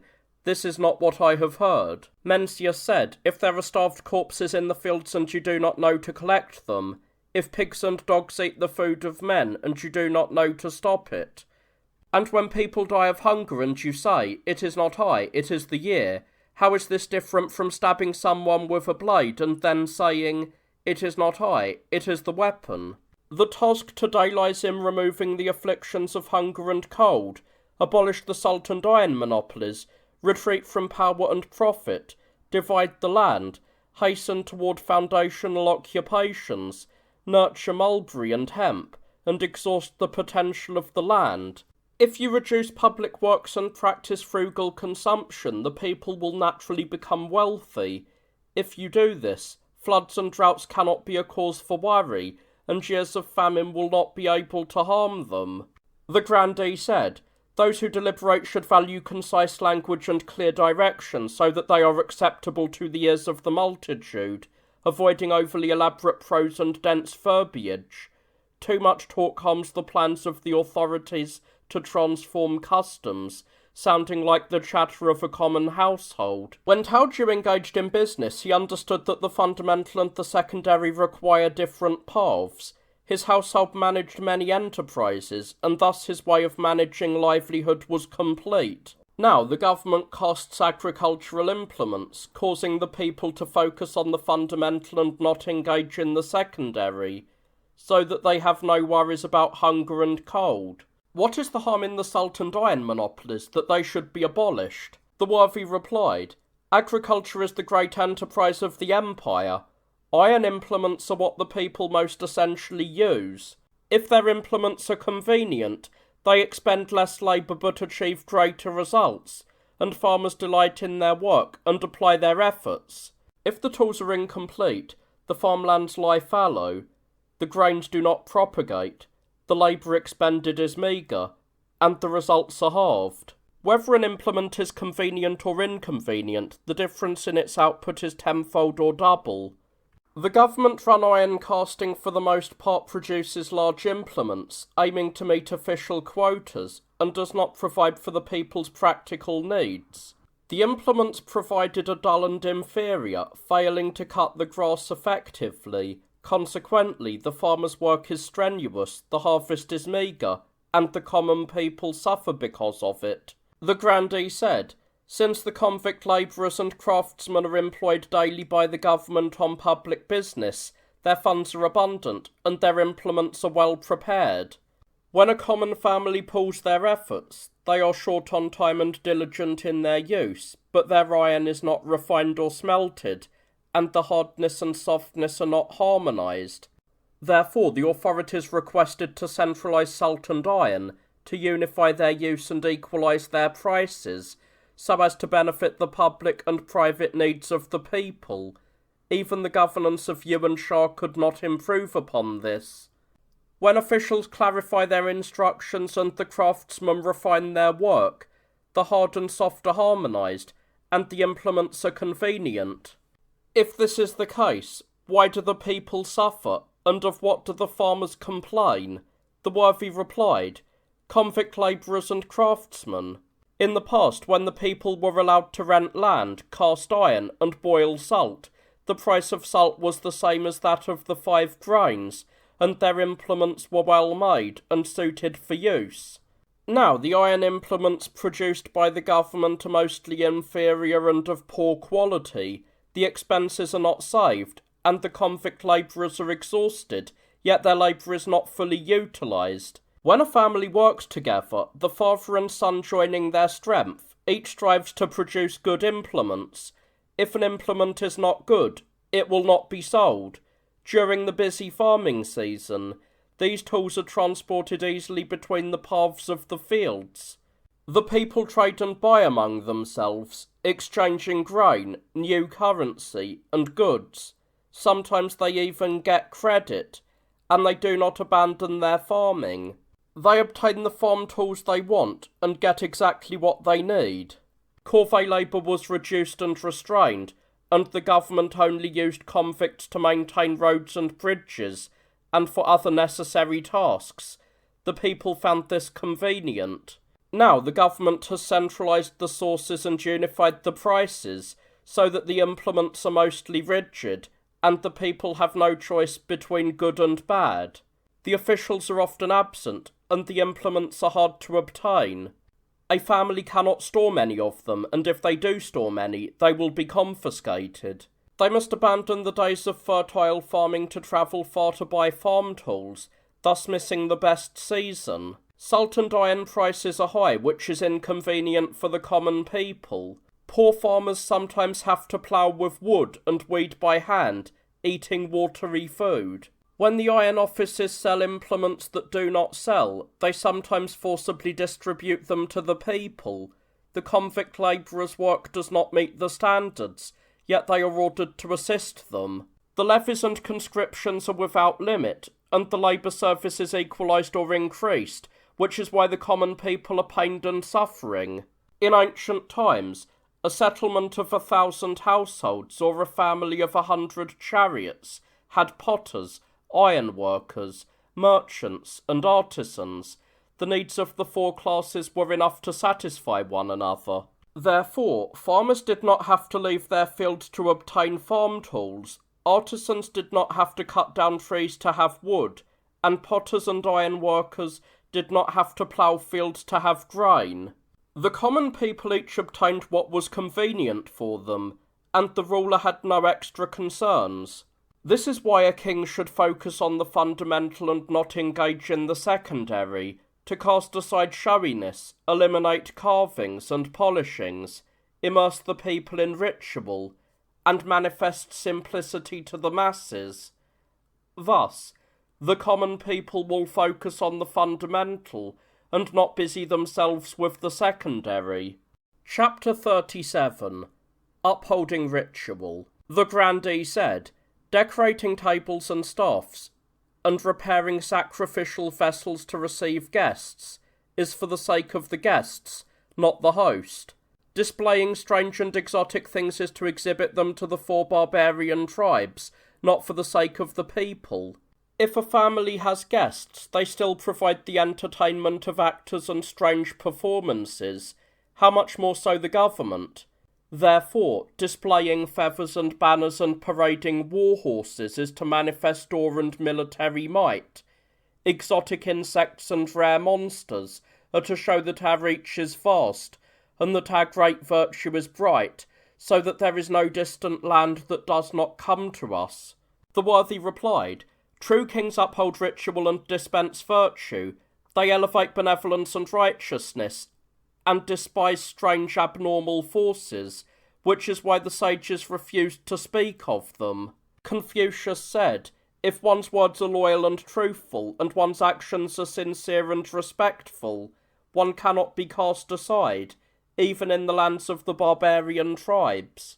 Today, when the rulers of distant lands bring gifts and offerings, they are inspired by the Son of Heaven's great virtue, and wish to observe the rituals and propriety of the central kingdom. Therefore, we should establish the Ming, Tang, and Bi Yong halls to show them, and raise shields and battle axes while performing the Ya and Song hymns to influence them.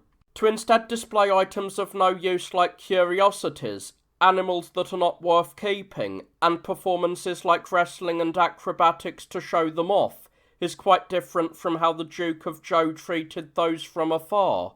In the past, the Duke of Zhou practiced humility and lowered himself before scholars. He upheld ritual to govern the world. When he rejected the gifts of the Yu Chang people, he was demonstrating the ritual of respect and yielding. When he allowed them to enter the temple of King Wen, he was demonstrating the ritual of great filial piety. With their eyes seeing the dignified manner and the display of shields and axes, and their ears hearing the clear songs of the Yaran song hymns, their hearts were filled with supreme virtue, and they returned home in joy. This is why the 4 barbarian tribes admired our righteousness and submitted to us. It is not because they came to observe ferocious beasts like bears and tigers, brought by translators from the distant lands. Rhinoceroses, elephants, and tigers are abundant in the southern lands. Mules, donkeys, and camels are common livestock among the northern tribes. What the central kingdom finds rare, foreign lands consider common. The people of Nanyue use peacock feathers to adorn their doorways, and around Kunlan Mountain they use raw jade to pelt crows and magpies. Today, to value what others despise and to treasure what others have in abundance is not the way to enrich the central kingdom or manifest great virtue. The Sui and He pearls are famous treasures of the world, but they cannot secure safety or prevent destruction. Thus, to illustrate virtue and show might depends on worthy ministers and good chancellors, not on dogs, horses, or rare monsters. Therefore, the sage kings treasure the worthy, not pearls and jade. In the past, Janzi exercised his talents between the sacrificial vessels and deflected enemies from 1,000 miles away. Those who lack such ability, even if their baskets are full of Sui and He pearls, cannot benefit the survival of the state. The grandee said, Yanzi served 3 lords of Qi. Sui and Qing were lawless. They kidnapped their lord and threw the state into chaos. Duke Ling had his state besieged. Duke Zhuang was murdered. In the time of Duke Jing, the people of Jin came to attack, taking Chawei-du and threatening Linzi. Border cities were whittled away, city walls were burned, palaces were destroyed, and precious vessels were exhausted. What enemies did he manage to deflect? Judging by this, what you say, that the worthy are the only treasures, makes no difference to the gains or losses of a state. The worthy replied, when Guanzhong left Lu to enter Qi, Qi became a hegemon and Lu was weakened.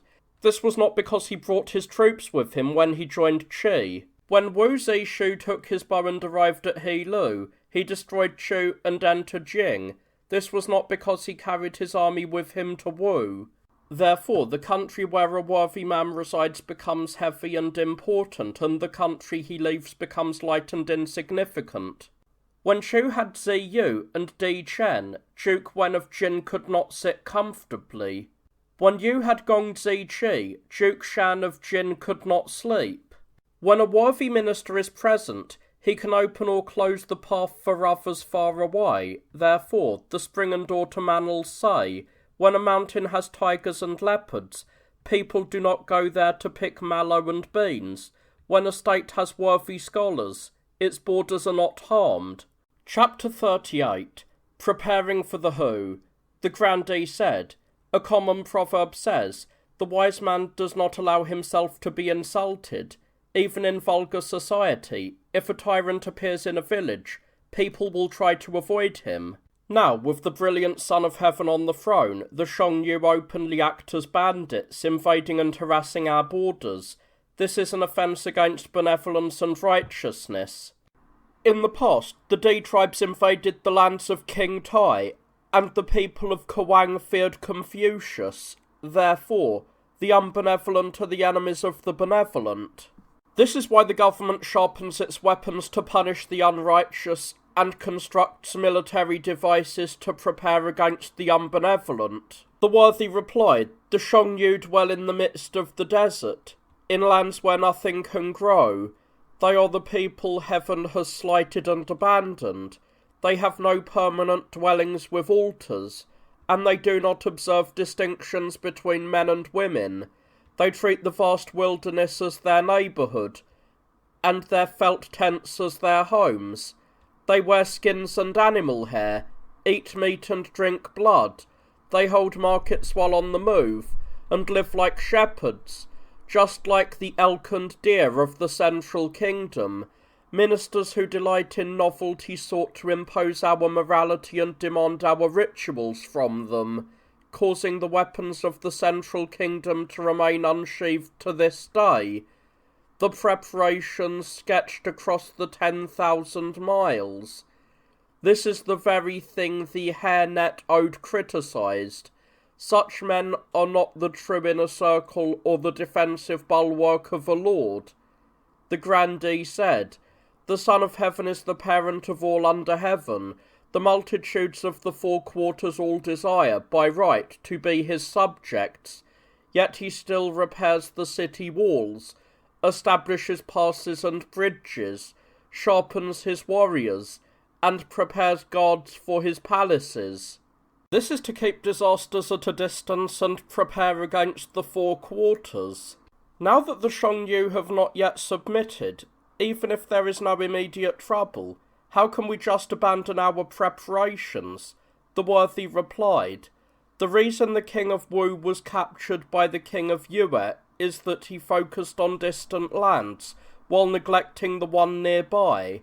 The reason the Qin dynasty perished is that it prepared against the Hu and Yue tribes externally, while losing its government internally. When a military force is employed abroad, governance decays at home. Preparation becomes the source of calamity, and military expansion adds to the ruler's worries. Therefore, if a ruler follows the way, both the near and the far will follow him, as was the case with the king of Zhou.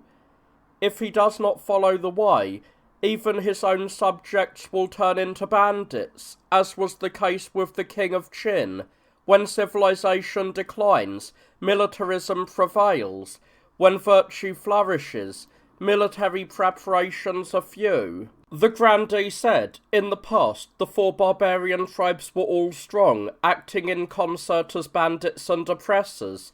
The Zhou crossed the borders to plunder the eastern lands of Yan. The eastern Yue crossed the eastern sea to seize the region south of the Zhejiang River. The southern Yue invaded internally, defying and disregarding our commands. And the Di, Bo, Ran, Ming, Sui Tang, and Kun Ming tribes harassed the regions of Longxi, Ba, and Shu. Now 3 of our frontiers have been pacified, and only the northern border remains unsettled. A single action would strike fear into the Xiongnu. If we abandon our defences both within and without, why are our preparations so sparse?" The worthy replied, "In ancient times a gentleman established benevolence and cultivated righteousness to pacify his people. Thus, those nearby grew accustomed to goodness, and those far away submitted. This is why when Confucius served in the state of Lu, his first 3 months in office brought peace with Qi, and his later 3 months brought peace with Zhang. He dedicated himself to using virtue to settle the near and pacify the far. At that time, Lu faced no threat from rival states, and no trouble from neighbouring borders.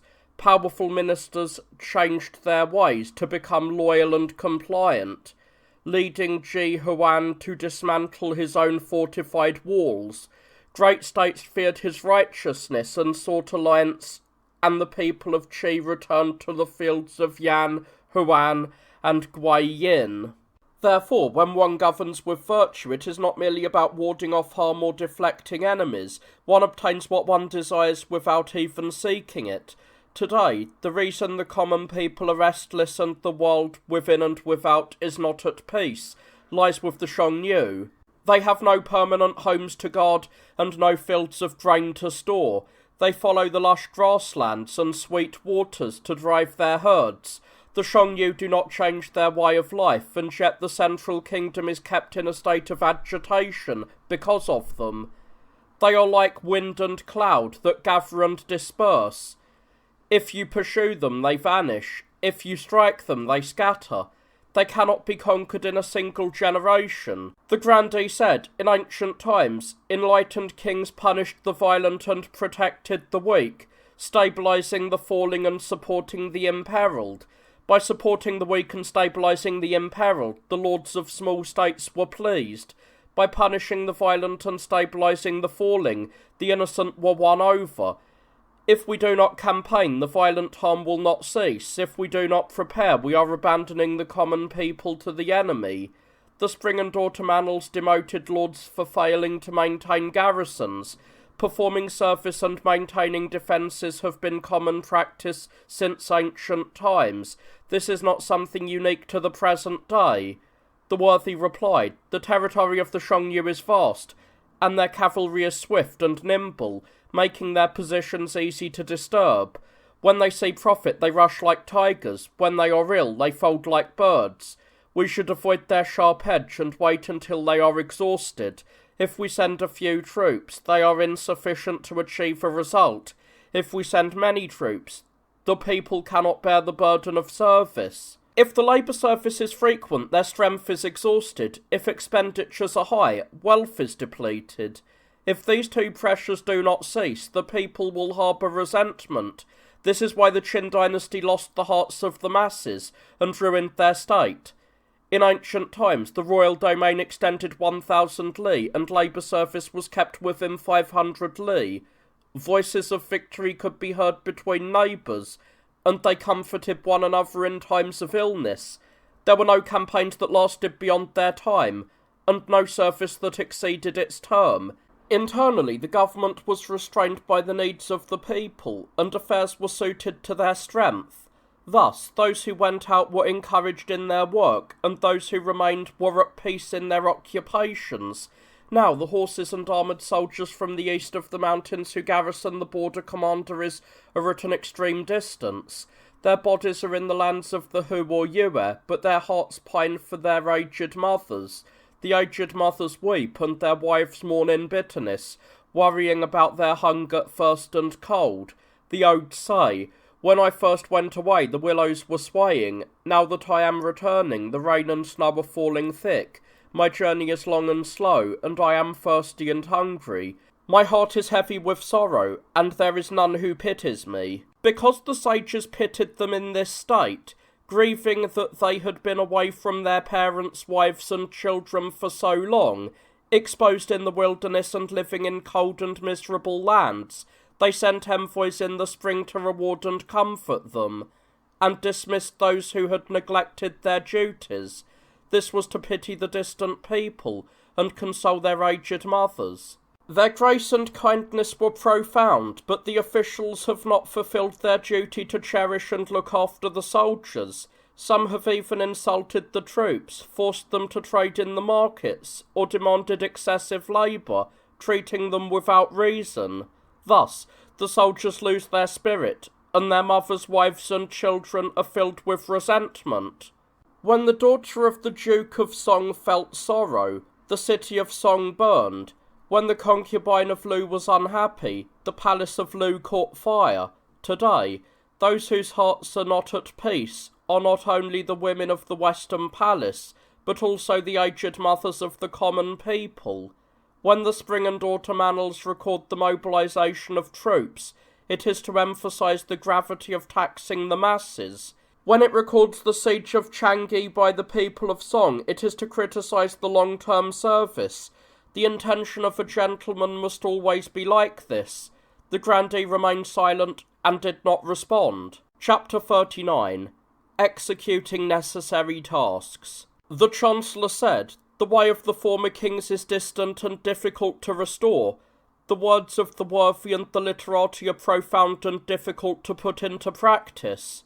To praise the lofty actions of the highest sages and speak of the beautiful words of supreme virtue is something the present age cannot attain. I wish to hear of the urgent tasks of the present day that can be implemented in the government. How to make the common people fully satisfied in food and clothing without the worry of poverty and distress. How to ensure that wind and rain come at the proper times, the 5 grains ripen, and locusts do not arise. How to make the world peaceful and happy so that robbers and thieves do not arise. How to make the displaced return and go back to their own fields and lands.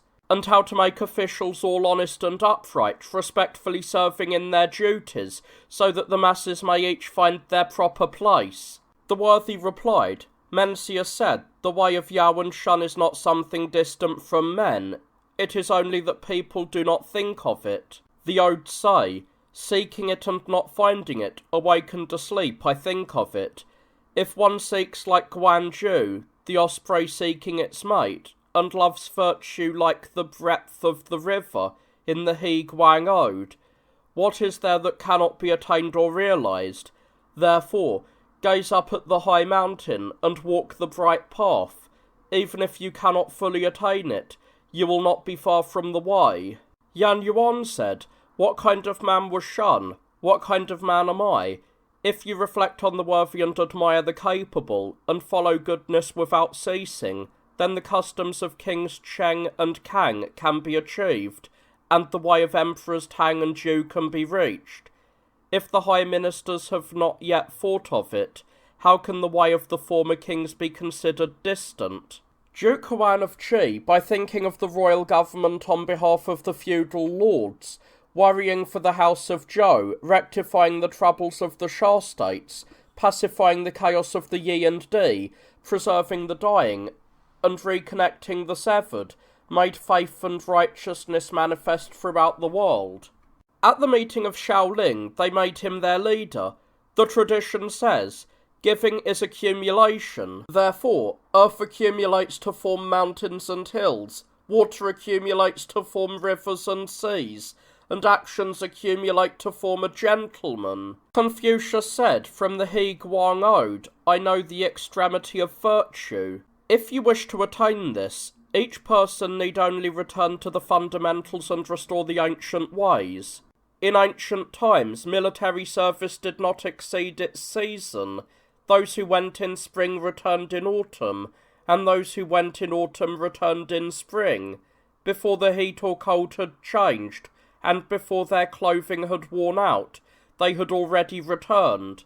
Husbands and wives do not miss their seasons, and the people were peaceful and harmonious as if it were natural. When litigation is fair and punishments are appropriate, the yin and yang harmonise, and wind and rain are timely. When the superiors are not harsh or meddlesome, and the inferiors are not troubled or overworked, each cultivating their own trade and resting in their own nature, then locusts and pests will not arise, and floods and droughts will not occur. When taxes and levies are reduced, and the farmers do not miss the planting season, the common people will be satisfied, and the displaced will return to their fields and lands.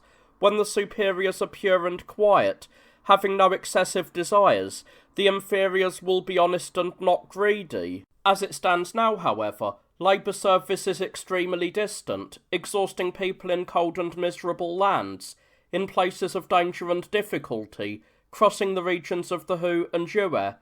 They go this year and return the next. Their bodies are in eastern Shu, but their spirits are in western He. Therefore, when one person leaves, the whole village laments. When one person dies, 10,000 people grieve. Parents stretch their necks to look towards the west, and men and women pine away in loneliness. The odes say, the king's business is never finished. We cannot plant our millet and sorghum. On what can our parents rely? And, thinking of those respectful men, my tears fall like rain. Do I not yearn to return, but I fear this net of punishment? If the officials do not uphold the law to cherish and comfort the masses, instead forsaking the public interest to serve their own private ends, each using their power to satisfy their own desires, the people will be full of sorrow and resentment. If the superiors do not attend to governance, evil policies will prevail, and perverse forces will arise. When perverse forces arise, locusts and pests will be born, and floods and droughts will begin. If this is the case, even if you offer prayers and sacrifices to the 100 gods without ceasing, how could you ever harmonise the yin and yang, or stop the rise of robbers and thieves? Chapter 40. On Eloquence. The grandee said, A blind man can speak of white and black, yet he has no eyes to distinguish them. A scholar can speak of order and chaos, yet he lacks the ability to enact them. If one sits and speaks without acting, then a shepherd boy possesses the strength of Wu Huo, and a dishevelled man possesses the virtue of Yao and Shen. If mere words were sufficient, why would scholars worry about order and chaos, and why would the blind man worry about white and black? When one's words do not go out into action, it is because of shame that one's personal conduct does not measure up. Therefore, a gentleman is ashamed to speak loftily while remaining lowly, or to be capable of speech but incapable of action. The worthy replied, one who can speak but cannot act is a treasure to the state. One who can act but cannot speak is a tool for the state.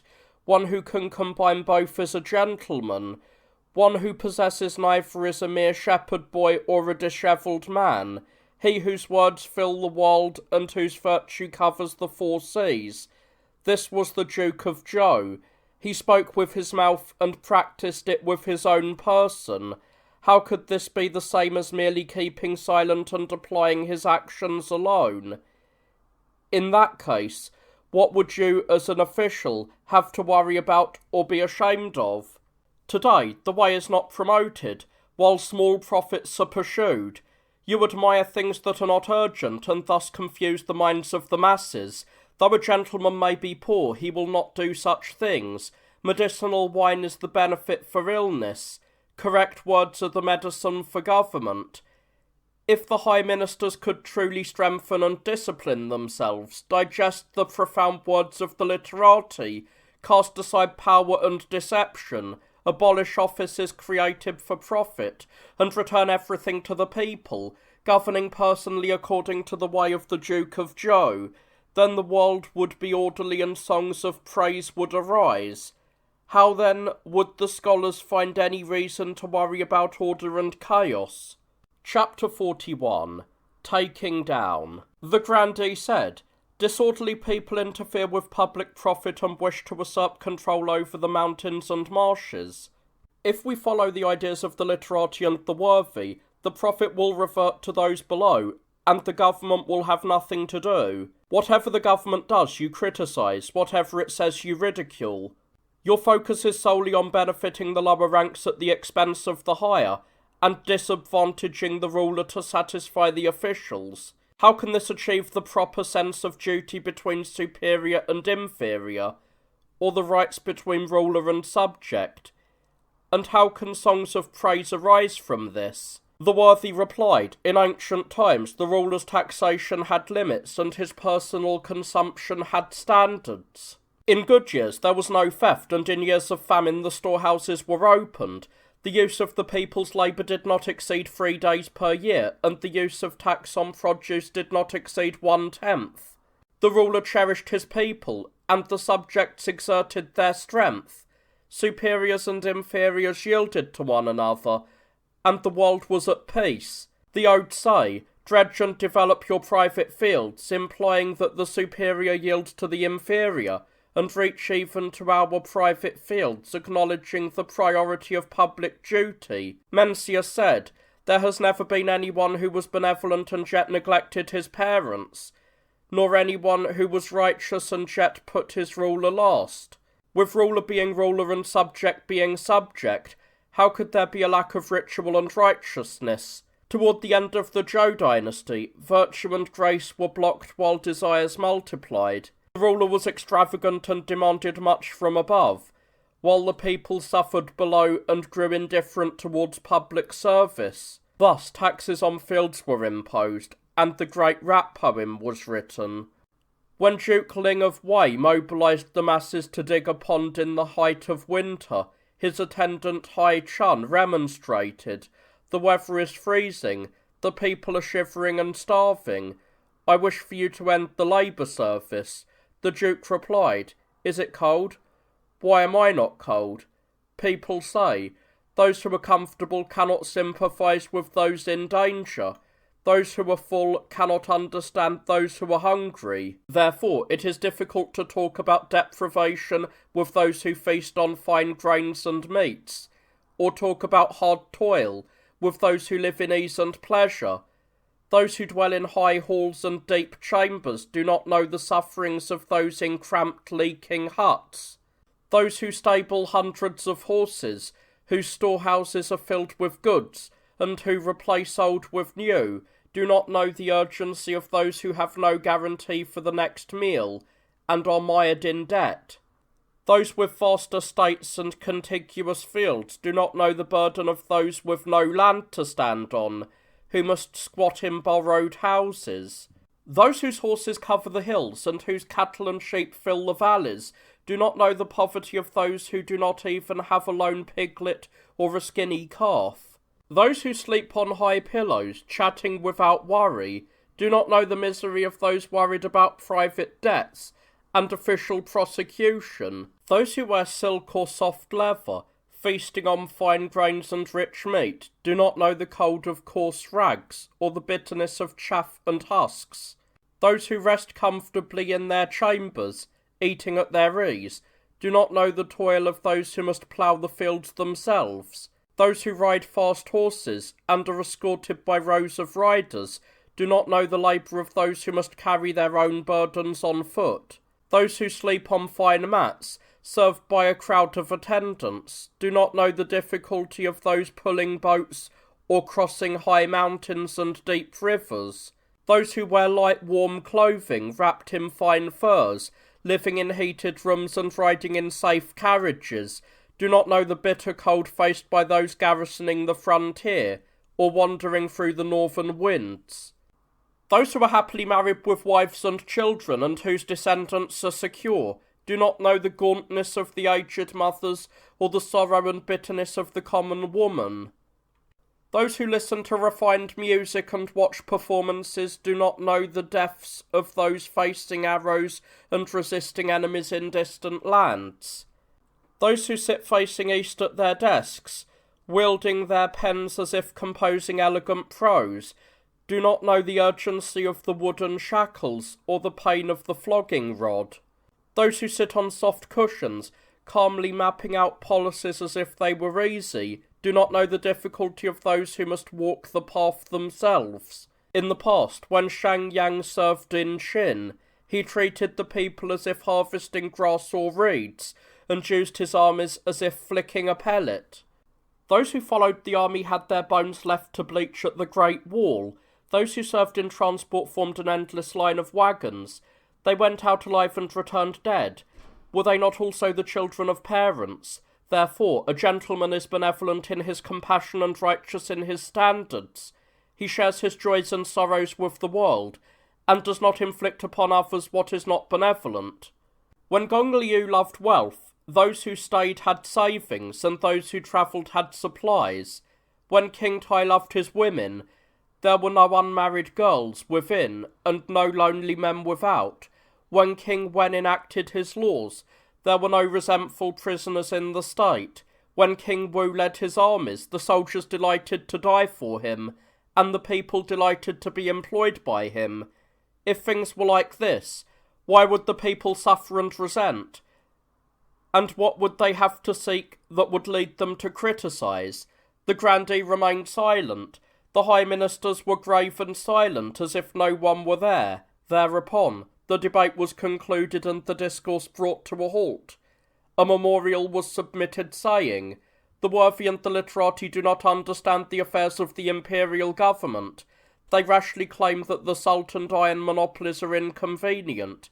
We request that the government monopolies on alcohol in the commanderies and kingdoms, and the iron offices within the passes, be temporarily abolished." The reply was, "Granted." Chapter 42. Striking. After the worthy and the literati had bowed and taken their places among the assembled grandees, they bade farewell to the Chancellor and the Censor-in-Chief.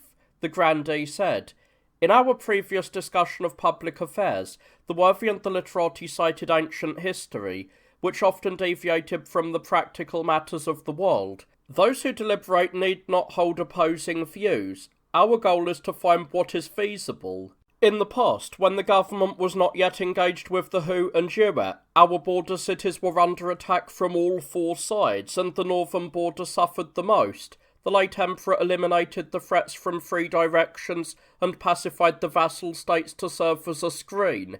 He exhausted the resources of the commanderies and kingdoms to punish the Xiongnu.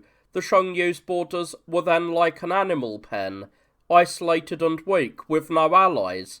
This was the time of their distress and near destruction. But because we could not pursue them into the far distance, they were able to catch their breath, rest, and nourish their soldiers and horses, and deceive the western regions. The western regions are pursued by the Hu bandits. If their resolve is weakened from within, they will surely become a great calamity. This is why our current sovereign wishes to sweep them away, despite the burden of the cost to the granaries. To chase game all day and then release it once exhausted, that is not a sound strategy. Shen continued the work of his predecessors and Zhou achieved success. How would it be to launch a military strike against them now? The literati replied, in different times the government maintained light taxes, public funds were abundant, and the people were wealthy and well supplied. Afterwards, to protect the frontiers against the Hu and Yue, and to open the four barbarian regions, expenses could not be met. Thereupon the government promised profit-seeking schemes, taxing carts and boats, levying contributions to aid the borders, and encouraging denunciations to redeem crimes, thereby inflicting hardships upon the people. Armoured soldiers died in military campaigns, and middle-ranking people were exhausted by the labour of transport. With repeated requisitions and forced labour, the officials' exactions reached their limit. To let those who have laboured rest, and when reaching an extreme, to return to the fundamentals. This is the way of the ancients. Even if Shen or Yu were to arise today, they could not change this. The grandee said, in the past, the Shah sovereign resolved the disaster of the Great Flood, and the people worked with extreme diligence, exhausted by their baskets and shovels, yet in the aftermath they all enjoyed the benefits of his success. In the time of the late emperor, the commanderies and kingdoms were indeed troubled by military affairs, yet the labour service on the free frontiers was also relaxed.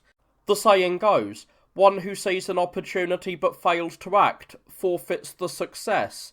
To turn away from the enemy for a single day is to create a calamity for a generation to come. A ruler must provide for the weary and take advantage of the times, capitalising on weakness and seizing the opportunity. This is the way of emperors and kings, which neither sages nor the virtuous can afford to neglect. Meritorious deeds have a sequence.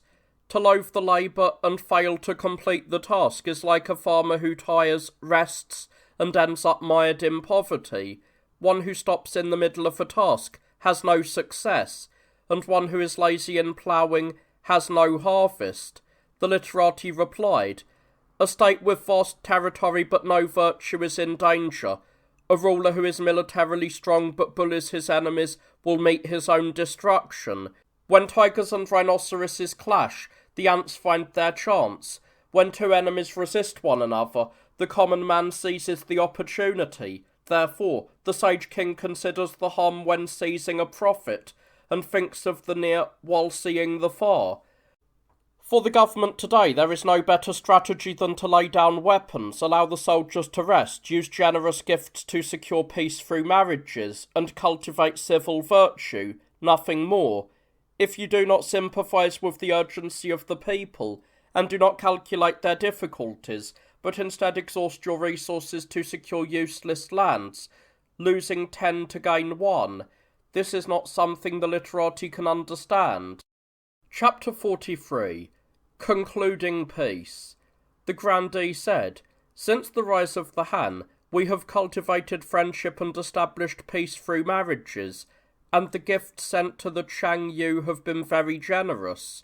Yet, history does not record that he changed his behaviour because of our significant hostages and thick bribes. Instead, his violent depredations only worsened. The late emperor saw that they could be broken by military might, but could not be won over by virtue. Therefore, he expanded the ranks of his generals, and summoned courageous soldiers to punish their crimes. His meritorious achievements were brilliant, recorded throughout the empire, and stored in the imperial archives. How can you call this losing 10 to gain 1? Those who seek ease now will find danger later, and those who only consider the near will suffer in the near term. What the wise man sees goes against common convention, and what the man of intellect weighs goes against the grain. What a gentleman considers, the mass doubts. Therefore the people can be allowed to observe the success, but cannot be included in planning the beginning. This is what the authorities see alone, and what the literati fail to perceive. The literati replied, in the past the Xiongnu formed peace through marriage, and the various barbarian tribes presented tribute. There was trust between ruler and subject, inside and out, and no troubles from Hu or Yue. At that time the demands of the sovereign were few and easy to satisfy.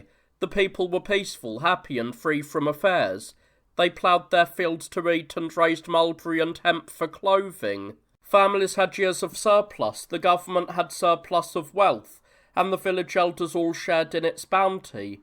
Since that time, the government has retreated from civil governance to rely on military force, causing soldiers to suffer and the masses to toil in order to plunder useless land, establishing commanderies among sands and stones. The people cannot defend themselves, so the government must send garrisons to man the city walls and pull wagons to supply them. I foolishly see only the ruin, I do not see the success. The grandee said, the Xiongnu bargain with the Han using empty titles, while in reality they do not submit. We have been deceived by the barbarians many times. If we do not feel the pain of this, why is that? Emperor Gao wielded his sword to pacify the 9 provinces, yet today we possess the 9 provinces, but our authority does not extend to the Xiongnu. Even among common villagers, a wrong is countered by force, let alone between the lord of 10,000 miles and a small state like the Xiongnu. If we exert the strength of the whole empire, what would we not crush? If we use the soldiers and people of the whole empire, who would not submit? Today, we hold the title of emperor, yet our power is not believed beyond the Great Wall. We provide them with bribes, yet they remain arrogant and insolent. This is something the 5 emperors could not endure, and the 3 kings would have been completely enraged by. The literati replied, King Tang served the Shah and eventually subdued them. King Wen served the Yin and eventually destroyed them. Therefore, he who governs the small with the great becomes a king. He who bullies the weak with the strong perishes. A sage does not exhaust his masses to annex states, just as a skilled charioteer does not exhaust his horse to finish a journey. Thus, the charioteering of Zhao Fu never lost its harmony, and the governance of a sage never violates virtue. Qin took the bit in its mouth to control the world, and wielded the whip to lash the 8 corners of the earth. When their horses were exhausted, they only whipped and spurred them all the more, which led to the disaster of the bit breaking and the whip being dropped. It was not that their soldiers and people were few, or that their efforts were meagre. It was that internally they were alienated and externally they were resentful, and no one would serve them. This is how Emperor Gao was able to raise his sword and seize the world.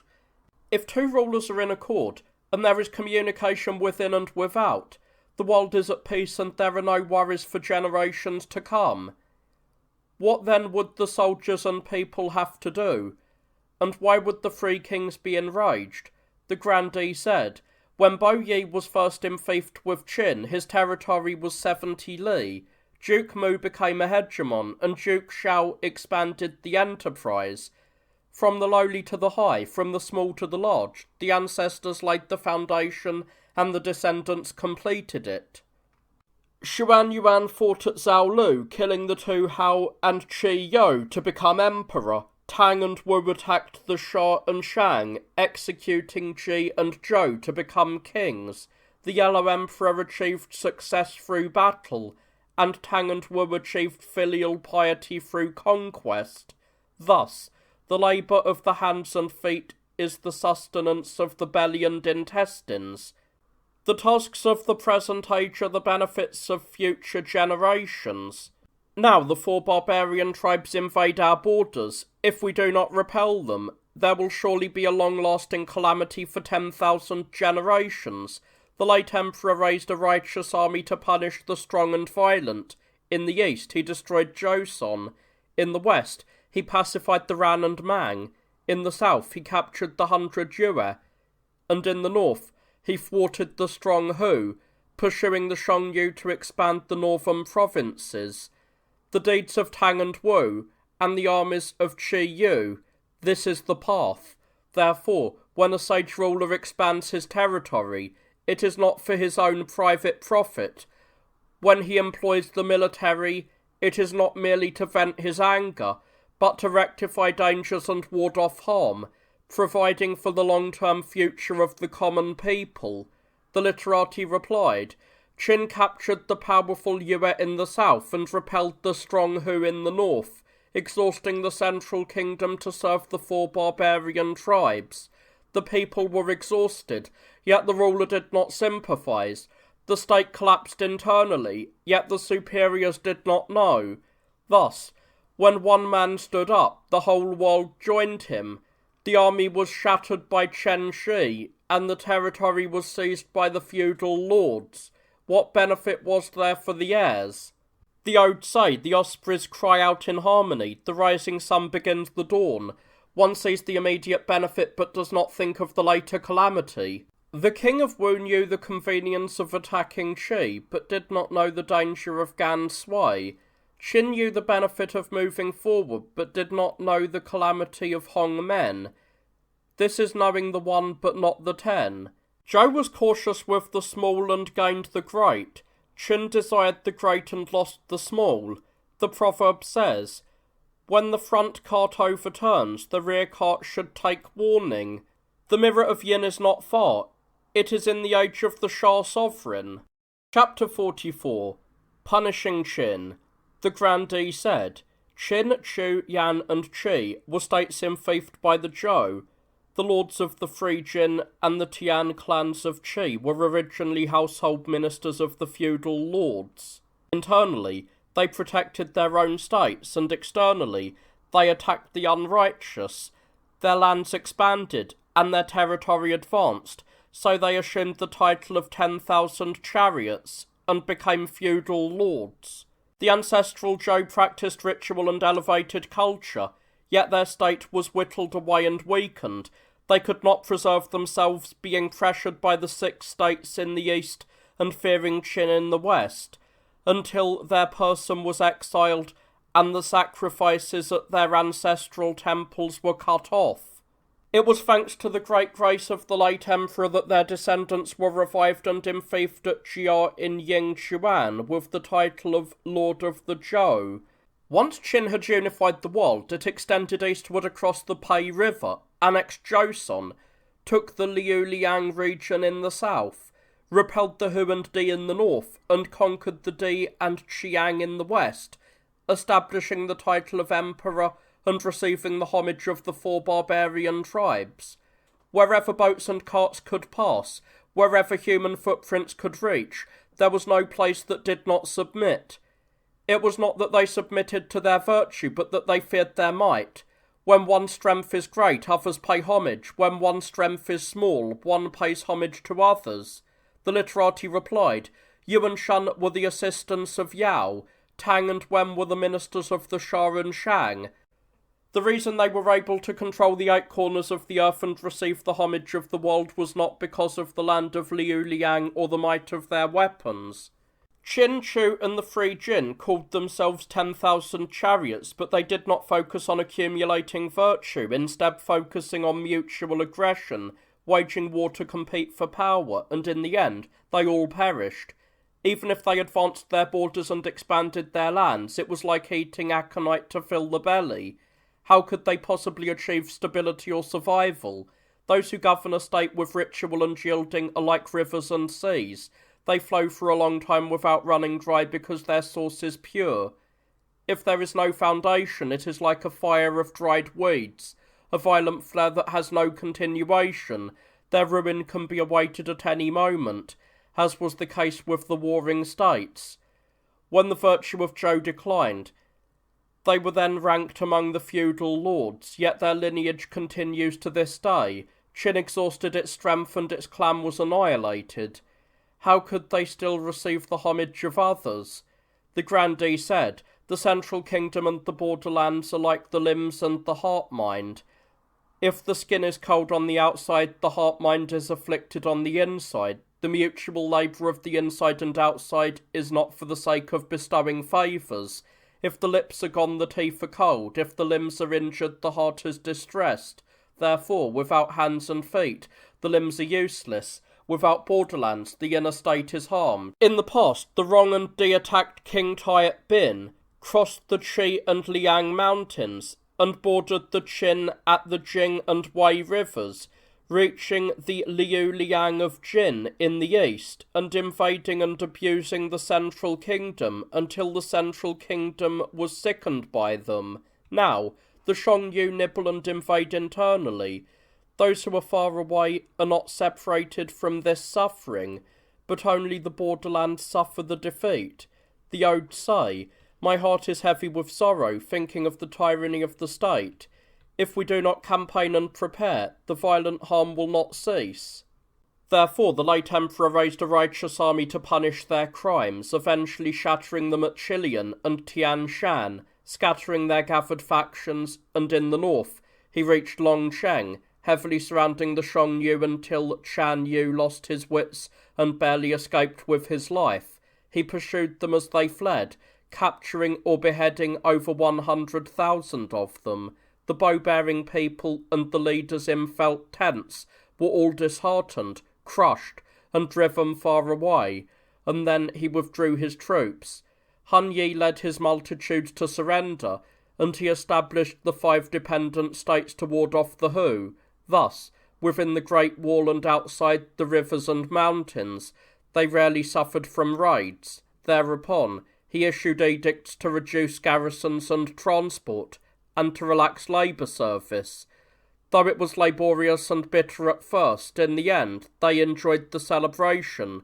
The literati replied, "The Zhou accumulated virtue over successive generations, and there was no one under heaven who did not wish them to be their rulers.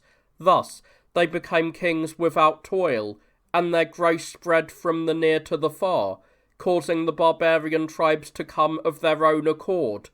Qin relied on military conquest to unify the world, slighting the central kingdom and coveting the lands of the Hu and Yue. They sent Ming Tian to strike the Hu, taking the Henan region to serve as the new Qin, while forgetting their original Qin. They built the Great Wall to guard against the Hu, but lost what they were guarding. In the past, weapons and armour were frequently moved, and armies were constantly raised.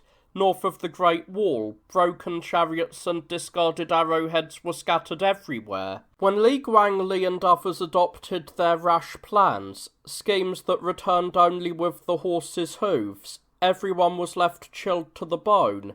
Even though they obtained the surrender of Han Yi, they could not make up for what had been lost. This was not the supreme strategy for the state. Chapter 45.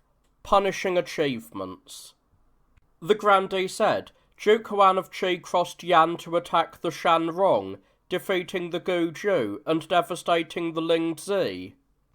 King Wu Ling of Chao crossed the Gaozhou Pass, passed through the Dai Valley, and conquered the Lin Hu and Lao Fan tribes. Yan surprised and drove away the eastern Hu, expanding its territory by 1,000 li, crossing the Liaodong to attack Joseon. Yan surprised and drove away the eastern Hu, expanding its territory by 1,000 li, crossing the Liaodong to attack Joseon. Meng Tian, on behalf of Qin, struck and drove away the Xiongnu, like a bird of prey chasing a flock of sparrows. The Xiongnu were so intimidated that they did not dare to face south or gaze our way for more than 10 years. Yet afterwards, when Meng Tian died and the feudal lords rebelled against Qin, the central kingdom was thrown into chaos, and the Xiongnu began to stir, then daring to become border bandits again. Even small states like Yan and Zhou were still able to repel the invaders and expand their territory. Now, with the greatness of the Han state and the strength of its soldiers and people, we have far more than the multitudes of Duke Huan or the armies of Yan and Zhou. Now, with the greatness of the Han state and the strength of its soldiers and people, we have far more than the multitudes of Duke Kuan or the armies of Yan and Zhao. If the Xiongnu have not yet submitted after all this time, it is because the ministers have not joined their strength, and superiors and inferiors are not in harmony. The literati replied, in ancient times, when the military was employed, it was not for the profit of the land, but to relieve the suffering of the people. The people longed for it, like the parched earth longed for rain, bringing bamboo baskets of rice and pots of gruel to welcome the king's army. Therefore, he who worries for the people's suffering finds that the people are of one mind and turn toward him. This was the case with Tang and Wu. He who does not love the lives of the people exhausts their strength until they collapse in rebellion. This was the king of Qin. Mencius said, if a ruler does not head towards the way, does not follow benevolence and righteousness, and instead wages aggressive wars, even if he wins, he will surely perish. This is why the central kingdom was in chaos. It was not because Meng Tian died that the feudal lords rebelled against Qin. Formerly, when the Zhou house was flourishing, the Yu Shang people came to offer gifts, and all the barbarian tribes sent tribute. Later, when Zhou declined and the feudal lords fought for power, the barbarian tribes dispersed, each having their own gathered factions, and none could unify them. Thus, Yan and Zhao were able to have their way. Afterwards, the Xiongnu gradually became strong and nibbled away at the feudal lords. They destroyed and drove away the Yuezhi, and using the prestige of their military, they moved the smaller states. The people who drew the bow all became one family, one mind, and one strength, which is why they are difficult to control. A previous lord devised a strategy against the Xiongnu for the late emperor: base our troops in the western regions, seizing their advantageous terrain, and wait for their change. With the strength of the Han, attacking the masses of the Xiongnu would be like using a powerful crossbow to burst an abscess. The defeat of Wu by Yue would hardly be worth mentioning. The emperor thought this was correct. He employed your meaning and listened to your strategy. Even the king of Yue's employment of Zhong and Li could not surpass it. Yet, having made the grain-seeking commandant, Shan Hongyang, the censor-in-chief, holding the reins of government for more than 10 years, I have not seen the achievements of Zhong and Li, but have seen the effects of exhaustion and ruin. The Xiongnu have not bowed their heads any further, while the common people have been worn out. Is this what you call a strategy that can weaken the Xiongnu, or is it rather one that has weakened the central kingdom? Is one who is good at planning truly like this? Chapter 46. The Western Regions. The grandee said, in the past, the Xiongnu occupied the dangers of the mountains and rivers, monopolizing the profits of farming and pasturage. Their people were wealthy and their soldiers strong. Whenever they launched raids, the region within the Gaoju Pass would be startled, and all the commanderies south of Shangzhen would be under siege. During the time of Emperor Wen, the barbarians entered the Shao Pass, and signal fires reached Ganshuan. The ministers were so afraid that they did not know what to do, and requested that troops be garrisoned in the capital to prepare against the Hu. Later, the Hu oppressed the Dayuan, Kangju and their like to the west, and communicated with the various Qiang tribes to the south. The late emperor pushed them back and seized their vast fertile lands. He established the territory west of the Zhongyi, cutting off the Qiang and Hu, and partitioning their supporters. For this reason, the states of the western regions all turned internally against the Xiongnu, cutting off their right arm and forcing them to flee with swords drawn. We recruited people to farm and herd to increase our resources, and south of the Great Wall, in the border commanderies, horses and cattle were allowed to roam, and stored grain covered the plains. I do not see what was erroneous in this strategy. When weak Yue achieved its purpose against strong Wu, the land and the numbers of people were not equal, but through the rulers' thought and the ministers' planning, success was inevitable. The literati replied, Wu and Yue were pressed between the rivers and the sea. The 3 great rivers encircled them, and they dwelt among the 5 lakes. Their lands were squeezed together, and their territories adjacent, so it was easy for them to capture one another, before the drums and bells were heard, before the banners were unfurled, and before the army had even set its formation. The forces had already engaged. The army had no expenses for heavy transport, and the soldiers had no labour of being cut off from supplies. This is what is called eating at the kitchen and fighting at the gate. Now, the Xiongnu graze in endless marshes, in all 4 directions. They are inexhaustible. Even with light chariots and fast horses, they cannot be caught, let alone pursuing them with heavy burdened troops. The situation is not comparable. It is like wandering into the vast desolate marshes with no idea where to stop. It is like fishing in the great rivers and seas without any nets. Even if you reach them, the army will be exhausted, only serving as bait for them. Therefore, an enlightened king knows there is no profit in this, that the labour cannot be performed frequently, and that military power cannot be stretched for long. This is why we, the worthy and the literati, are asked to address the path where progress has gone awry, and the foundation has declined. You, minister, should think of the urgency of the people and the harm of the Xiongnu, following the heart of the sage ruler, establish a legacy of peace, to remain fixated on trivial schemes and destroy the fundamental discussions, not complying with the ruler's intent. This cannot be called fulfilling your loyalty. The grandee said, at first, when the Urshi general returned without conquering Da Yuan, the advisers wanted to ensure the ruler would not persist in his anger, but had the western regions crumbled and submitted to the Hu would have gained many states and become even stronger. The late emperor disregarded such strange opinions, and exerted his military might, returning to attack Yuan. Yuan surrendered their entire state, offering up their vessels and presenting their precious horses. The Wu Sun and their like were terrified and requested to become subjects. The Xiongnu lost their wits and fled in terror. Though not yet completely subdued, they dwelt far away in cold, miserable and rocky lands. The strong among them died at Chilian and Tianshan, and their orphans have not yet recovered.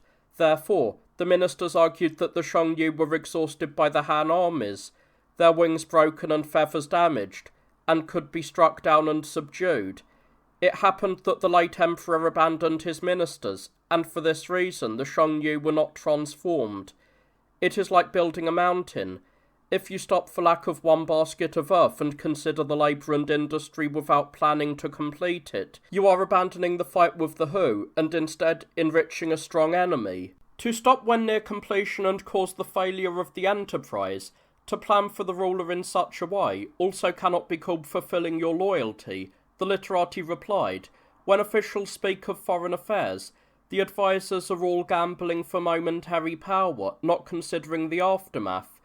Zhang Qiang spoke of the heavenly horses of Da Yuan that sweat blood, and the true jade and great birds of Anxi. Once the government heard this, it set its heart on them, and then launched a massive army to attack Yuan, taking several years to achieve victory.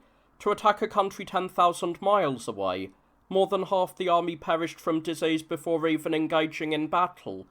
Even though they broke Yuan and obtained the precious horses, it was not a sound strategy. At that time, the generals and soldiers were already hollow-faced from serving in the 4 barbarian regions. Armies were in sight of one another, and commanderies and kingdoms were all mobilized. The people were exhausted and miserable. treacherous and deceitful behaviour sprouted, robbers and thieves arose in concert, and the governors and lieutenants could not suppress or stop them. Only then did he send high grandees in embroidered robes to urge on the attacks. At that time the common people were in such a state that no one could be sure of their lives, and therefore the heroes east of the mountains had many heterodox hearts. It is only because the spirit of the late emperor was brilliant that this was overcome. The entire fault lies in the desire to finish off the Xiongnu while ignoring the long-term perspective. To plan for the ruler in such a way, can it be called loyalty? Chapter 47. Worldly Affairs. The grandee said, "You scholars speak recklessly.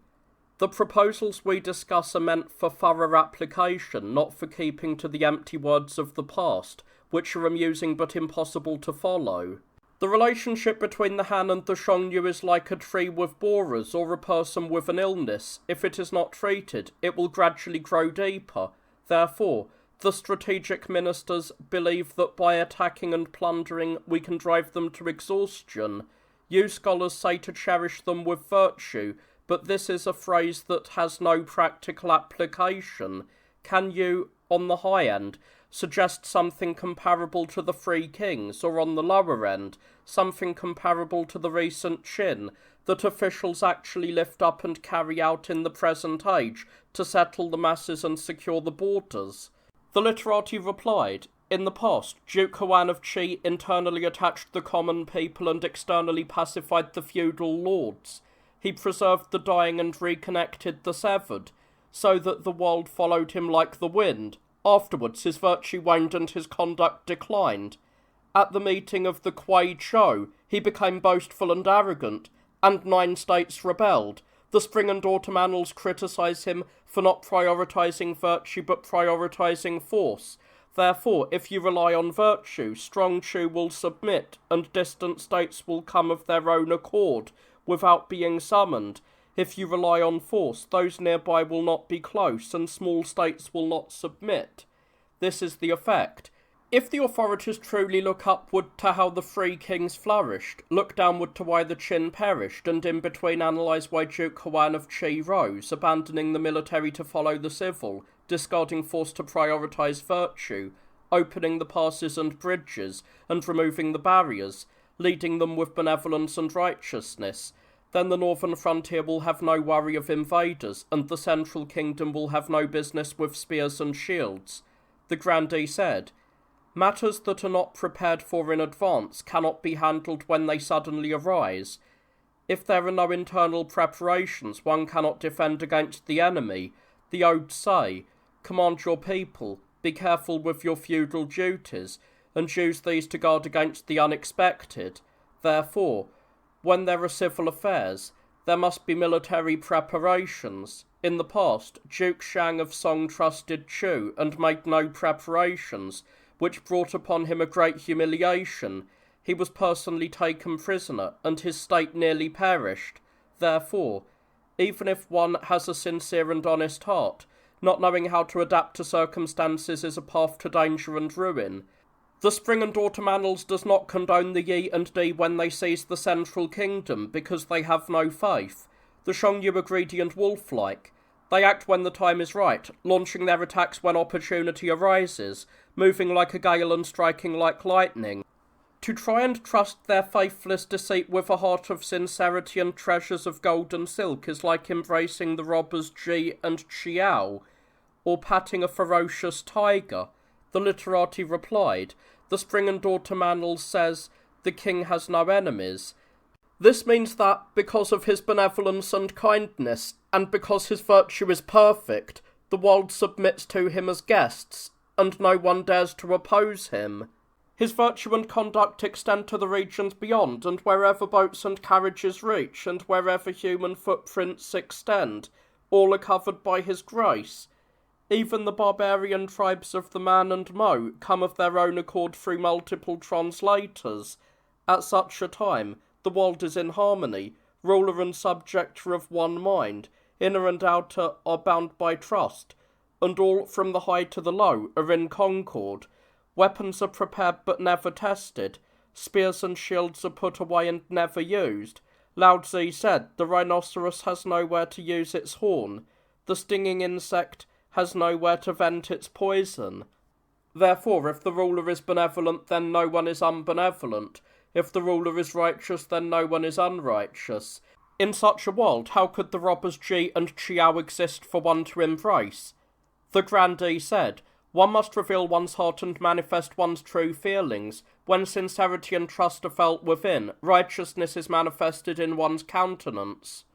When Huan of Song and Zifa, the Minister of War of Chu, met, their pledges matched within. They truly had grounds to believe in one another. Now the Shangyu harbour a faithless heart and cherish unfathomable deceits. They see profit as if it were right before them, and rise to seize every opportunity. They sneak forward to the side of the markets to raid those who are unprepared. This is like placing heavy treasure on the road with no one to guard it. To seek to prevent their ruin, how can it be achieved? The literati replied, when sincerity and trust are manifest throughout the world, and pure virtue flows to the four seas, those nearby will sing songs and rejoice, and those far away will hold their offerings and come to pay homage.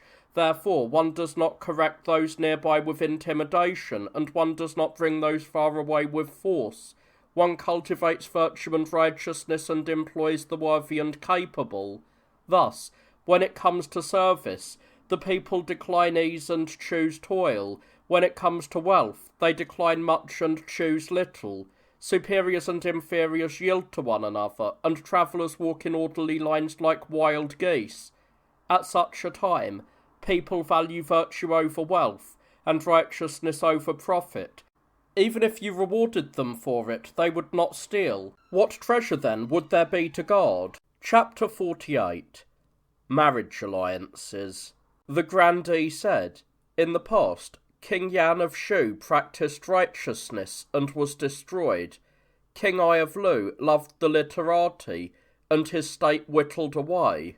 They knew the civil but not the military. They knew the one but not the two. Therefore, when a gentleman is firm in benevolence, he must also build walls to defend himself and set up weapons to be prepared, because of the harm caused by those who are not benevolent. This is why, in ancient times, they held hunts and inspected the armies to tally their military supplies, fearing that the people would become complacent and forget the danger. Therefore, weapons and armour are the utility of the state, and ramparts and walls are the strength of the state. To wish to abolish them is to remove the exterior and reveal the interior, showing the Shangyu our very heart and vitals. The Shangyu move lightly and sneak forward to raid our emptiness. It is like standing on a path of arrows and stones without armour. The disaster will certainly be irredeemable. This is what the frontier fears, and what the authorities worry about. The literati replied, in the past, when the passes and bridges were opened and trade was conducted for what one had and did not have, from the Chanyu downward, all were close to the Han and submitted, coming and going beneath the Great Wall. Afterwards, Wang Hui's misguided scheme at Marraige caused the Shangyu to sever the marriage alliances and attack the strategic passes. Disasters multiplied and remained unresolved, and wars continued without ceasing. The border people have not taken off their armour or unstrung their crossbows for decades. They wear helmets and mail to plough and weed, and hold hoes and spears to keep watch. When the signal fires burn and the beacons are raised, the young men take up their bows and arrows to go out and fight, while the old people rush into the fortifications. To speak of it is enough to make one shed tears and turn cold at heart. A benevolent man cannot bear it. The odes say, if you throw a peach to me, I will reply with a plum. I have never heard of someone sending goodness and having evil return. Therefore, if a gentleman is respectful and makes no mistakes, and is humble and ritualistic in dealing with others, all within the four seas will be as brothers. If one looks within and finds no cause for shame, Then what is there to worry about or fear? The grandee said, since the time of the spring and autumn period, the lords of the Shah states gathered and formed alliances. Yet, after 3 meetings, suspicion and division followed, and wars and battles never ceased. The 6 states formed alliances, and their officials were interconnected, yet they never had a firm agreement. How much more so with a state of beasts? The Spring and Autumn Annals records the capture of a ruler while in Shu, and the meeting at Gu records the Duke, precisely because they were deceiving the Yi and Di.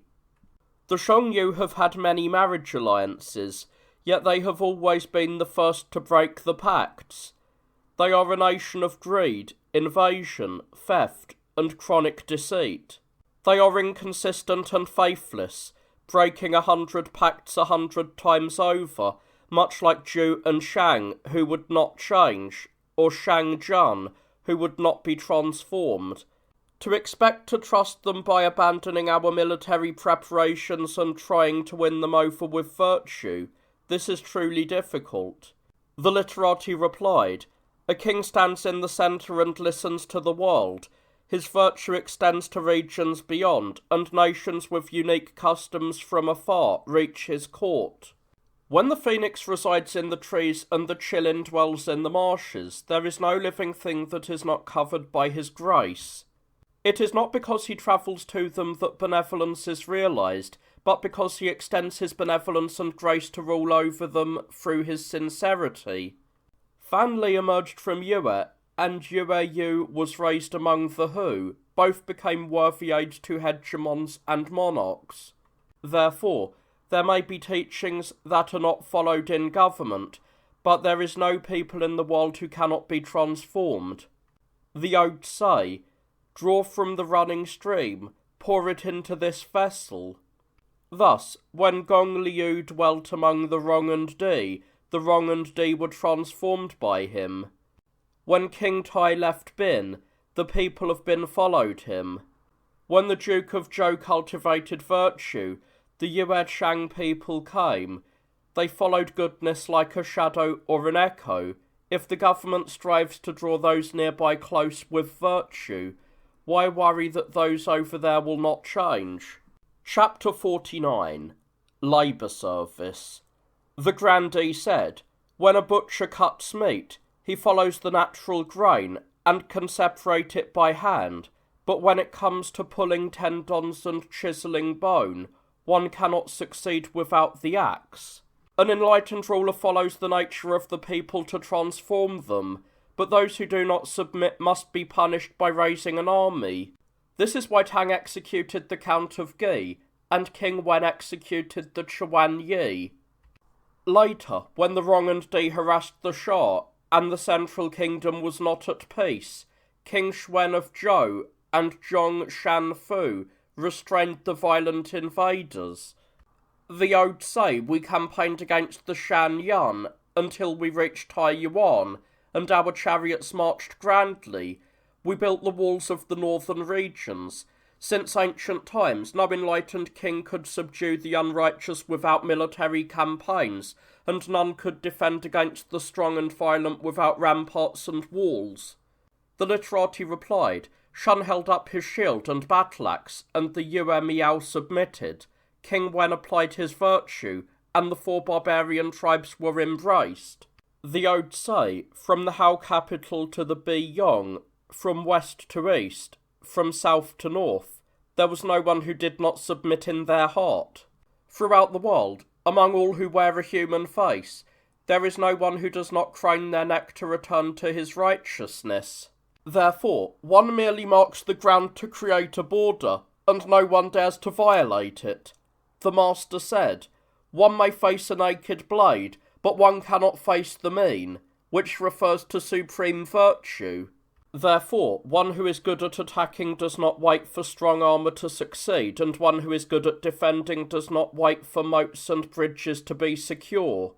When King Wu attacked the Yin, he carried the yellow battle-axe and made his oath on the fields of Mu Yi, and there was no warrior under heaven who did not desire to serve him. Once he laid down his weapons and entered the court with his ritual tablets, there was no person under heaven who did not desire to be his subject. He seized it with his righteousness and guarded it with his virtue. Qin seized it with force and guarded it with law. They grasped the branches but missed the root, and thus they perished. Civil governance can be used for a long time, but military force is difficult to maintain for long. The grandee said, "The odes say, the Shan Yun were extremely fierce, and therefore I took precautions. And the warriors are mighty, planning for the 4 quarters. Thus, defence and military campaigns have a long history. In the spring and autumn period, they prepared to defend against the wrong before they even arrived. Therefore, if the forelimbs are strong, the body is secure.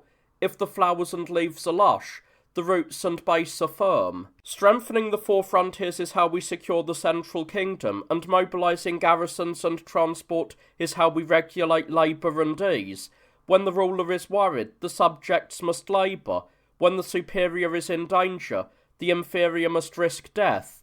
The late emperor worried that the common people were not being provided for, so he issued his own personal funds, unyoked the horses from the imperial carriage, reduced his music, and cut his meals to provide for the needy and cover border expenses.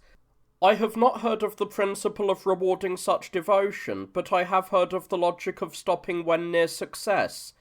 This is not what I have been taught."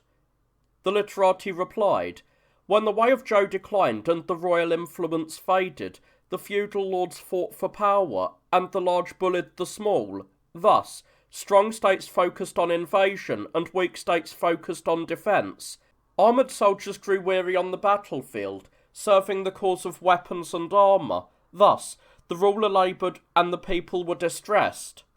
Today, the central kingdom is unified, yet the interior is not at peace, and labour services are distant, causing vexation both inside and out. In ancient times, there was no labour duties lasting more than a year, and no military service exceeding the season.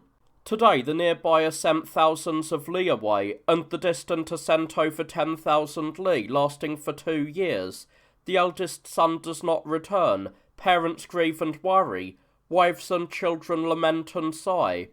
Resentment and anger are stirred in their hearts, and the pain of their longing aches in their very marrow. This is why the poems, The Pear Tree, and Picking Ferns were written." Chapter 50. Danger and Security.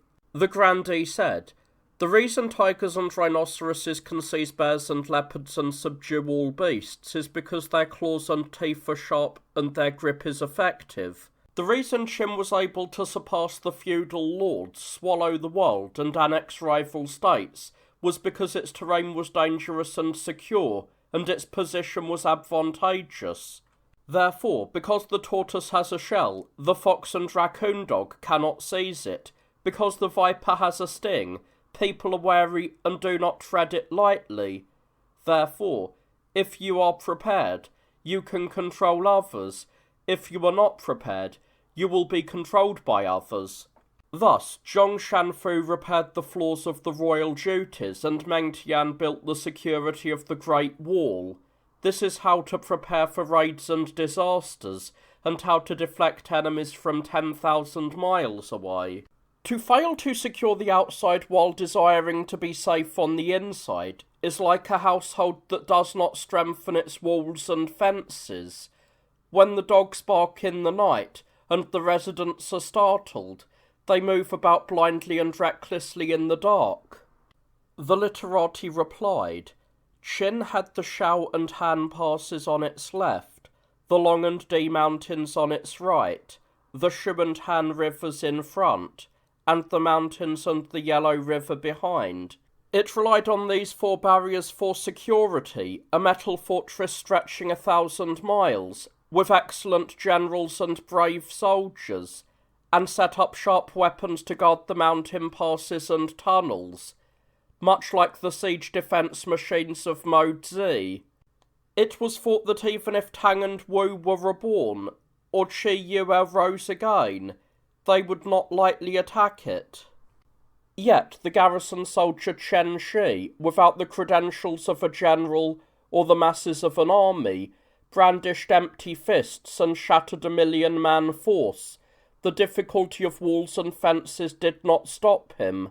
Therefore, security lies in virtue, not in fortifications.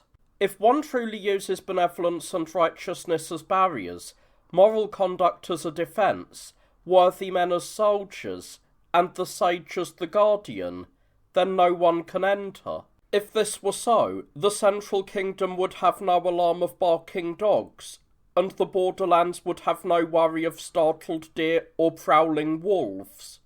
Why then would the people move blindly and recklessly in the dark? The grandee said, in ancient times, in building a state, one had to examine the land, the barriers of mountains and ridges, the timing of heaven, and the advantages of the earth. Only then could one become a king or a hegemon. Therefore, one demarcated the land for city walls and repaired moats and embankments to ward off invaders and secure the state. The spring and autumn annals say, in winter we dredged the Zhou, which was to cultivate the advantages of the earth. The free armies follow the timing of heaven, striking the void with the solid, yet they are often thwarted by obstacles and blocked by metal fortresses. This is how the king of Chu was besieged at Song, and the Qin army was defeated in the narrow passes of Shao. Therefore it is said, the timing of heaven is not as good as the advantages of the earth. The Qiang and Hu are secure and close to our borders. If we do not take the land now, it will surely be a long-lasting calamity for our 4 frontiers. This is why the Ji-Sun family worried about Juan Yu, and it is the reason for the incident with Gao Jian, and for the regret the king of Wu felt regarding the strong Wu. The literati replied, the advantages of the earth are not as good as the harmony of the people, and military force is not as good as civil virtue. The success of the Zhou in reaching for the far regions was not due to the advantages of the earth, but to the harmony of the masses. That their reign was not seized for 100 generations was not due to the terrain, but to their virtue. Wu had the barriers of the 3 rivers and the 5 lakes, yet it was annexed by Yue. Chu had the security of the Ru and the 2 Tang rivers, yet it was destroyed by Qin. Qin had the passes of Long and Di and the Shao barrier, yet it was lost to the feudal lords. Jin had the Yellow River, Mount Hua, and the 9 alleys, yet it was seized by the 6 ministers. Qi had Mount Tai and the vast sea, yet it was intimidated by the Tian clan. Ji and Zhou held the world, yet they were annexed by those from Hao and Bo. The king of Qin, despite holding the 6 directions, was trapped by Chen Shi. It was not that the advantages of the earth were not secure, it was that there was no way to guard them. To abandon the near and worry about the far is like the king of Wu, who did not internally secure his state, but instead crossed the Huai River to the west, to contend for power with the Qi and Jin. Yue took advantage of his exhaustion and struck his emptiness. If the king of Wu had employed Shen Shu, cultivated virtue, and not relied on the extremity of his multitudes, then Gao Jian would not have been able to avoid remaining a vassal minister by the sea. How then would he have dared to devise any schemes against Wu? The grandee said, Chu built the Fangcheng wall starting from Mount Wu, extending to the Wu and Quanzhong regions, and established the Han Gua Pass to resist Qin. Qin enclosed the Shang, Luo, Shao, and Han regions to defend against the feudal lords. Han blocked Yi Yang and Yi Chu and held Changgao and Tai Hang to secure Zhou and Zhang. Wei built walls along the Luo River, blocking the mountains and girdling the rivers to preserve the state of Jin. Zhao fortified Feihu, Gaozu, and Meng Men to preserve Xing and Dai. Yan blocked Jishi, cut off the Shigu Valley and encircled the Liaodong region. Qi controlled Zhen, held Rong and Li, leaned against Mount Tai, and relied on the sea and the Yellow River, passes and bridges are the security of a state, and mountains and rivers are the treasuries of the altars of state. When the Shu people destroyed Shu, the spring and autumn annals termed it seizing, condemning their lack of preparation and the ease with which they acquired the goods. Therefore, to worry about incoming armies is a benevolence that harms through punishment. A gentleman governing a state must have difficulties that make it unassailable. The Book of Changes says, heavy gates and alarm clappers are used to wait for violent guests, which speaks of the constant maintenance of preparedness. The literati replied, relying on barriers is not as good as relying on righteousness. In the past, King Tang held only 70 li and yet governed the world, while Shu held 100 li and perished at the hands of an enemy state. This is the reason why they were condemned. If passes and bridges were enough to rely upon, the 6 states would not have been annexed by Qin. If the rivers and mountains were enough to protect a state, Qin would not have perished at the hands of Zhou and Han. From this we can observe that strong positions are not enough to make one strong, and high walls are not enough to make one secure. Practice good and you will flourish, practice evil and you will perish. A king practices universal love, and extends his grace to the far regions. Inner and outer are in harmony, and the 4 seas come to offer sacrifice, each according to their station. What gates or clappers would there be to wait for? The classic says, feudal lords having passes and bridges, and commoners having ranks and salaries, did not come from the rise of a peaceful era. It began with the warring states. Chapter 51. On Courage. The grandee said, the reason Jing Qi, despite his years of planning, did not succeed is that an 8-inch dagger is not enough to rely upon.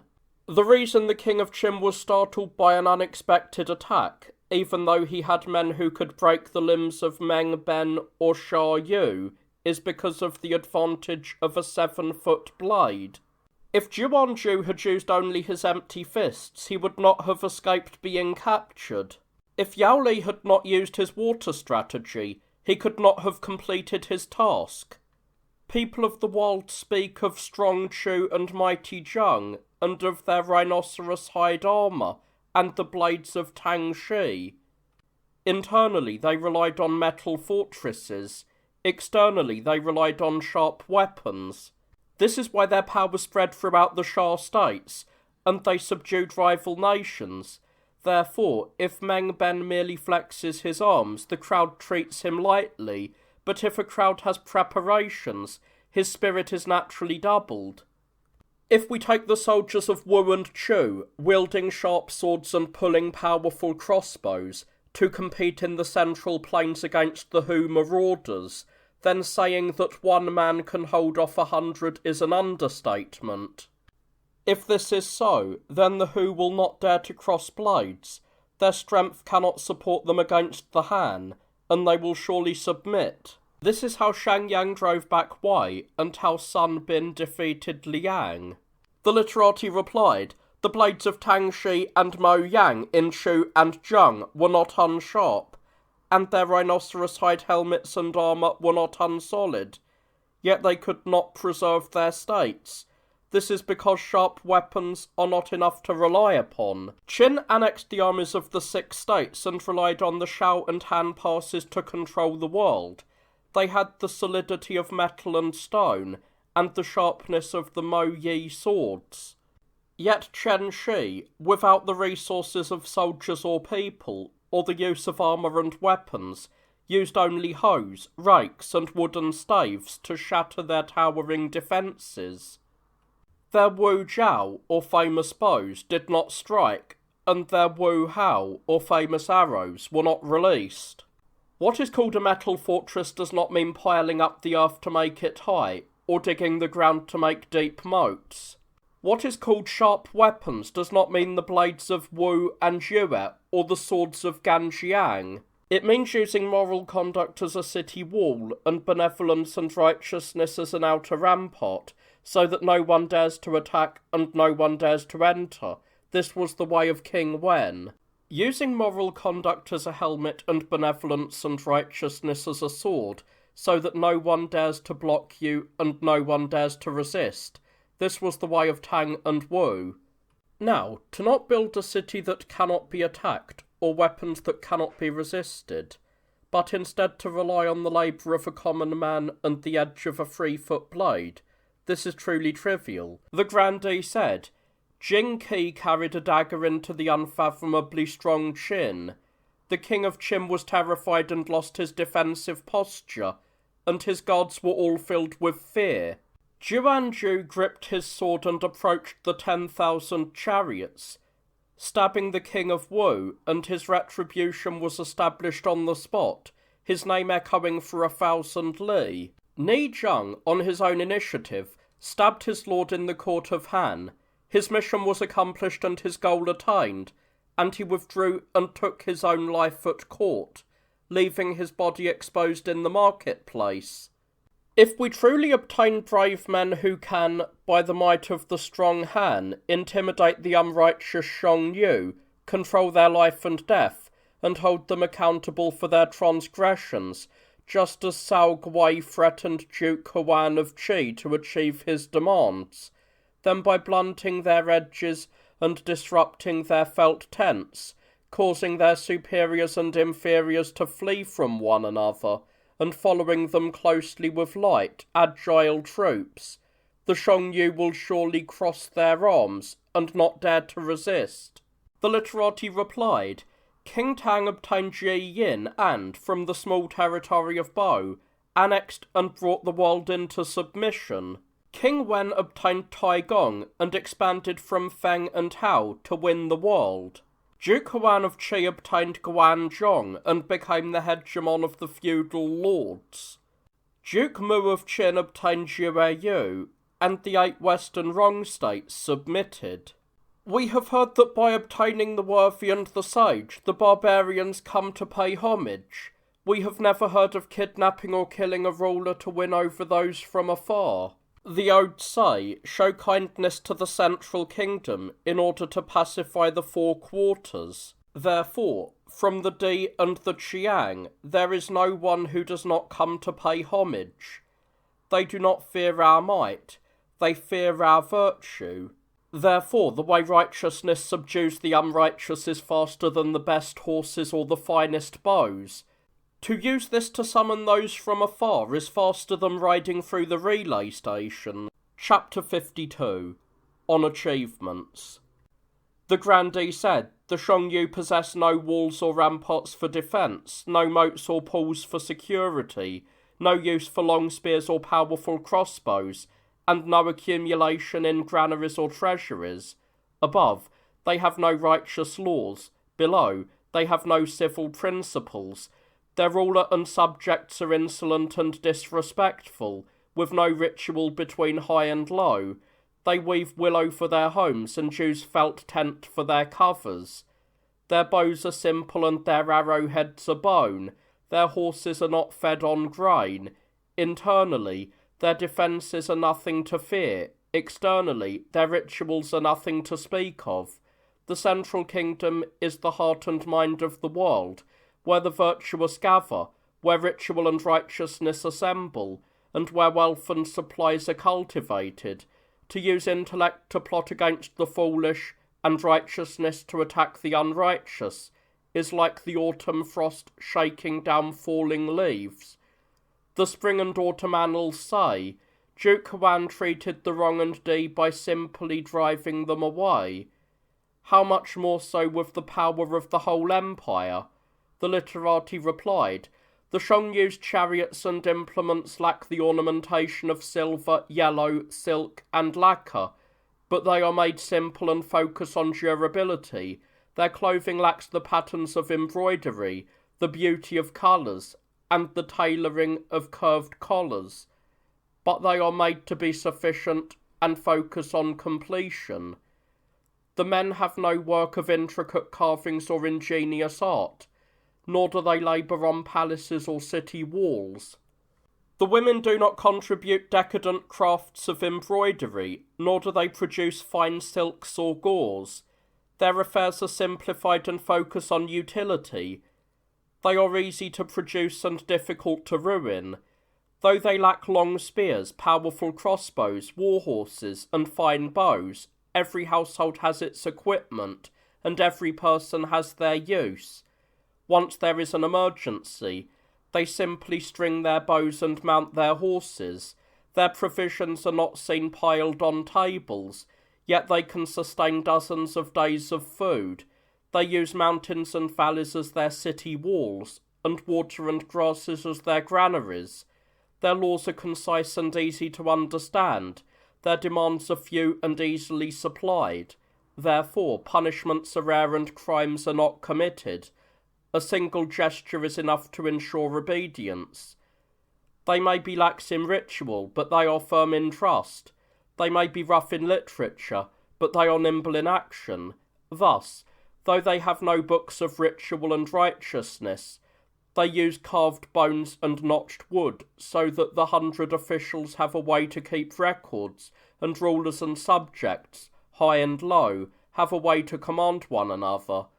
All you ministers who plan for the government speak of how easy it is, but in reality it is difficult. This is why Qin sought to drive them away, and instead ended up perishing. Therefore, the military is a dangerous instrument that cannot be used lightly. To turn strength into weakness and existence into destruction happens in a single morning. The grandee said. Lulian once said, Qin treats its soldiers like slaves and its people like captives. Thus, such a government is oppressive and cannot last long. Emperor Gao received the mandate and pacified the violent chaos. His meritorious deeds and virtue are lofty, equal to the greatness of heaven itself. Emperors Wen and Jing inherited this legacy and polished it. When the late emperor campaigned against the unrighteous and repelled the virtueless, he did so to illuminate the path of benevolence and holiness, and to purify the foundations of perfect virtue. It was the result of the sage king's accumulated benevolence and righteousness over many years. Now you literati cite the governance of perished states and failed regimes, and compare them to the present day. It is no wonder you claim the Shang were difficult to plan against. The literati replied, in the time of the Yu dynasty, the free Miao were disobedient, and Yu wished to attack them, but Shen said, This is because my virtue has not yet been understood. He retreated to cultivate his government, and the free Miao submitted. For lands that do not graze their cattle and people who cannot be restrained, a sage king does not apply military force or exert his strength, believing it is not worth troubling the common people or exhausting the central kingdom. Now, our enlightened ruler cultivates the legacy of the sages and proclaims his virtuous transformation. Yet in the court, there are strategies of opportunistic ministers who prize the deeds of taking heads. I am indeed puzzled by this. When ministers take advantage of the power of the world and wield the resources of the state, enjoying the benefits themselves while disregarding their ruler, this is how Zhao Tuo and Zhang Han became kings and how Qin lost its government. Sun Zi said, In the affairs of a state, 100 changes can occur in a single day, but as long as they do not lead to destruction, they can be reformed. Once you march troops onto the open plains and vast pastures, and the drums beat and the arrows fly, even if you have the wisdom of Yao or Shen, you cannot change the course of events. If you fight and win, you should then return to cultivate ritual and righteousness, following in the footsteps of the three dynasties, and benevolence and righteousness will be embraced. If you fight and win but do not rest, resulting in the death of your person and the destruction of your state, that is the fate of the king of Wu. The grandee said, For one who calls out with the wind, the effort is easy. For one who acts according to the times, the strength is easy to exert. King Wen and King Wu held back their remaining strength and did not plan for their descendants, and thus, after 3 generations, their virtue declined. King Zhao campaigned in the south, and died without returning. When Fan Bao was imprisoned, the missions were cut off. Jin took Jiao and Pai, and the royal family was defeated by the Mao Rong. Now the various tribes of the southwest are descendants of King Zhuang of Chu. The king of Joseon is a refugee from Yan. Zhao Tuo of Nanyue rose from the central kingdom and established himself as a king. His virtue was extremely thin, yet they all assert the greatness of the world, each regarding themselves as an independent state, stubborn and arrogant, calling themselves the Old Man. The late emperor, planning for 10,000 generations, feared the troubles of Ji Zhou and the worries of the southern Jing. Thus, he dispatched the left general and the naval forces to pacify them, and the troops did not stain their blades with blood before they all became commanders of the imperial government. During the time of the Seven States, they all possessed 10,000 chariots and sat facing south as monarchs. They stood as rival states for generations, yet in the end, they could not avoid bowing their heads and being taken prisoner by Qin. Today, the Shangyu do not even equal a great commandery of the Han House. They do not have the utility of the Six States or the strategies of the worthy scholars. By using this to judge difficulty and ease, the truth is clearly visible. The literati replied, Qin extinguished the Six States and captured the Seven Kings, feeling abundantly powerful, believing that even Shi Yue could not harm it, and the Yellow Emperor could not drive it back. Yet when the second emperor was murdered at Wang Yi and Zi Ying surrendered to Chu with a rope around his neck, he did not even get the chance to bow his head like the Seven Kings. If the Six States had continued to exist, Qin would still have been a warring state, and surely would not have perished. How do we know this? From Duke Chao until the first emperor, for over 100 years, they were the hegemons among the feudal lords. Yet, after they annexed the world, they perished in 14 years. Why? Because they had no worry of rival states on the outside, and on the inside they indulged themselves. Aside from a sage, there has never been one who attained his ambitions and did not become arrogant and extravagant. Chapter 53. On Zao Yan. The grandee said, Master Zao Yan detested the Confucians and Mohists of the late age, for they did not know the vastness of the heavens and the earth, or the way of illumination and breadth. Attempting to explain the 9 twists and turns with a single corner, or to know the 10,000 directions by guarding one spot, is like wishing to know height and depth without a level, or to know the square and the circle without a compass and a square. Therefore he extrapolated the cycles of the great sages' beginning and end to enlighten the kings and dukes, first listing the famous mountains and accessible valleys of the central kingdom, and extending this to the regions beyond the seas. What is called the central kingdom is 1/81st of the world. It is named the Red Region or Divine State, and it is divided into 9 provinces. The mountains and land routes are disconnected, making it one province, and there is a great encircling ocean outside it. This is what is called the 8 extremities, where the heavens and earth meet.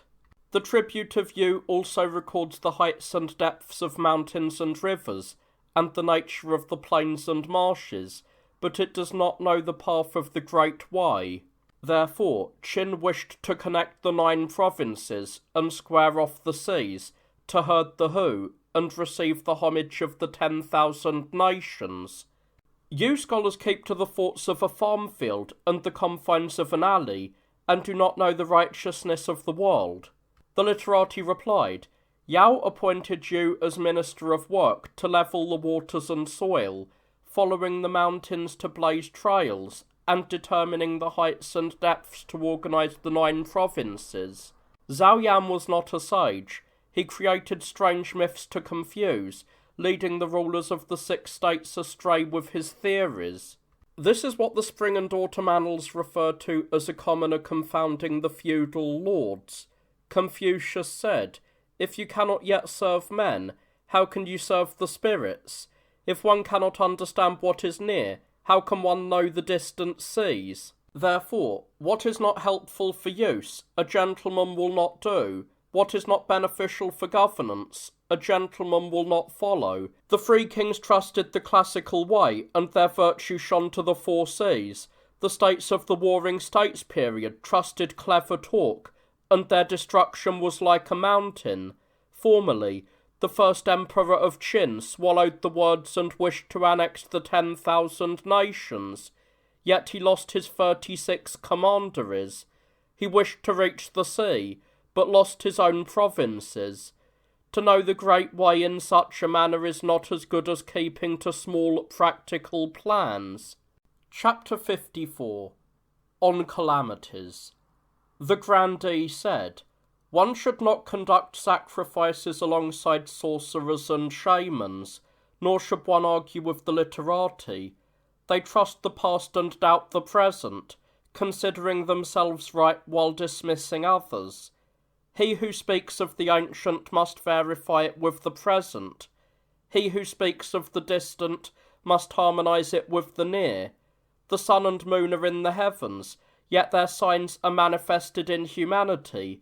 The transformations of calamities and anomalies, the terms of short and long life, the changes of yin and yang, the sequence of the four seasons, the correlations of water, fire, metal, and wood, the responses of ominous and auspicious signs, the efficacy of spirits and deities, the blessings of sacrifice, the movements of the sun and moon, and the order of the stars and constellations.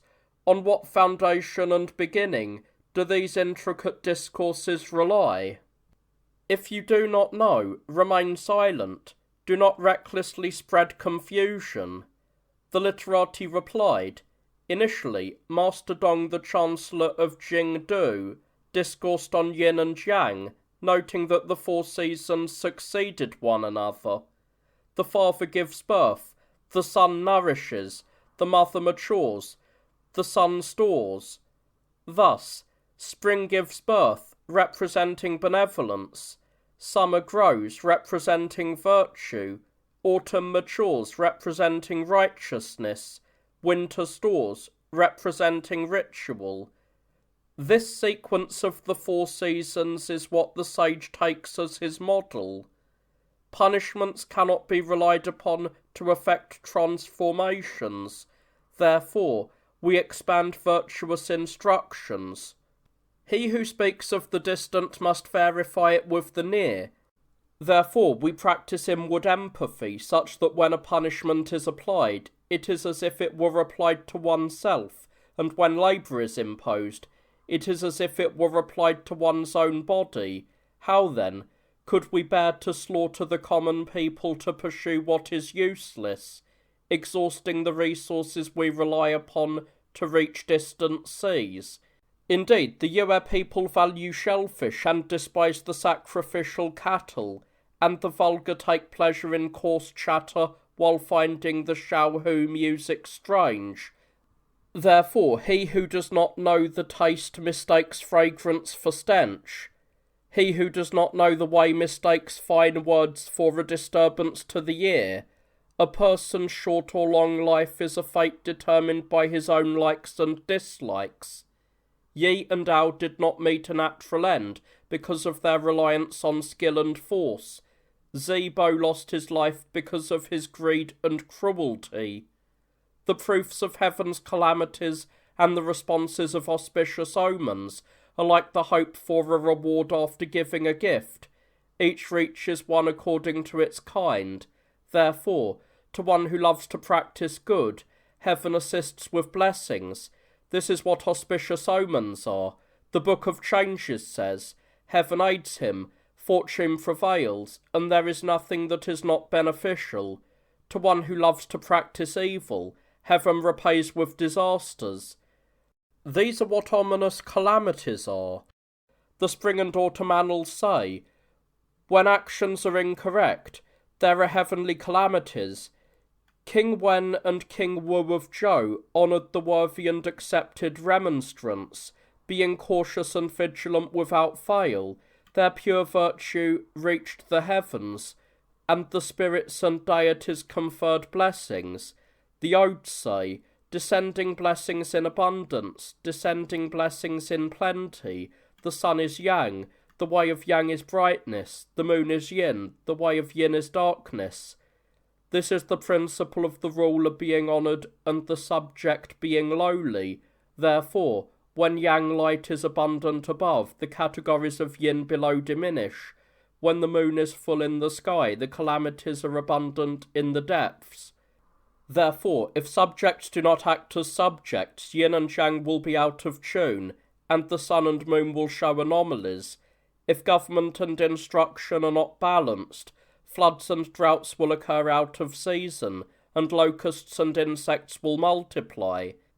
These are the responses to calamities and anomalies. The four seasons succeed one another. The man takes their achievements as his model. The stars are arranged in the heavens, and man takes their movement as his pattern.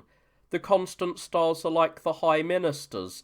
The multitude of stars are like the common people. If the constant stars are straight, then the multitude of stars are aligned. If the constant stars are in disorder, then the multitude of stars fall. The grandee said, the literati speak of the categories of hard and soft, and how the five elements overcome one another in succession. The book of changes is clear on yin and yang. The book of documents is long on the five elements. Spring gives birth and summer grows. So fire is born from wood, which is of the yang category. Autumn matures and water dies, so water is born from metal, which is a yin substance. The four seasons and five elements alternate in decline and rise. Yin and yang are different in kind, just as water and fire cannot share the same vessel. Metal is formed by earth and is destroyed by fire, yet it is said that metal is born from earth. What reasoning or explanation supports this? The literati replied, military force is a baleful instrument. When armour is strong and weapons are sharp, it is a calamity for the world. By having the mother control the child, one can endure for a long time. The sages modelled themselves after this, suppressing rather than making it manifest. The odes say, we have piled up our spears and shields, we have stored away our bows and arrows, we seek illustrious virtue, and extend it through these Chao states. The age of decline is not like this. They act contrary to the way of heaven to satisfy a violent heart, leaving corpses stiff and blood flowing, all to contend for soil. They imprison the people's rulers, extinguish their sacrifices, and slaughter their children, as if destroying weeds and trees. The punished are so numerous they crowd the roads. They inflict upon others what they themselves hate. Thus, their states are destroyed, and they personally suffer the calamity. This is the king of Qin. The grandee said, metal is born from earth. When punishments are applied lightly, the crops die in the summer. The book of changes says, when you tread on frost, the solid ice is near. When frost begins to descend in autumn, plants and trees wither and fall. It is appropriate to carry out executions in winter, when the 10,000 things are all in storage. Spring and summer are for growth, which is appropriate for extending benevolence. Autumn and winter are for killing and storing, which is appropriate for applying punishment. Therefore, if one plants at the wrong time, even if it grows, it will not come to fruition. To act with virtue in autumn and winter is to go against the way of heaven. The Yuerling says, when the cool winds arrive, the killing energy moves, the crickets chirp, and fur robes are made ready. The Son of Heaven performs minor punishments and begins the hunts, so as to comply with the mandate of heaven. If you, the literati, equate the four seasons and harmonise yin and yang by prioritising virtue and discarding punishment, then you are essentially saying that hawks and falcons should not swoop, ferocious beasts should not grab, and there should be no hunting in the autumn or winter. The literati replied, the way of heaven loves life and hates killing. It loves to reward and hates to punish. Therefore, it makes Shang reside in the full and proclaim the extension of virtue. while Yin hides in the empty to act as a subordinate to assist Yang. Yang is hard and Yin is soft. The end cannot override the beginning. This is why heaven considers winter lowly and spring noble, extending Yang and contracting Yin. Thus, a king faces south to listen to the world, turning his back on the Yin and facing the Yang, placing virtue before and punishment after. If frost and snow arrive late, the 5 grains still ripen. If hail and fog fall in summer, the 10,000 things are all harmed. From this we can observe, governing a state through severe punishment is like relying on autumn and winter to grow crops. Therefore, laws and statutes are instruments for managing evil, but they are not the style of perfect governance. Thus, in ancient times, the enlightened kings made their virtuous teachings flourish and relaxed their punishments. Even when the nets leaked fish big enough to swallow a boat, the law was scrutinized beyond the mere strictures of the ink line. When it reached the end, the people did not violate the prohibitions. Chapter 55. Punishment and Virtue. The grandee said, "Decrees are the means by which we instruct the people, and laws are the means by which we supervise the wicked. When decrees are strict, the people are cautious. When laws are established, wickedness is prohibited. If the net is loose, the beasts escape. If the law is loose, crimes go unpunished. When crimes go unpunished, the people become dissolute and lightly violate the prohibitions. Therefore, in ancient times, the 5 punishments were created, marking the skin and flesh so that the people would not transgress the bounds." The literati replied, "When paths are numerous, people do not know which to follow. When laws and decrees are numerous, the people do not know what to avoid. Therefore, the laws of a king are as bright as the sun and moon, so the people are not confused. They are as wide as a great highway, so the people are not misled. Even in the dark corners and distant regions, people understand them, and maidens and children all know what to avoid. Thus, laws and decrees are not violated, and prisons and cages are not used. In the past, the laws of Qin were more numerous than the autumn weeds, and the nets were denser than congealed grease. Yet, superiors and inferiors deceived one another, and treachery and deceit sprouted.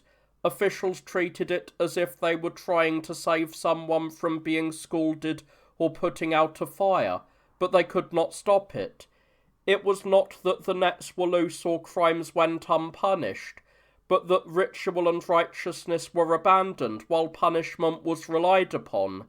Today, there are over 100 volumes of laws and decrees. Their clauses are numerous, and the penalties are heavy. Commanderies and kingdoms are confused by them, applying them sometimes lightly and sometimes heavily. Even experienced officials do not know how to handle them, let alone the ignorant people. The laws and decrees are gathering dust on the shelves, and officials cannot even see them all, much less the ignorant masses. This is why prison sentences are multiplying, and the people are violating the prohibitions ever more frequently. The prisons are full, we hold millet to divine, how can things be good? This criticises the complexity of the penal laws. The categories of mourning apparel are numerous, but whether increasing or decreasing, they do not exceed 5. The categories of the 5 punishments number 3,000, but whether increasing or decreasing, the penalties do not exceed 5. Therefore, the way to govern the people is simply to focus on strengthening their instruction. The grandee said, "The literati says the law of a king should be as wide as a great highway, yet the imperial road is not small, and the people still publicly violate it, because the penalties are too light. People do not lightly approach a height of 1,000 fathoms, nor do they lightly lift a weight of 1,000 jun. Lord Shang punished those who dumped ash on the road, and the people of Qin were governed. Therefore, those who stole horses were put to death, and those who stole oxen received heavier penalties. This was to prioritise the roots of agriculture and cut off the means of light, opportunistic gain. The tax on weapons and grain is to support the frontiers and emphasise military preparedness. Making the theft of injury equal to the crime of murder is to burden their hearts and hold them responsible for their intentions. Yet when Lulu's Chu troops to attack Qi, the spring and autumn annals condemned it. Therefore, making the light heavy and the shallow deep is done for a reason. The subtleties of the law are certainly not something the masses can understand. The literati replied, "The odes say, the way of Zhou is like a whetstone, as straight as an arrow, speaking of its ease. What the gentleman treads, the commoner looks upon, speaking of its clarity. Therefore, when virtue is clear, it is easy to follow, and when the law is concise, it is easy to act upon.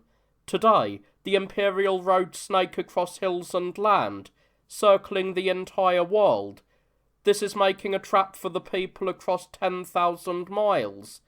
If you stretch out nets across the valleys, set traps on the paths, and hang archery snares above, how can they avoid being ensnared?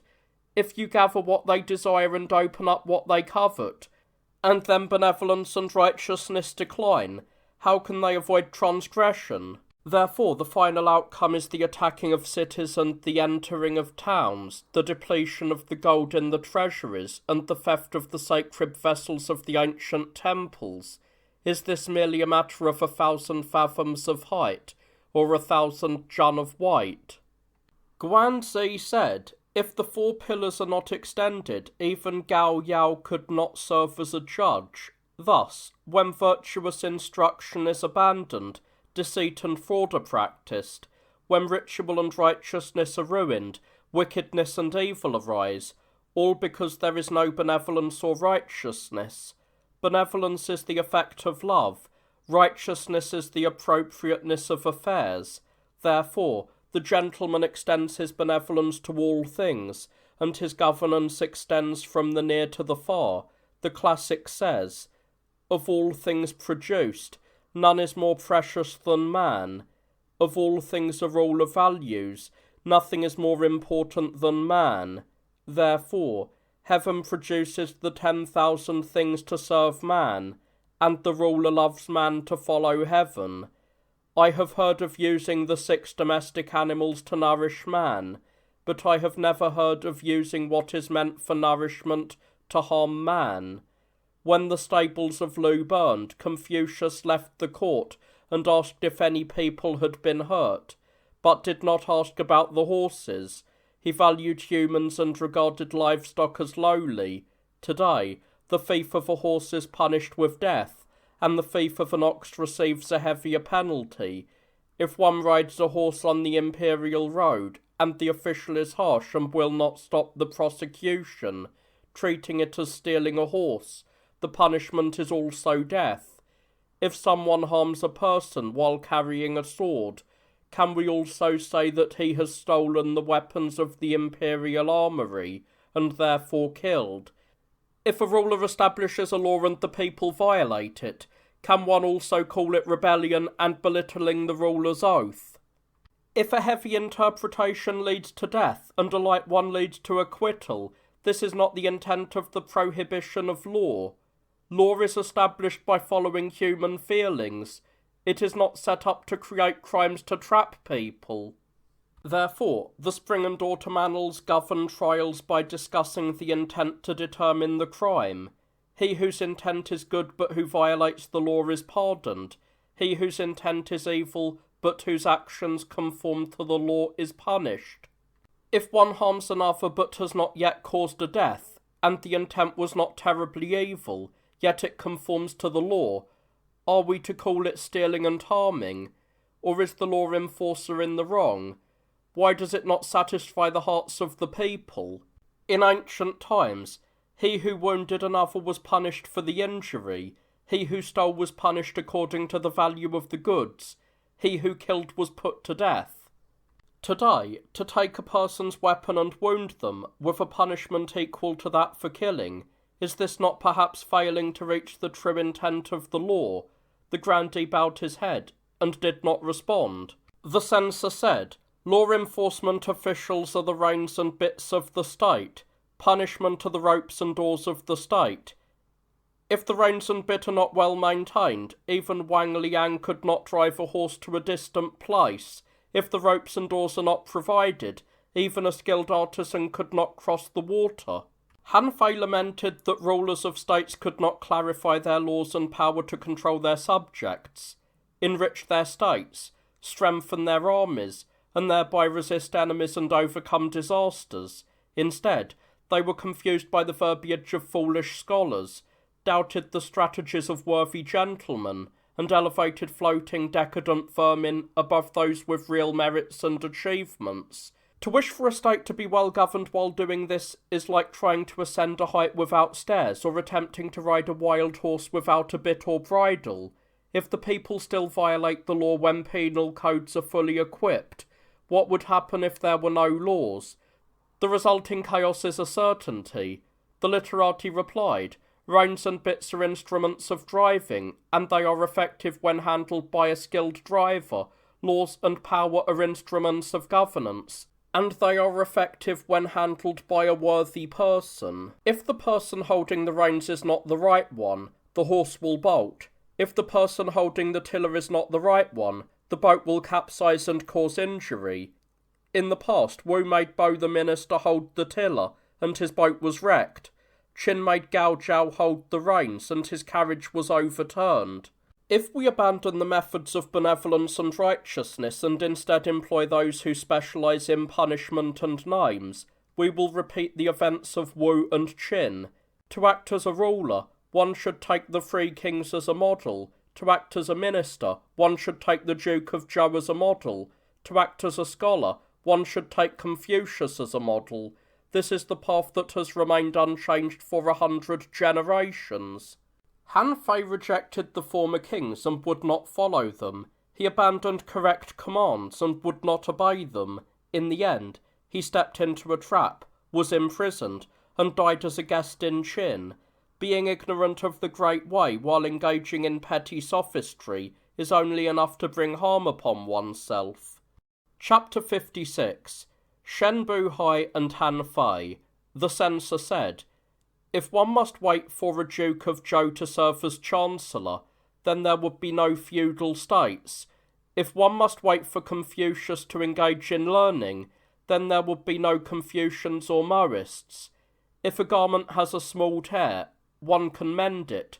To insist on waiting for a whole lot of cloth to replace it, or when government has a small flaw, to insist on waiting for the odes of Yar and Song to govern, is like abandoning a neighbour's door to seek out Yufu before treating an illness, or abandoning the water in a dirty pond to wait for the Yangtze or the sea to put out a fire. It is indirect and not straightforward. It is incomplete and misses the point. Therefore, directives are not followed, and governance becomes cumbersome and chaotic. Those who are good at governing mend it when it is worn and plug it when it is broken. This is why Wu Qi used law to govern Chu and Wei, and why Shen Buhai and Shang Yang used law to strengthen Qin and Han. The literati replied, "A ruler of a state selects the masses and employs the worthy. A scholar reads widely and pursues the good. Why must it be the Duke of Zhou or Confucius? It is simply a matter of adopting their methods." Now, Shang Yang rejected the way of the sages and disordered the customs of Qin.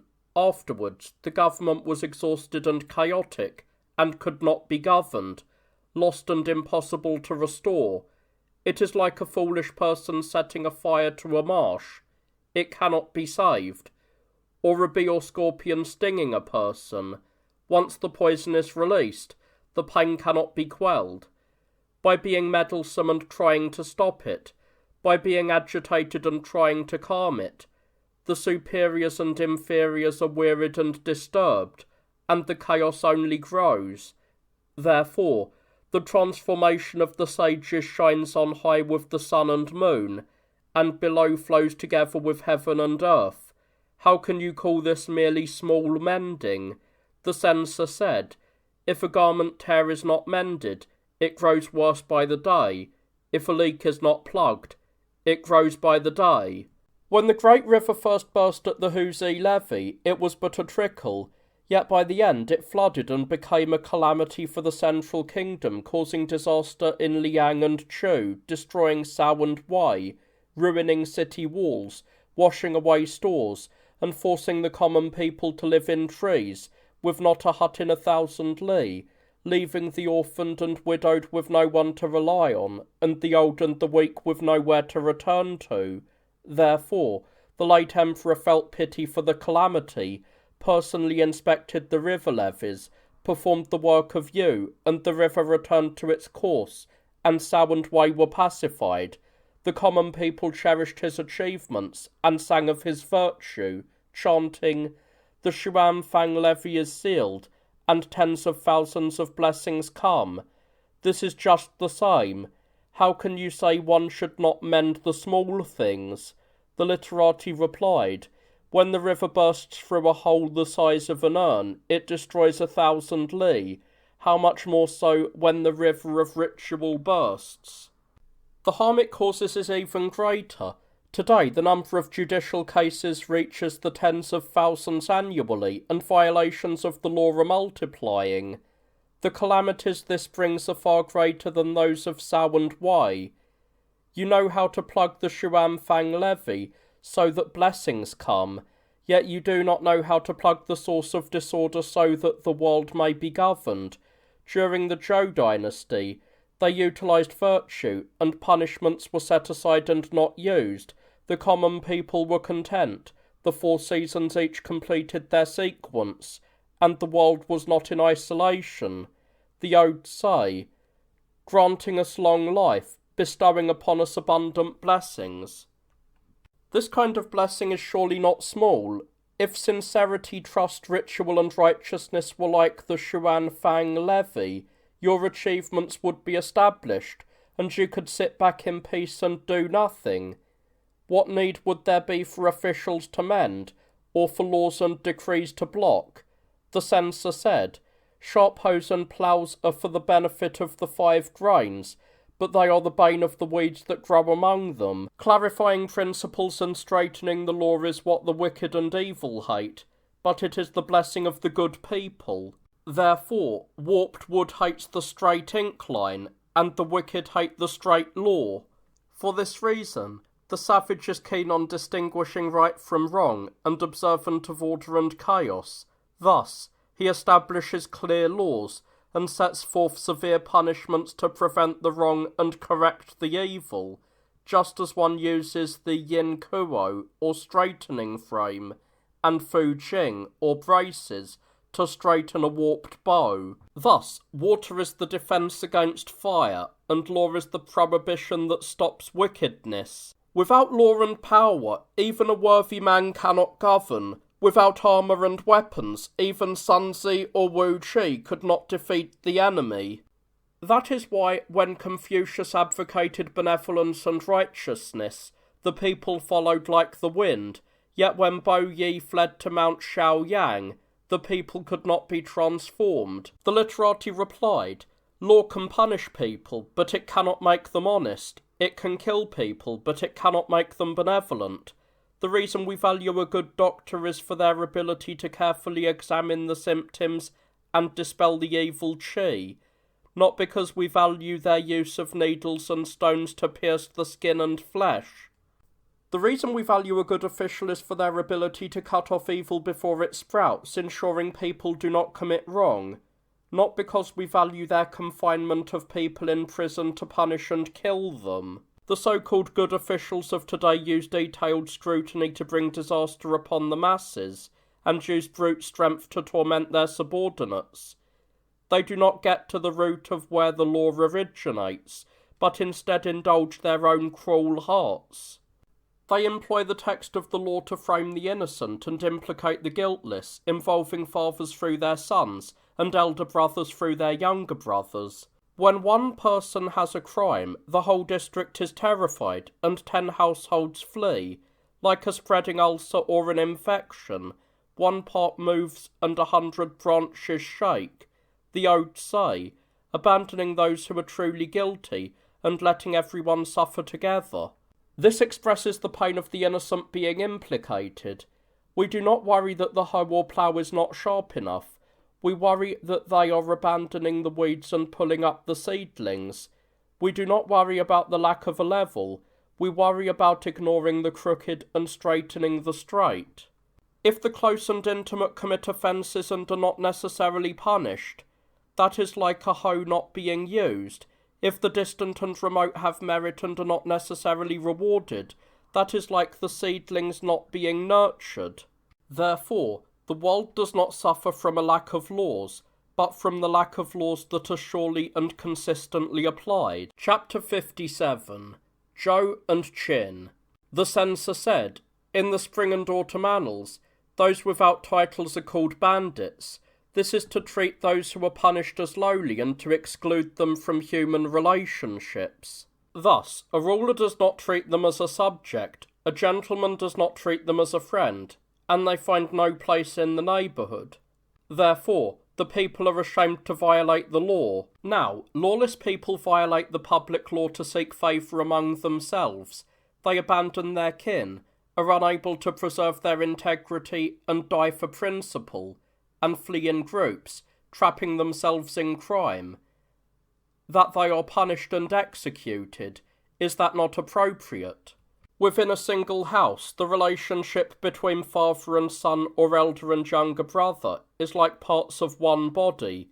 If one joint moves, the heart knows it. Therefore, since the time of the Lord within the passes, people have been organised into groups of 5. They observe one another at home and monitor each other when going out.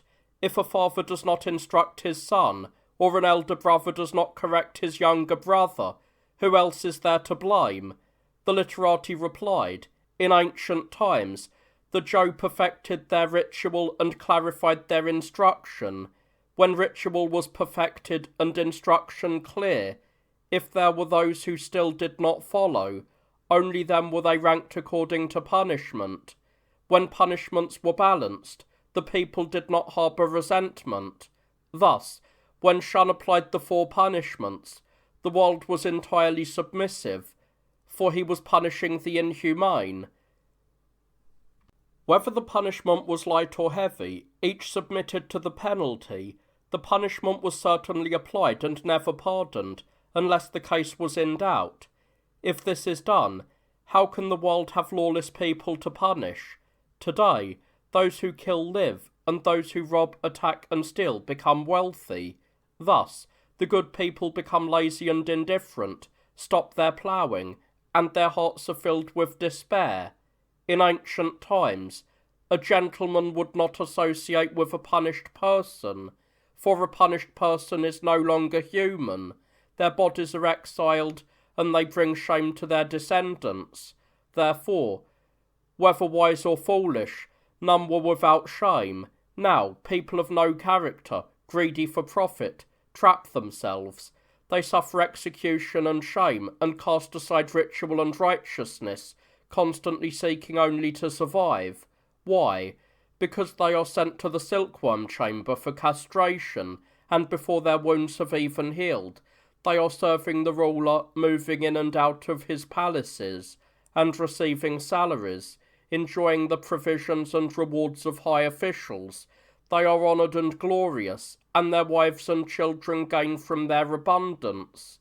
Some even reach the ranks of ministers and prime ministers. They approach the knife and saw and do not feel humiliated. So what of the commoners? What shame is there for them? To abandon their moral instructions, and then demand ritual and righteousness from them, is to abuse the masses. The Spring and Autumn Annals says, if a son has a crime, to arrest the father. If a minister has a crime, to arrest the ruler, is the greatest of errors in judgment. Now, to punish a father for the crimes of a son, or a brother for the crimes of a brother, to make king collectively responsible, and to link groups of 10 and 5 together. This is like pulling on the roots and affecting the flowers and leaves, or letting an injury to a little finger affect the whole body. If this is done, then because of the guilty, the innocent are punished. Those who are truly innocent will be few. Zhang Wenzhong governed Lu, and having suppressed the thieves, boasted of it. Zigong said, "The people will become deceitful, and that is worse than having thieves. Therefore, an official is not considered excellent by the number of judgments he makes, nor is a doctor considered skilled by the number of times he uses needles. Zizan punished 2 and executed 1, and people did not pick up lost items on the road, and there was no deceit in their hearts. Therefore, to be the father and mother of the people is to nurture them with kindness and generosity. Since the law of collective responsibility for harbouring offenders was established, the affection of flesh and blood has been abandoned, and crimes and punishments have multiplied. As for the relationship between parents and children, even if there is a crime, they would still hide it. That is merely because they do not wish them to suffer punishment.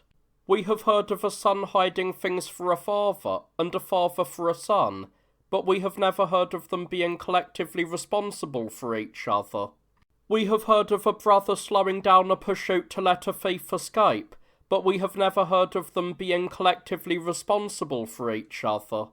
We have heard of punishing the wicked by stopping at the individual and focusing on punishing the ringleader when an evil begins, but we have never heard of groups of 10 and 5 being collectively responsible for one another. Lao Tzu said, "When the ruler has no desires, the people are simple. When the ruler has no meddling affairs, the people are naturally wealthy. Let the ruler be a ruler, the minister a minister, the father a father, and the son a son. What need is there for groups of 5 and 10, and what is there for the government to blame?" The censor said, "If one carries a weight of 1,000 jun to climb an infinite height, hanging over the sheer cliffs of a steep valley and looking down into an unfathomable abyss, even if one possessed the agility of Qing Ji, or the courage of Meng Ben or Xiao Yu, there would be no one who would not tremble and shake with fear, knowing that a fall would mean their body, head, liver, and brains would be smeared upon the mountain stones. Therefore, those who have never been burned but still dare not hold fire do so because they have seen that it burns. Those who have never been wounded but still dare not hold a blade do so because they have seen that it wounds. Because they know that a wrong act will surely result in punishment, and that the execution will extend to their fathers and elder brothers, they will surely be afraid and do good. Therefore, establishing laws and prohibitions is like standing before 100-fathom abyss, or holding fire and treading on blades. The people will fear and dread them, and none will dare violate the prohibitions. A compassionate mother often has a wayward son, because she cannot bear to be strict for a moment. A strict household has no fierce slaves, because the demands are firm and urgent. Now, to fail to establish the means by which a strict household controls its subordinates, and instead to practice the kindness of a compassionate mother that ruins the son, is to be confused. The literati replied, "King Zhou practiced the punishment of the roasting pillar, and the Qin had the law of collective responsibility. Zhao Gao used harsh regulations to decide crimes within, and the 100 officials used strict laws to make rulings without. The dead were piled up like bedding, and the punishments were visible everywhere. The common people looked sideways in fear, and walked with their feet huddled, shivering without cold. The odes say, 'We think the sky is high, and we dare not but bow our heads. We think the earth is thick, and we dare not but tread lightly.' Alas, for the people of today, why have they become so fierce? At that time, was it merely a matter of facing blades or treading on fire? Yet father and son turned against one another, brothers treated each other with contempt, and it reached the point where kin butchered one another, and superiors and inferiors killed one another. This was not because the punishments were light or the penalties were not inevitable, but because the decrees were too severe, and benevolence was not applied. Therefore, when government is lenient, the people below draw close to those above, When government is severe, the people plot against their ruler. Duke Li of Jin was imprisoned, and the second emperor was killed. Where was the non-violation of the strict laws? And where was the strict household without fierce slaves? The sage knows this, and therefore focuses on harmony rather than power.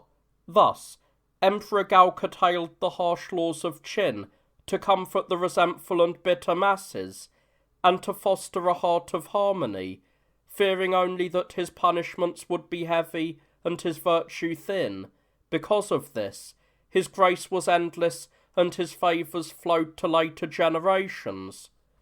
If Shang Yang and Wu Qi considered the laws of Qin and Chu to be light and increased them, endangering their rulers above and causing their own deaths below, was that not in fact the very thing that ruins the son of a compassionate mother? Chapter 58. On Imperial Decrees and Sageliness. The censor said, "The Shah dynasty did not break its word, the Shang used oaths, and the Zhou used covenants, yet virtue and trust steadily declined. To wish to maintain the laws of the past without possessing the men of the calibre of King Wen or King Wu is the reason the Shang and Zhou lost their power and were usurped by the feudal lords. Thus, when clothes are worn out, one changes the fabric. When laws are worn out, one changes the regulations." During the time of Emperor Gao, the world was newly settled, and he issued benevolent proclamations and implemented emergency decrees. This was a matter of expediency, not the standard way to rectify chaos and restore order. Afterwards, the laws were gradually violated and were not corrected according to principle. Therefore, wickedness sprouted and the fu punishments were created. The kingly way declined, and the satires in the odes became prominent. The feudal lords grew violent, and the spring and autumn annals began its criticism. A net with too few meshes cannot catch fish. A law of only 3 articles cannot provide governance. Therefore, decrees must be added, and laws must be multiplied. That the sages of Tang and Zhu drew pictures of clothing to indicate rank was not favouritism, and that Tang and Wu used the tattooing of skin and flesh was not their preference. The times were different, and the necessity for leniency or severity varied. The literati replied, "The people look to the law just as fish look to water. If the water is clear, they are calm. If it is muddy, they are restless. When restless, they cannot be at peace in their dwellings. When calm, they find joy in their occupations. If they find joy in their occupations, they become wealthy. If they are wealthy, benevolence arises. If they are satisfied, strife ceases." Thus, during the reigns of Cheng and Kang, rewards were not bestowed and punishments were not added. It was not that they could punish but chose not to. It was that no one violated the prohibitions. It was not that they could reward but chose not to. It was that everyone was benevolent. If this is so, then what work is there for officials to oversee? Those who govern the people today are like clumsy charioteers driving a horse. If it moves, they check it. If it stops, they strike it. Its body is wounded by the whip. Its mouth is injured by the bit. To expect it to not lose its way, how could that be achieved? In the rebellion of Ganshi, the earth collapsed and the house of Liang suffered internal implosion. Severe punishments could not prevent it, and strict laws could not stop it. Therefore, an exhausted horse does not fear the whip, an exhausted person does not fear the penal law. Though you increase and multiply them, what is the use? The censor said, "A wall with 3 blades is something that even Lu Ji would find daunting. A mountain that reaches the clouds is something that even a shepherd boy can climb." Thus, if a slope is steep, Lu Ji finds the 3 blades difficult. If the slope is gradual, the shepherd boy can easily reach the mountain peak. When molten gold is in the furnace, even Zhuang Xiao would not reach for it. When coins are on the road, even a common woman would pick them up. This is not because the common woman is greedy and Zhuang Xiao is upright. It is because the regulation of lightness and heaviness differs, and the distinction between benefit and harm is clear. Therefore, laws and decrees are to be looked up to and not transgressed. They are to be respected and not entered into. The odes say, one should not attack a tiger with bare hands, one should not cross a river without a boat, because it is of no benefit. Lu loved ritual and yet suffered the troubles of the Ji and Meng families. Yan Kuei loved yielding and yet suffered the rebellion of Ziji. Ritual and yielding are not enough to prohibit evil, but penal laws can stop violence. An enlightened ruler relies on the law, which is why he can long control his subordinates and keep his state for a long time. The literati replied, in ancient times they clarified the vows of benevolence and righteousness, ensuring the people would not transgress. To punish without instruction is to abuse the masses. Rather than having laws that cannot be transgressed, it is better to have righteousness that cannot be transgressed. We have heard of ritual and righteousness being practiced and punishments being balanced, but we have never heard of punishments being practiced and filial piety or fraternal duty flourishing. A high wall on a narrow foundation cannot stand. Severe punishments and harsh laws cannot last long. The second emperor trusted in the schemes of Zhao Gao, draining the people through urgent demands and relying on executions, until the punished filled the roads and the dead piled up daily. Those who killed the most people were considered loyal, and those who tormented the people the most were considered capable. The common people could not bear their demands, and the masses could not bear the punishments. The whole world shared the same sorrow, and no one could make a living. Therefore, when demands are excessive, a father cannot find support from his son. When the demands are never-ending, a ruler cannot find loyalty from his minister. Once dead, one does not live again. A desperate rat will bite a cat, and a commoner may charge at a chariot of 10,000. The retainers of Lord Shi broke their bows to defy their lord. Chen, Shang and Wu Guang are examples of this. At that time, the whole world rose up together, attacking Qin from all four sides. In less than a year, the altars of state were reduced to ruins. Where, then, was its ability to control its subordinates for a long time, and keep its state for a long time? The censors remained silent, and did not respond. The grandee said, "A blind musician does not know black from white, yet is skilled at listening to words. A scholar does not know the governance of the world, yet is skilled at criticism. He who is good at speaking of heaven must harmonize it with humanity. He who is good at speaking of the past must verify it with the present. Why are decrees issued? Why are laws added? Tang and Wu kept skin and bone intact, and the Shang and Zhou were well governed. The state of Qin used them, but its laws were worn out and violated. The 2-foot 4-inch scroll of law is the same in ancient and modern times, yet sometimes it leads to order, and sometimes to chaos. The spring and autumn annals traces the roots of crime, and the Fu punishments established the rules for trials. Now, I wish to hear the roots of order and chaos. Is this the reason for the differences between Zhou and Qin? The literati replied, spring and summer are for growth, which the sage emulates to create decrees. Autumn and winter are for killing and storing, which the sages take as a pattern to create laws. Therefore, decrees are instructions used to guide the people. Laws are punishments used to prohibit the violent and cruel.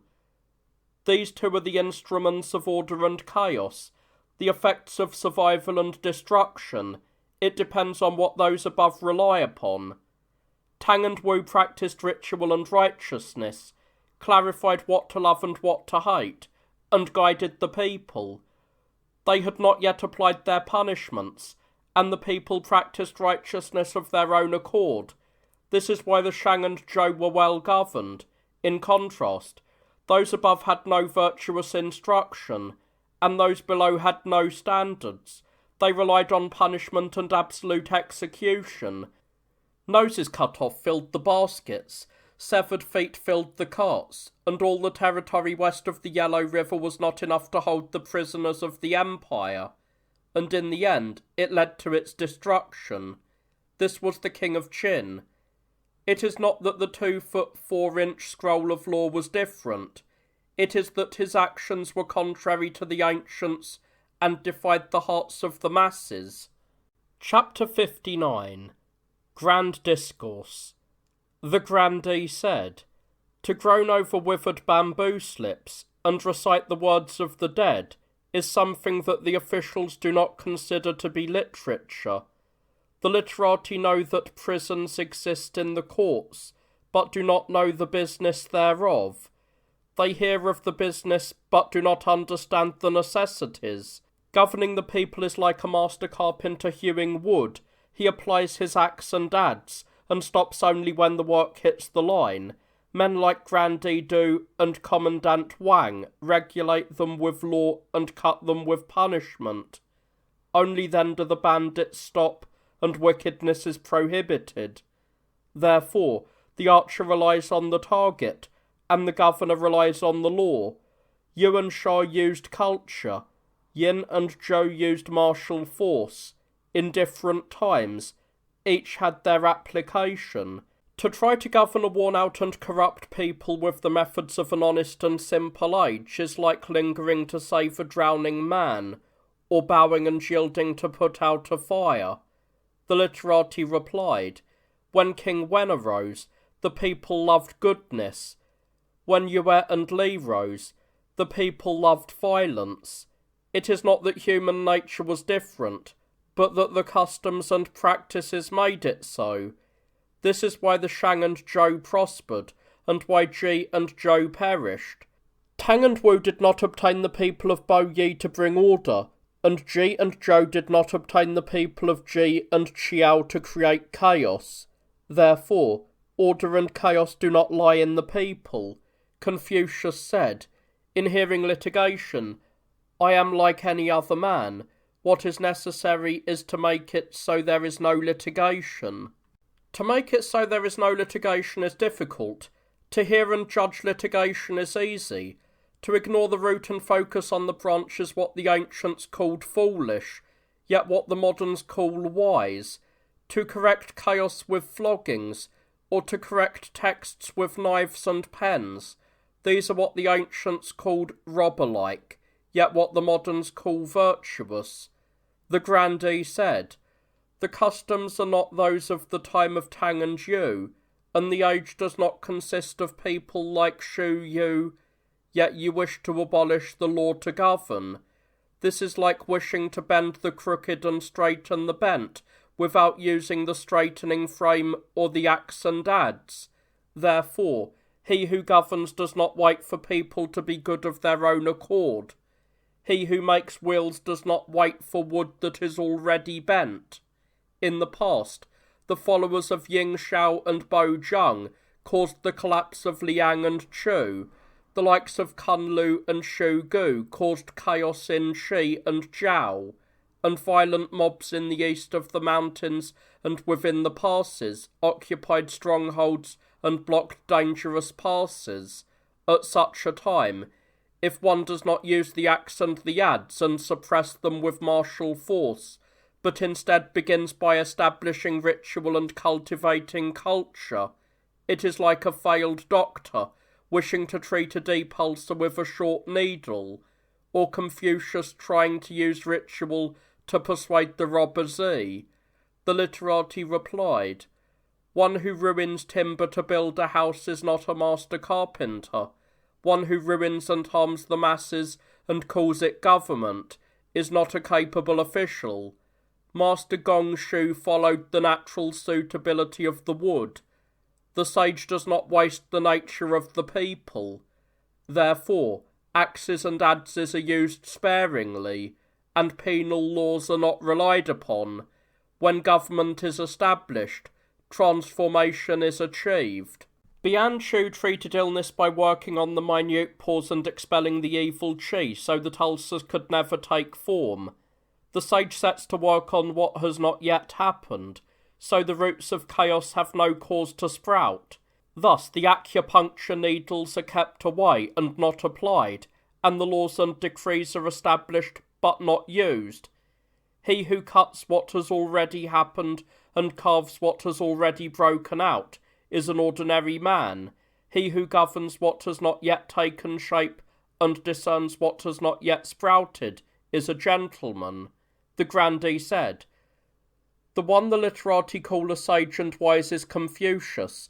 He could not succeed in governing Lu, was chased out of Qi, was not employed in Wei, was surrounded in Kuan, and was distressed in Shen and Sai.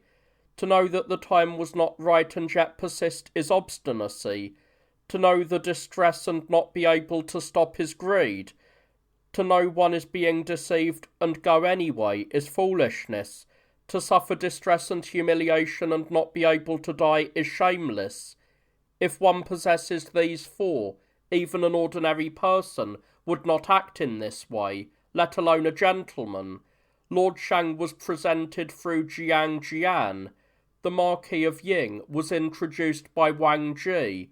Therefore, a man of talent relies on a man of talent, and a woman relies on a matchmaker. When they eventually attain prestige and prominence, it is not through the strength of the matchmaker. Confucius, who did not rely on an introduction to gain an audience, was neither a worthy scholar nor a talented woman." The literati replied, "Confucius was born in a chaotic age, and contemplated the way of Yao and Shen, travelling north, south, east, and west, burning his head and soaking his feet in his travels, hoping that some rulers of the age might awaken. The world is full of confusion. The rulers are dark and high ministers are jealous. Who would provide a matchmaker?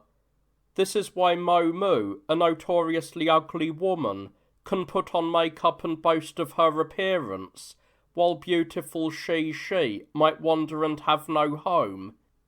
It is not that he did not know he was in poverty and distress and would not be employed. He grieved for the disasters of the world just as a compassionate mother throws herself over her dying child, knowing it might not change anything, yet unable to stop herself. Therefore, he went to Qi, and Duke Jing deceived him. He went to Wei, and Duke Ling surrounded him. Yang Hu slandered him, and Huan sought to harm him. Those who deceive and harm the sage are foolish and deluded. Those who wound and destroy the sage are wild and cunning. Cunning and deluded people are not truly human. What shame is there for him in that? Mencius said, "Observe a near minister by whom he serves. Observe a distant minister by what he serves." If the sage had been one to adopt a false appearance and recklessly seek favour, or to not discuss conduct when choosing friends, then how could he have been Confucius? The grandee, deeply embarrassed within himself, leaned back on his armrests and did not speak.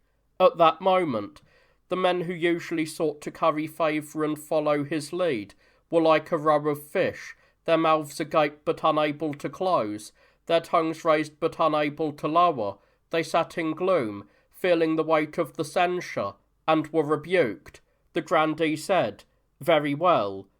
A glue-bound cart suddenly encounters rain. I request to disband with the literati." Chapter 60. Miscellaneous Discourses. The guest said, "I have observed the discourse on salt and iron, and watched the arguments of the officials, the literati, and the worthies. Their intentions and paths were diverse, each emerging from different origins, some exalting benevolence and righteousness, others busying themselves with power and profit. How strange is what I have heard. Zhou and Qin were both splendid, each possessing the world and ruling from the south, yet their states of peace, danger, longevity, and brevity differed across the ages. Formerly, Zhu Zibu of Runan told me, at that time, the heroic and talented advanced together. gathering from the four directions.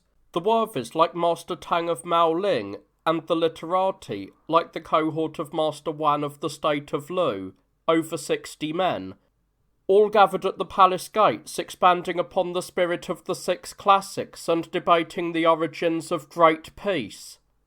The wise praised their deliberations, the benevolent clarified their implementations, the brave demonstrated their decisiveness, the eloquent presented their words. How earnest and how bold they were, though they could not be fully exhaustive, this much can be broadly observed, yet they were obscured by clouds and fog, and ultimately discarded and not implemented. How sad. The officials knew that relying on martial force could open up territory, but they did not know that expanding virtue could win over the distant. They knew that power and profit could expand usage, but they did not know that agriculture could enrich the state. If those nearby are close and attached, and those afar are pleased by one's virtue, then what effort would not be successful, and what goal would not be attained? Not to travel this path, but to busy oneself with hoarding profit and extending power. Is this not a mistake? Liu Ziyong and Zhong Shan spoke of the kingly way, seeking to rectify the current age and return to what is correct, focusing on returning to the root. He was straightforward without being devious, sharp without being harsh. Truly, he can be called a magnanimous and learned gentleman. Master Zhu of Jiaojiang, rousing the intent of Yue and Lu, and pushing the integrity of Shi Yu, vented his indignation, and criticised the officials. He was steadfast and upright, not yielding. He can be called one who did not fear the powerful. Master Shang relied on the current age, aligned with the changes of the times, advanced the arts of the way, and exalted power and profit. He was witty and skilled at petty debates. Although this was not the correct law, the great scholars and veteran learners were ashamed and could not defend themselves. He could be called a broadly learned man, yet he occupied the position of chancellor, and did not pull toward the standard or transform those below through the way. He let himself loose on the ends of profit, and did not take the ancients as his teachers. The Book of Changes says, "It will be burned and discarded." To be in a position that is not one's own, and to act according to a way that is not the way, ultimately destroys one's nature, and implicates one's clan. Grand Chancellor Qi held a rank like that of Zhou or Lu, standing at the centre of the axis of power, yet he kept his mouth shut like a tied bag, protecting his position and leaving. What a man! What a man!